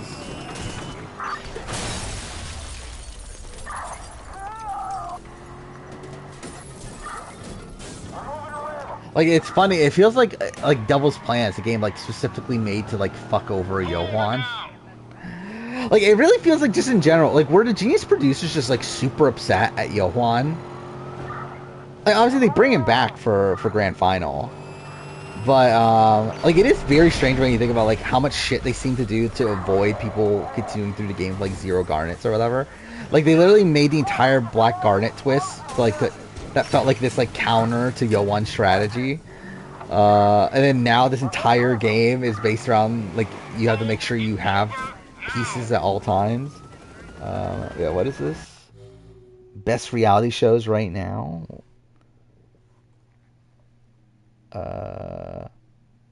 Sister Wives is number 3? Well, that's something. Obviously my favorite show. What's number 1? Vanderpump Rules? Okay, that's whatever. Love Island USA was number 2. That's pretty good for Love Island USA. What was it? My Big Fat Fabulous Life. Welcome to Plattsville. I never even heard of that in my entire life. The Family I've never heard of that either. How's House of Villains on here? It hasn't even started. How is that the number 7 best reality show right now? If it hasn't even started yet. 9 Day Fiance, Bachelorettes, 90, okay. Big Brother's number 11, that's funny. The Ultimatum, 90 Day Fiance again. Love is Blind, Selling Sunset. Okay, I've like watched none of these shows. Physical 100 is number 17? How is that the 20th best reality TV show right now when it aired like fucking almost a year ago now? But whatever, it's fine. Outlast. I'm debating over should I watch Outlast or not. Family Stallone is on here. What a pick. Too hot to handle. What a shit list. That sounds terrible. We're 4 hours into stream? I feel like the stream's gone by pretty quick. It's weird because like I feel like there was like points in this stream where like I didn't have much to talk about, but like for some reason it still feels like this 4 hours went by pretty quick. Maybe it's because the fucking last stream I did was fucking 7 hours longer.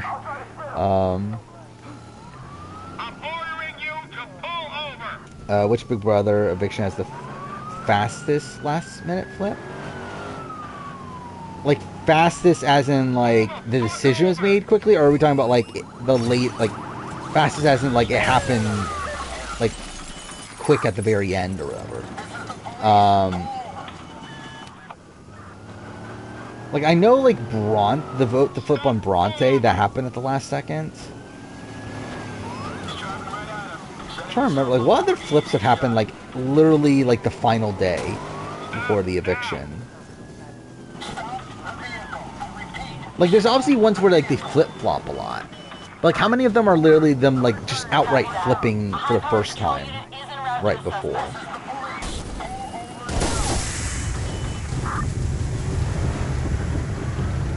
And the Survivor Traders, the House of Villains is on, yeah. Yeah, House of Villains is on, and fucking what was it? Physical 100 is on. Mark BB Camp 5. That was like before though, wasn't it? Like that was like a good like. I guess that round was a. Actually, no, was that round a short one? Well, that wasn't like right before. That was like days before, if I remember right, or like at least a day or two before. Or again, or are we asking like, are we talking about the question of like that Dane was able to flip Anthony the quick? Oh, really? I did the entire escape round. Is I guess in that way you can. I have to do this too. Why the fuck do I have to do this again? Again, this game's checkpoint system's so shit, and I'm really worried about the end game of this game when streaming it because it's gonna be terrible. Because I remember like specific missions that are just like pretty brutal. Particularly the boss battle with like what's his name, Iraq or whatever his name is. Like that's a really dumb fight because like if you even if you die at the very end, you have to fucking go back to the beginning, and you also have to like wait through all the like all of his like monologues and everything. Wouldn't have had an idea that Ziggy from AE 2017 should have told people that her idol could be used after the votes. I mean, she could have, right? But I don't know. I don't think Ziggy's the type of person that would have. I didn't think it would have allowed it. At least I assume they would. Like, Survivor US would allow it. Obviously, you never know if AU, but I assume they would have.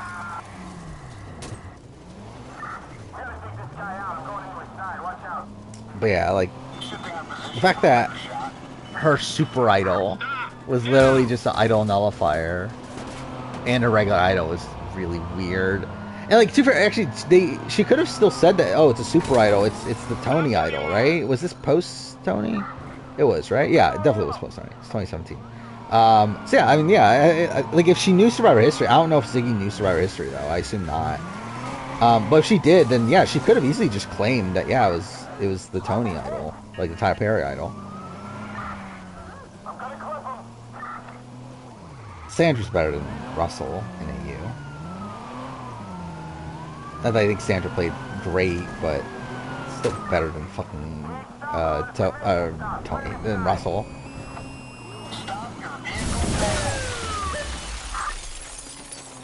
Chat stopped. I mean, let's see here. What is this? Favorite last minute flips? I mean, that wasn't last minute. Christy saving herself in 21. Like, that was like Taco Tuesday. That was like 2 days before the eviction. But whatever.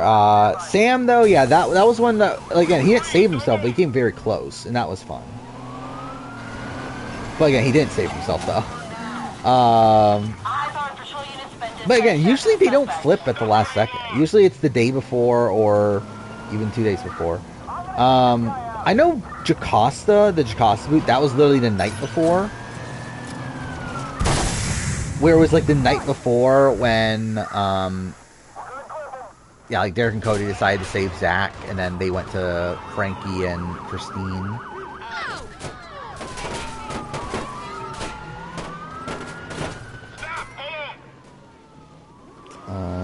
Yeah, I don't know why they're like successful flips there are. That happened like last second. I wish they had put flicking Benry on Blood vs. Water. See if any recognized him. I mean, I assume it would be Benry and his brother instead, right? It wouldn't be Flick, considering, like, I don't even think they knew each other at that point. Like, that was that was 2 years. Okay, maybe they didn't know each other then. Because I think Flick and Benry's brother were dating for a while. So, if it's only 2 years before, maybe they would know each other. But either way. It would make more sense if it was Benry and his brother, though. Worse between Nicole and Christine on BB16. I think Christine played better, but also played herself into a non-winning position, so... But I think she actively played better. Like, she actively played the middle a lot better.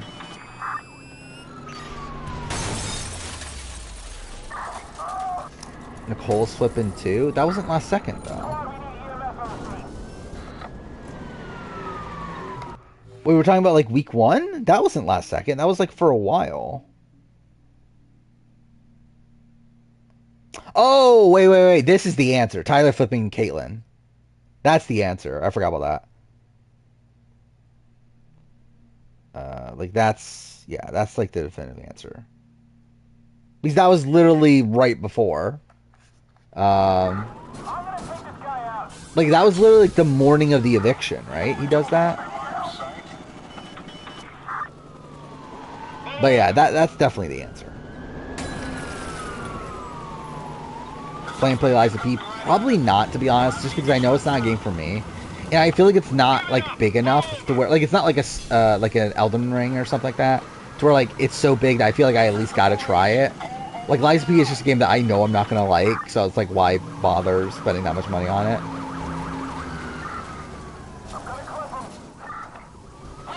But yeah, I think what we're gonna do here, we're gonna finish this mission, and then I think that'll probably be it, gameplay-wise, for the night. If I could, okay, I'm trying to get in the car. What? Oh, okay. I need to go to the car. Oh, whatever. Have I seen TMZ video of Fabio getting out of jail? No, I haven't. Why is that video exist? Like, why'd they care enough? Get video of Fabio getting out of jail. Wait, where am I going? Oh, here. Oh, yeah, why the fuck do I have to do this every single time? Why can't I just be right here? Like, this game's checkpoint system is so fucking weird. I'll see you later, Sora Quill. I'll be honest, I'm really tired right now. And, like, I have not been, like, my sleep schedule is just really fucked. So it's like, I've been, like, fixing it a little bit these last few days, where I've been sleeping, like, before 4. But I still have, like, I've still been getting up, like, relatively early. To where, like, I don't know, I still have not been getting that much sleep.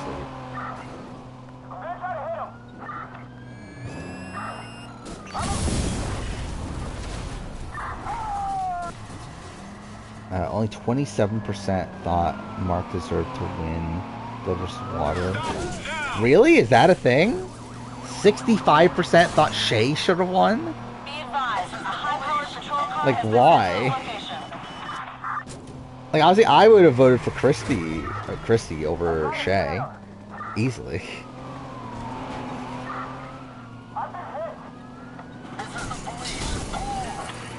I guess, like, people just, like, really... obviously just, like physical strength, right? And, like, challenge performance.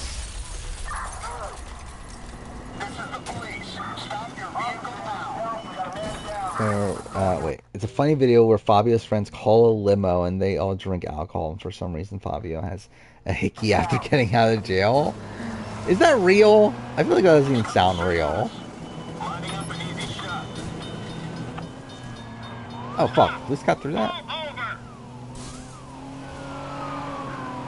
Actually, do I have skill points? Wait.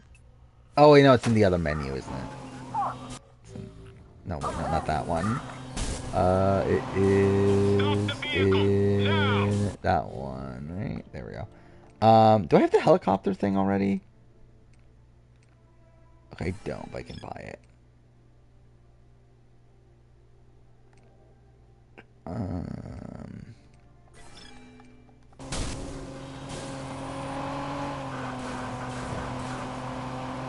It's real? Okay, let's see. Did we talk about titles yet? Oh, you mean the opening credits? Yeah. I don't care though. To be honest. Oh, this is the video. That's Judson Fabio Berza, the recent winner of Survivor. And no, we don't mean Nicaragua. We mean Survivor Santa Monica Police Station. They actually bothered to create a logo for that. That's something. Dude, we hear ya. Yes, Judd was arrested for riding his skateboard on the street in Santa Monica while allegedly being under the influence of a controlled substance. Now that doesn't sound like Judd. It definitely doesn't. Let us explain. A huge white stretch limo comes to the police station. Did they get the limo? Wait, how the fuck did they get the photographer guy in there? As soon as they get in the limo, they crack open some Tecates, and it looks like they're smoking something. I don't know what it is. See? Totally innocent. Did we mention he also had an outstanding DUI warrant and probation violation? And by the way, for just being famous, he's got the famous mugshot thing down also. Oh, his Yeah, mugshot. I mean, yeah. That's something.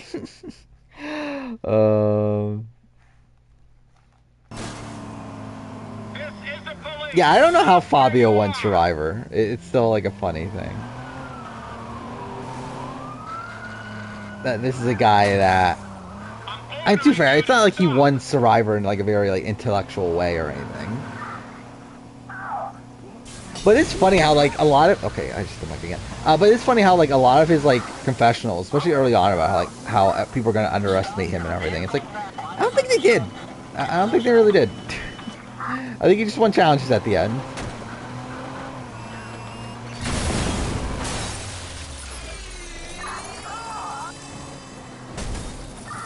Okay, I think we might have this. Okay, okay, cool. Am I gonna get it? Oh wait, fuck. Alright, there we go. There we go. This BB, Adam BB9 era. I mean, I wouldn't go that far, right? It's not like he started a fucking drug ring. Damien bragged about his second hacker. Someone else inside them were lied. Find out what Damien knows. Nicaragua. I don't even remember anymore. I was made the video. Who was it in Nicaragua?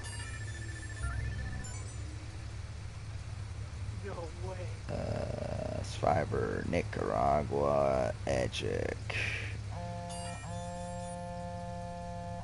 Aiden, we had a very unpleasant meeting. Oh, and I'm an idiot. I have the obviously I have the Edgic charts. I hurt you so much. Look at you, big time hacker now. I know Fabio was the front runner at the end. But I don't remember early on. Oh, it was like Brenda. It was like a clusterfuck, but it was like Brenda, Holly, Marty, kind of going up and down. Tell me. Jane was second for bits. Chase was the top contender coming into the merge, and it was Judd or Fabio the rest of the way. Yeah, that was a bit of a weird one. Do I think Bruce Couture is going anywhere? Yes, probably. I would not be surprised if this is like a lasting conflict, considering it was something that was brought up in episode 1, like just further emphasized in episode 2. So I feel like it is like a major storyline from their tribe. Welcome back to Power Profile. I think Morgan could do well on All Winners. It didn't take Lucky Quinn long to see where the real I don't know. She's not the like best strategist in the world though. So it's like, I feel like she could make it far. I don't know if she's winning. Marissa, I think, would just outright do bad. Tamar, probably also bad, but I think would have like some reverence to where some people would want to work with her. Misha, I could see Misha fitting in with like the Derek and Cody's, right? I think eventually they'll take her out because one, Misha's not the most like strategic player in the world, but also like again, like they're not going to keep in a big threat like her in the game for that long. But I think she could do well like right away though. Bruce the merge boat. I don't know. Could be, but like not my like first instinct of a merge boat. Let's see. Who on this season could be the merge boat? I think both Bruce and Jake could be the merge vote. I could see where it's like Kelly. I can see that. I think Caleb is a big contender. And I don't know who from Red Tribe.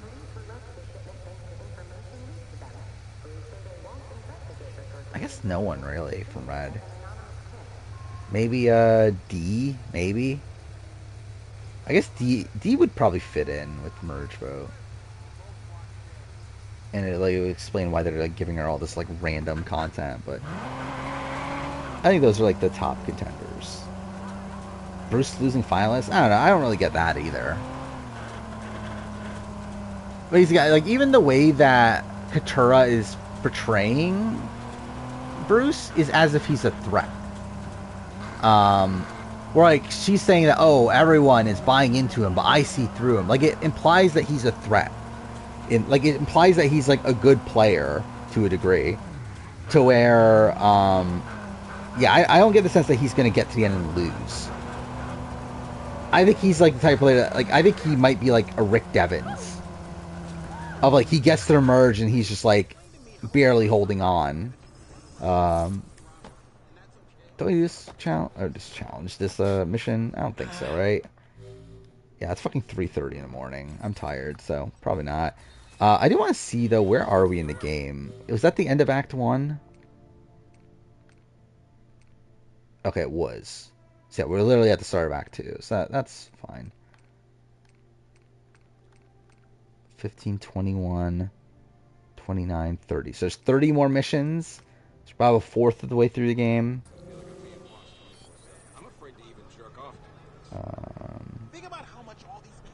I think Bose improves as a host. No, he's exactly the same.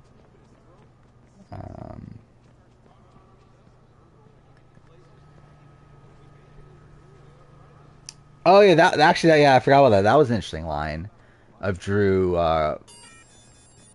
saying about about Bruce there. Kind of forgot about that actually.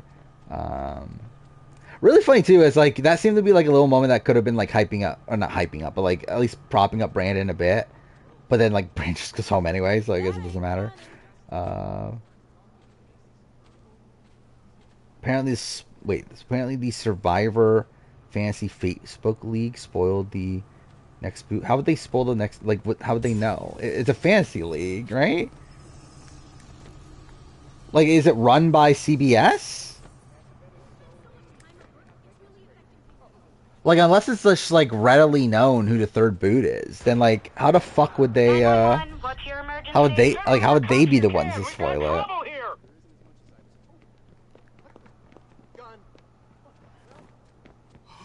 Gun.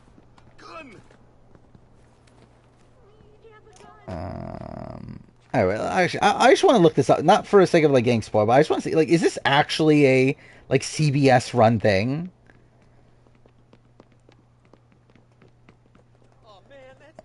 Let's see, Survivor. That's a fixer on me. That's fine. Right, which one is it? So I see Fantasy Survivor game, and I see Fantasy Survivor League. Oh, well, Fantasy Survivor game looks more official. But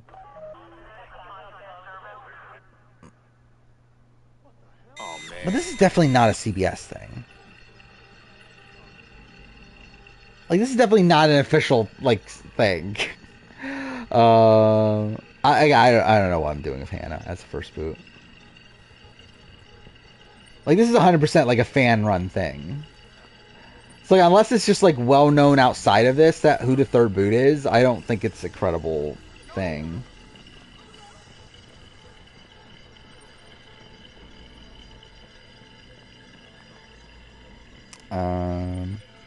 I hear people are still allowed to boo. I mean, like, is that news? Like, I assume that people would be allowed to boo. I think it would be news if they weren't allowed to boo. Considering it's, like, just so ingrained in what BBUK is.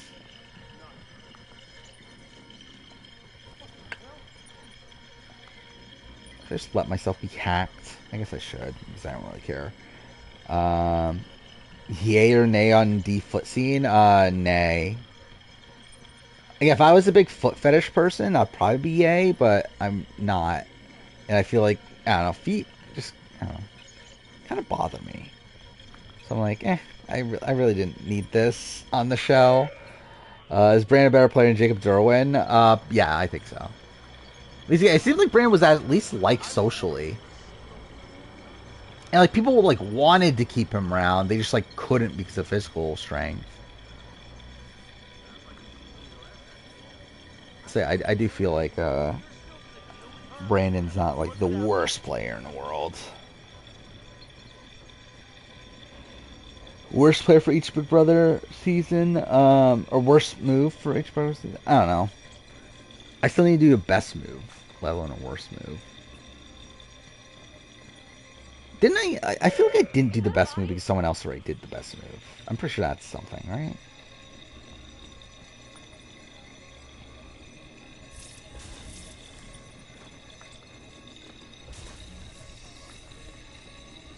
But, like, typically, I don't really like doing, like, the worst sort of list. Which is funny because, like, they do well, right? Let me kill myself. There we go.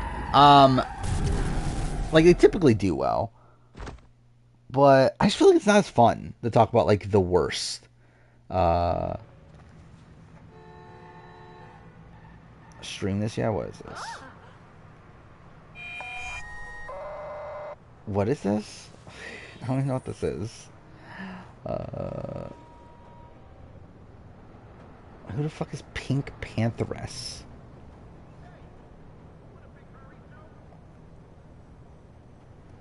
Do I even want to look up who Pink Pantheress is? Wait, why did it just I looked up Pink Pantheress and it just auto-corrected to arrested. Like Pink Pantheress arrested for some reason. Yeah, I don't know who the fuck this person is. Get into it? I think I'm good. I don't think I need it.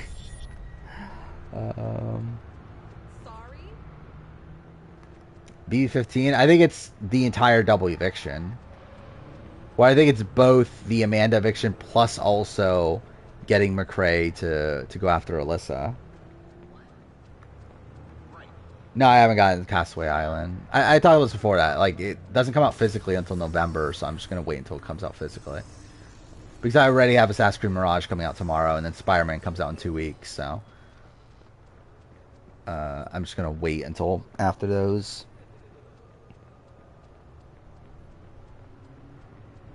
I agree with Paulie that BB-18 girls were catty. They weren't really, were they? I think like Michelle, like Big Meech, you can say was, and then maybe like Zakiya, but not really. Not the women that he was talking about. Like he was talking about like fucking Bridget and Natalie and stuff, right? Which no. Like Unspoiled Reddit, and they have no idea who the winner or final 3 is, which is nice. So that's something. I thought, didn't Menace say that they like had a spoiled final 3 or something, or like it wasn't that like they had like the winner narrowed down, and then like they had like the losing finalists or something like that. But yeah, so is this season like mostly unspoiled? Like outside of like, I believe Hannah and Brandon were both known because of promo stuff, right? What was said? But is the rest of it pretty much unspoiled? I know that about Castaway. It's literally just them porting over a Koh-Lanta game.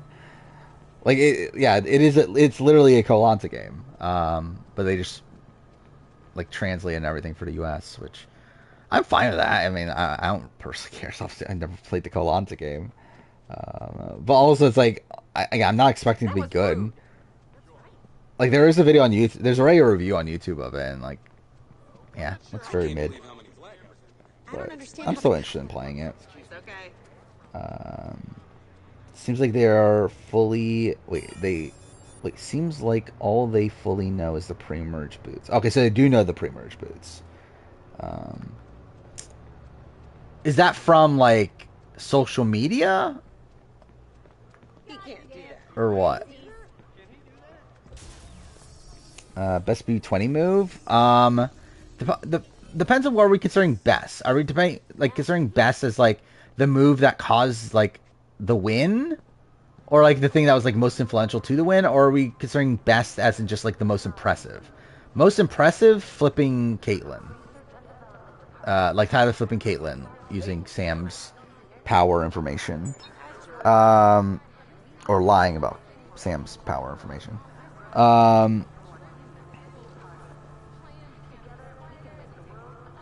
Yeah, I'll say that. It's like,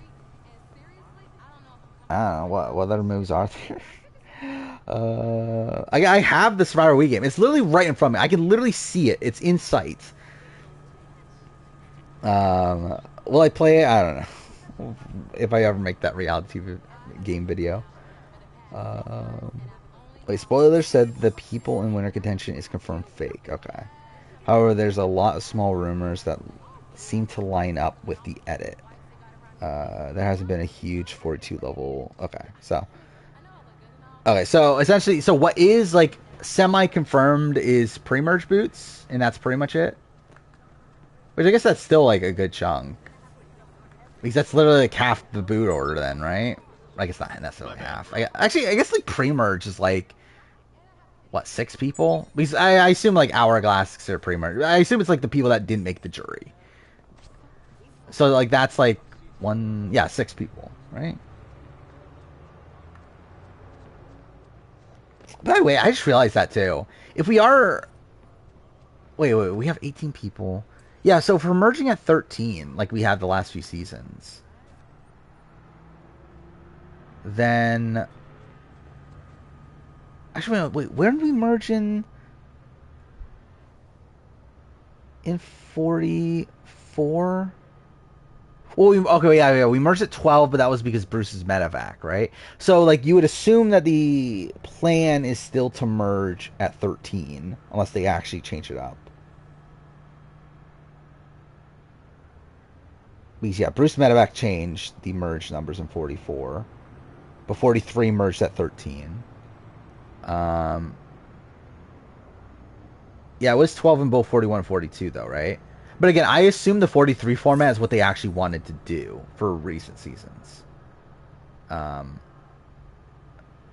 where... Yeah, so I think 6 pre-mergers then? Again, if we're including Hourglass as a pre-merge.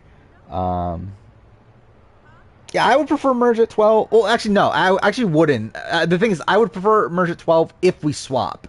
But knowing that we're more than likely not going to swap because that's modern fucking Survivor for you, then no, I would rather merge at 13. I would rather merge at 13 with no swap than merge at 12 with no swap. But also, obviously, I would rather swap and merge at like 12 or 11. But they're not going to, are they? I'm still planning on doing a UK cast estimate, but I'm not going to like fully lock it in. But I would say it's very likely. There's some person who kind of rose up in stocks tonight. We knew there was a quit in the premiere and that Brandon was second boot because of him. The rest of the info isn't okay. Oh, because of, because of the spoiler. That's what you're saying. Because of, okay. So they got like those two things right. So yeah, that's probably like, again, like knowing like previous season spoilers, that seems to be on the right track then, right? That's usually how it goes, is that like early on you don't really know which source is credible, but then as you see the first few episodes you start to realize, okay, this is like what's really lining up with what's actually happening.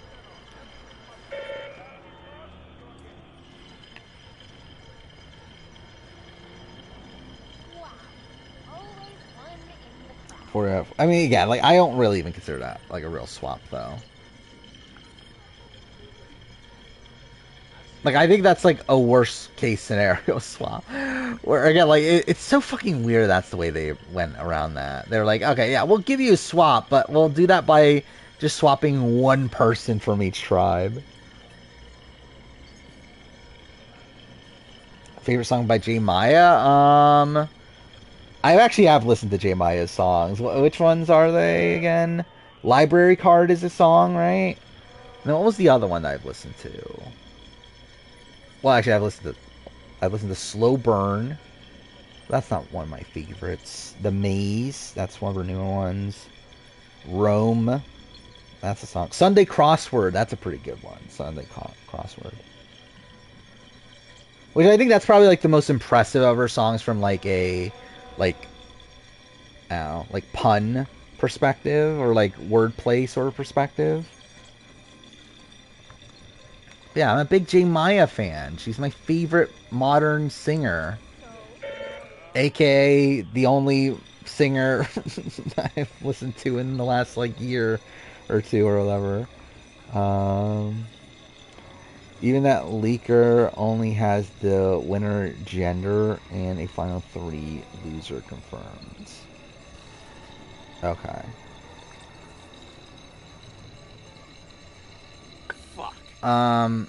No. I kind of get a sense of something from that, but I'm not gonna say it. Going 2 tribes of 9 to be a weird format, yeah. Especially because it doesn't lead to like even gender balance.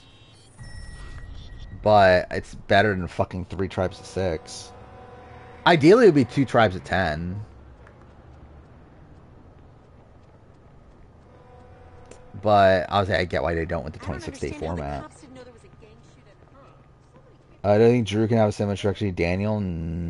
I guess it's like possible, isn't it? I was gonna like instantly say no, but I just realized that I guess Daniel did have a good start, didn't he? So I guess it's like feasible, especially if like we have the stuff from like D being upset at Drew next episode. Though I don't think it's actually gonna be a big deal. I don't understand how the cops didn't know there was a gang shooting. Because again, like typically if it's in the preview, it doesn't really matter that much. Like every musician, how many are there? By the way, I'm never doing that video, but also I am wondering like how many are there? Whoops. If Emily wins this season, it'll be fucking great. Like this would be the best season of all time if Emily wins this season. 2 of 12 is a bit too much. But I still think it's better 2 of 12 than 3 of 6. But also, obviously, like that's not even like a debate there. That's like something that they would contemplate is those 2 formats.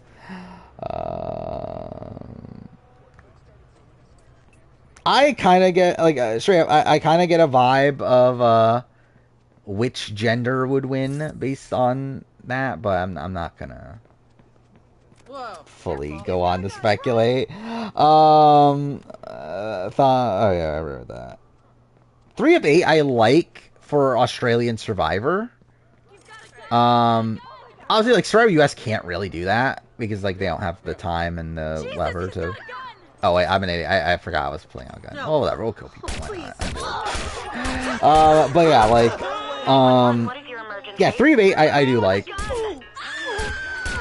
I think like 2 tribes of 8 is pretty good as well, and this is just adding in another tribe to that.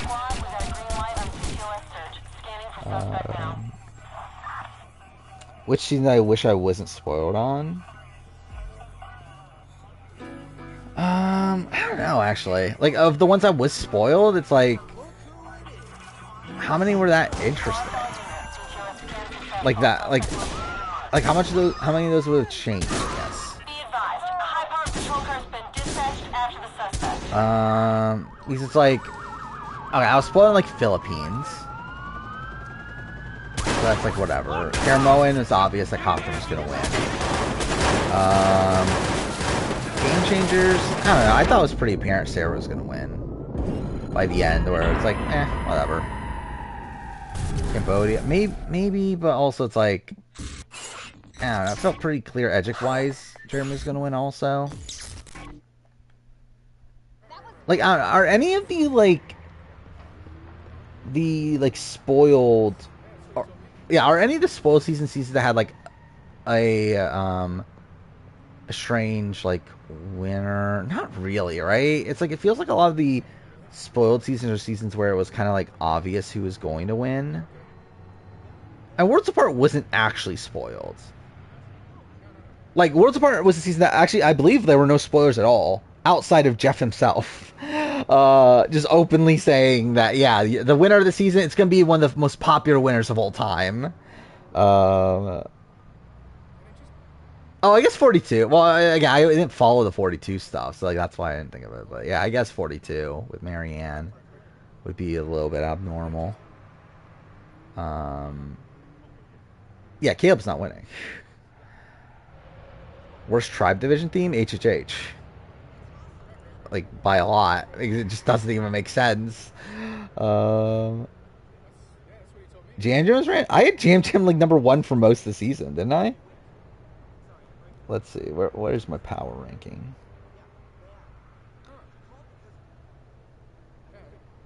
44. Yeah, I had it. All right, this is my power rank for Jam Jam. After each episode, 1 1 1 4 2 2 1 1 1 1 1 1. So, that's pretty high in Jam Jam. So you go from that to Gabler. This is my list. This is my thing for Gabler.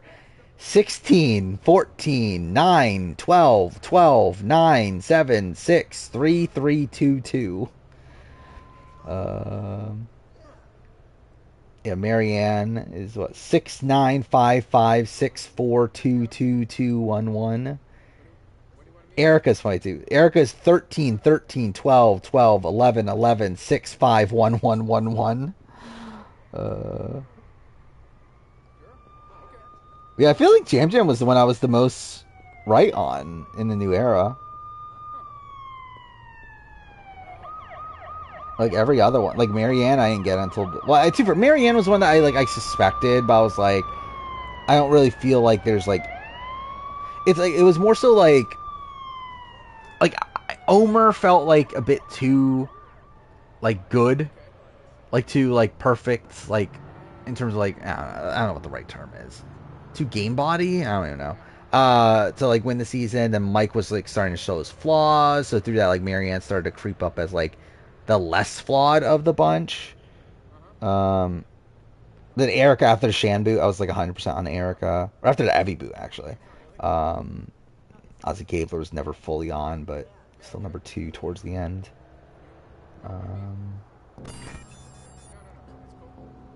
How far back were you in Erica Truth? Like Erica Truth, like Erica, like for me, it's like once Evie went home, I was like, oh, it is Erica. Like this entire like what was the story? Lion to the Lamb storyline. Like that is like the story of her season and everything. Like before that, it was a bit rough.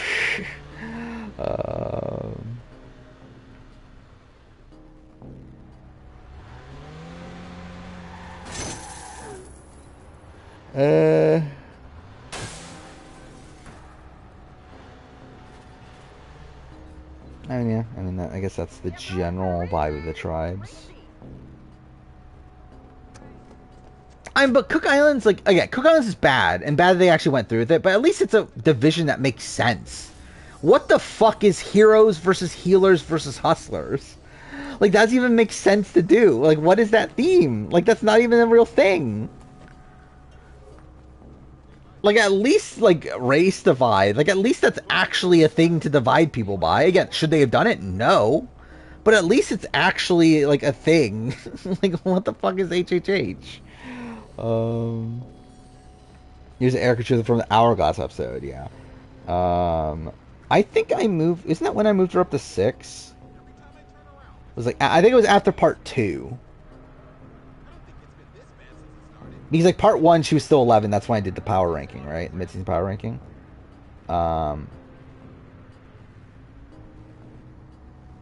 Yeah. So, the episode... Yeah, the part 2 of the merge episode. That's when I moved her up to 6. And then I had her 5 after the Tiffany boot episode. Then the Evie boot episode on number 1. So SAS stupider divisions, do they? They definitely don't, right? Like, what are the breakdowns for that? Oh, wait, SA is like what? You have celebs versus plebs. That's whatever. Which actually, I guess the tribe breakdown wasn't even that, but still. You have what? Pre-merge versus post-merge. Like, what other like tribe divisions are there that are like based on like themes and stuff? AU, you got champs versus contenders. Again, it makes sense. It's essentially just David versus Goliath. You got Brains versus Brawn, Blood versus Water. Blood versus Water is not really a thing, but either way. Here's versus Villains. Like, if we're talking about how they broke it down within them, then yeah, like, obviously there's a lot of, like, Here's the Villains for newbies is fucking stupid. Some of the contenders on Champions Contenders season didn't make sense. Some of the, I guess Champions, I guess, for the most part made sense. But Brains and Brawn, yeah, they didn't make sense. But again, like, just the general themes, though, made sense. I generally don't understand, like, what they were even thinking with HHH. Like, I get that they wanted a 3-person season. But, like, why HHH? Like, I mean, I assume what happened is that they create a cast first and then decide afterwards what they do with that cast, which I'm pretty sure is, like, how they handle a lot of these. The seasons around that point in Survivor history. But, you know, I don't know how they came up with heroes versus healers versus hustlers.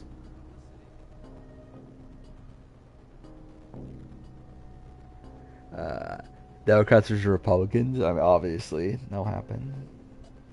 Titans versus Rebels is gonna be weird. I mean, Captain Swiss was just there being captains. That wasn't a tribe division thing. Like, the tribes are still like normal people that had like no connection to each other. Most boring BB winner? I don't know. Casey? Is that the answer? I don't know. That probably is.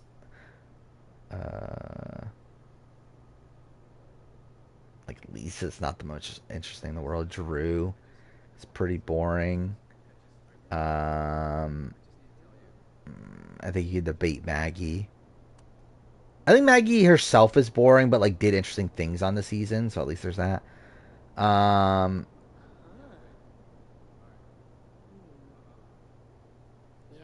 Even I don't find Jordan entertaining. Hayden is boring. Derek, Cody, Steve is kind of a question mark. I think those are probably the answers. Xavier's a kind of a mixed bag. I think like Xavier has moments. I think for the most part, yeah, he's not the most riveting TV, but he at least has like some moments.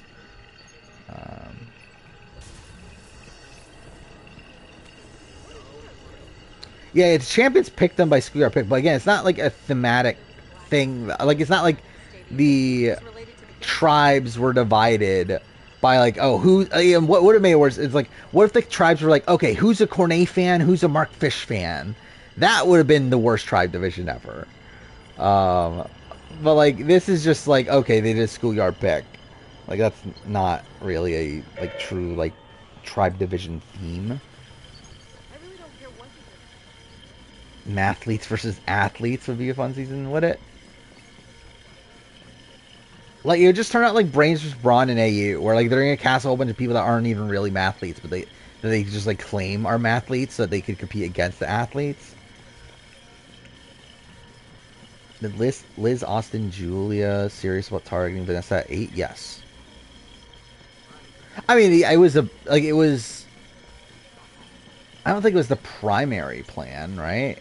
But I think that was definitely something they greatly considered. Obviously, they don't go through with it.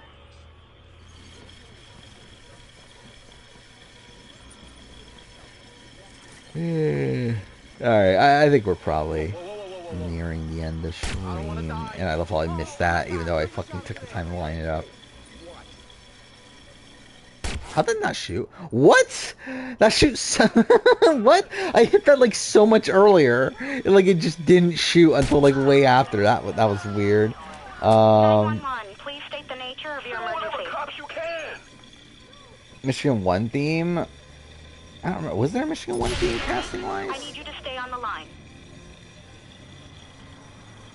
Like I know some of them have like weird things of like, okay, you're like people that like all go to the same like style of college and that sort of thing, right? But I don't remember if the first season did that. I'm hearing gunfire. CTOS can't authorize initializing search for suspect now. I think season 2 had some sort of casting theme, right? Like that. And then season 4 was one where I believe it was broken up between like STEM or something. I forgot what the actual breakdown is, but it was a dumb one because like all of the strong people got on like one tribe and all the weak people went on the other tribe, and that didn't work out.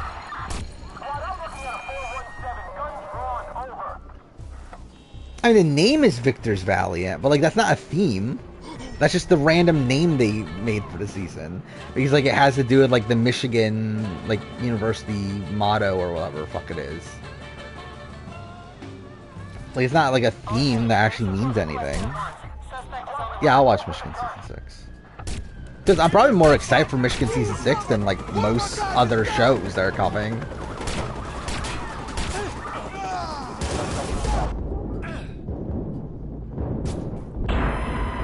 Is it stupid? I think it's a fine name. I think there's much dumber fucking college survivor names.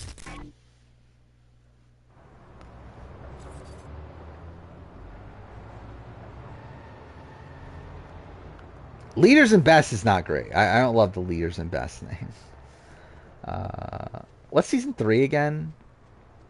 Mazed and Confused. That's also pretty bad. Mazed and Confused. Again, great season, but the fucking name is shit. Season 4 is Wolverine Wars. That's fine. Then obviously All Stars. Actually, what's season 6 called? Oh, Michigan Difference, right? Which that's a bad name. I think that's a pretty bad name too. I feel like Ohio has some pretty bad names. What was or at least Time and Change. What was Time and Change's names? Like I know Our Honor Defend is season 2, right? Urban Legends is season 3. That's like whatever. Season 4, Ohio's Praise. Season 1, Buckeye Battles.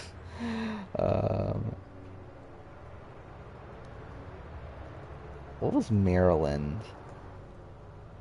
Like Maryland is what? Maryland Outback, which that's whatever. Terrapin Trials, which that's fine. Guts and Glory is fine. But then what are the Gen 2 ones? Because I feel like those aren't great. I guess it's whatever. New Beginnings, that's like generic, but whatever. Major Conflict, that's whatever also. What's season 8's name? Well, so when the fuck is Maryland season 8 gonna fucking come? Which I know he's working on it, but still. Like, it's literally been... When was season 7 finale? December 2020. Like, it's so funny. Like, when was the season filmed? At this point. Winner Takes All, that's a shit name for a season. Did I say fucking come? Why did I say that? Does Josh go home if he wasn't sitting next to Ramses? I mean, depends on who he's sitting next to. I think there's certain situations where he does, certain situations where he doesn't.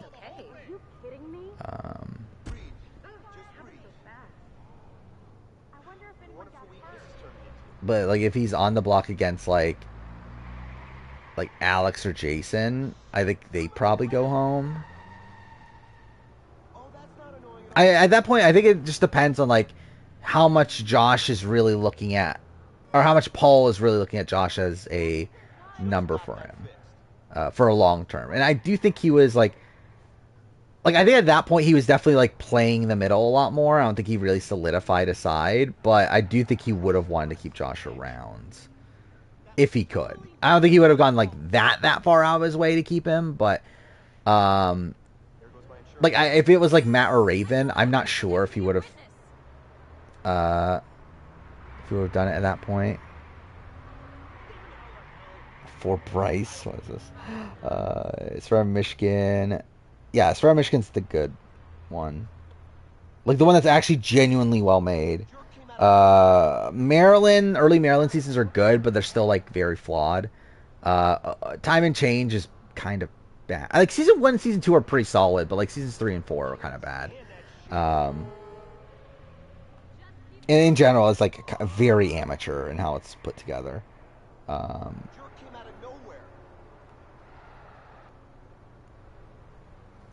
Okay, what's this? I know he's working on that stuff. Fucking calm. I know he's working on that stuff. Fucking Wait, what am I even saying at the end? I know he's working on that stuff. Oh. Fucking calm. Oh, it's when I said, when is Maryland gonna fucking come? Is that what I said? Okay, yeah. I didn't realize I said that, but yeah, that is something I said. I think that's him. Does Felicia survive again? Do nothing she did? Pretty much, yeah. I believe she thinks she saved herself, right? 911, state your emergency, please. But yeah, Listen to me. You need to send as it's not many due to police her. as you can. The vigilante is Michigan 2 is good.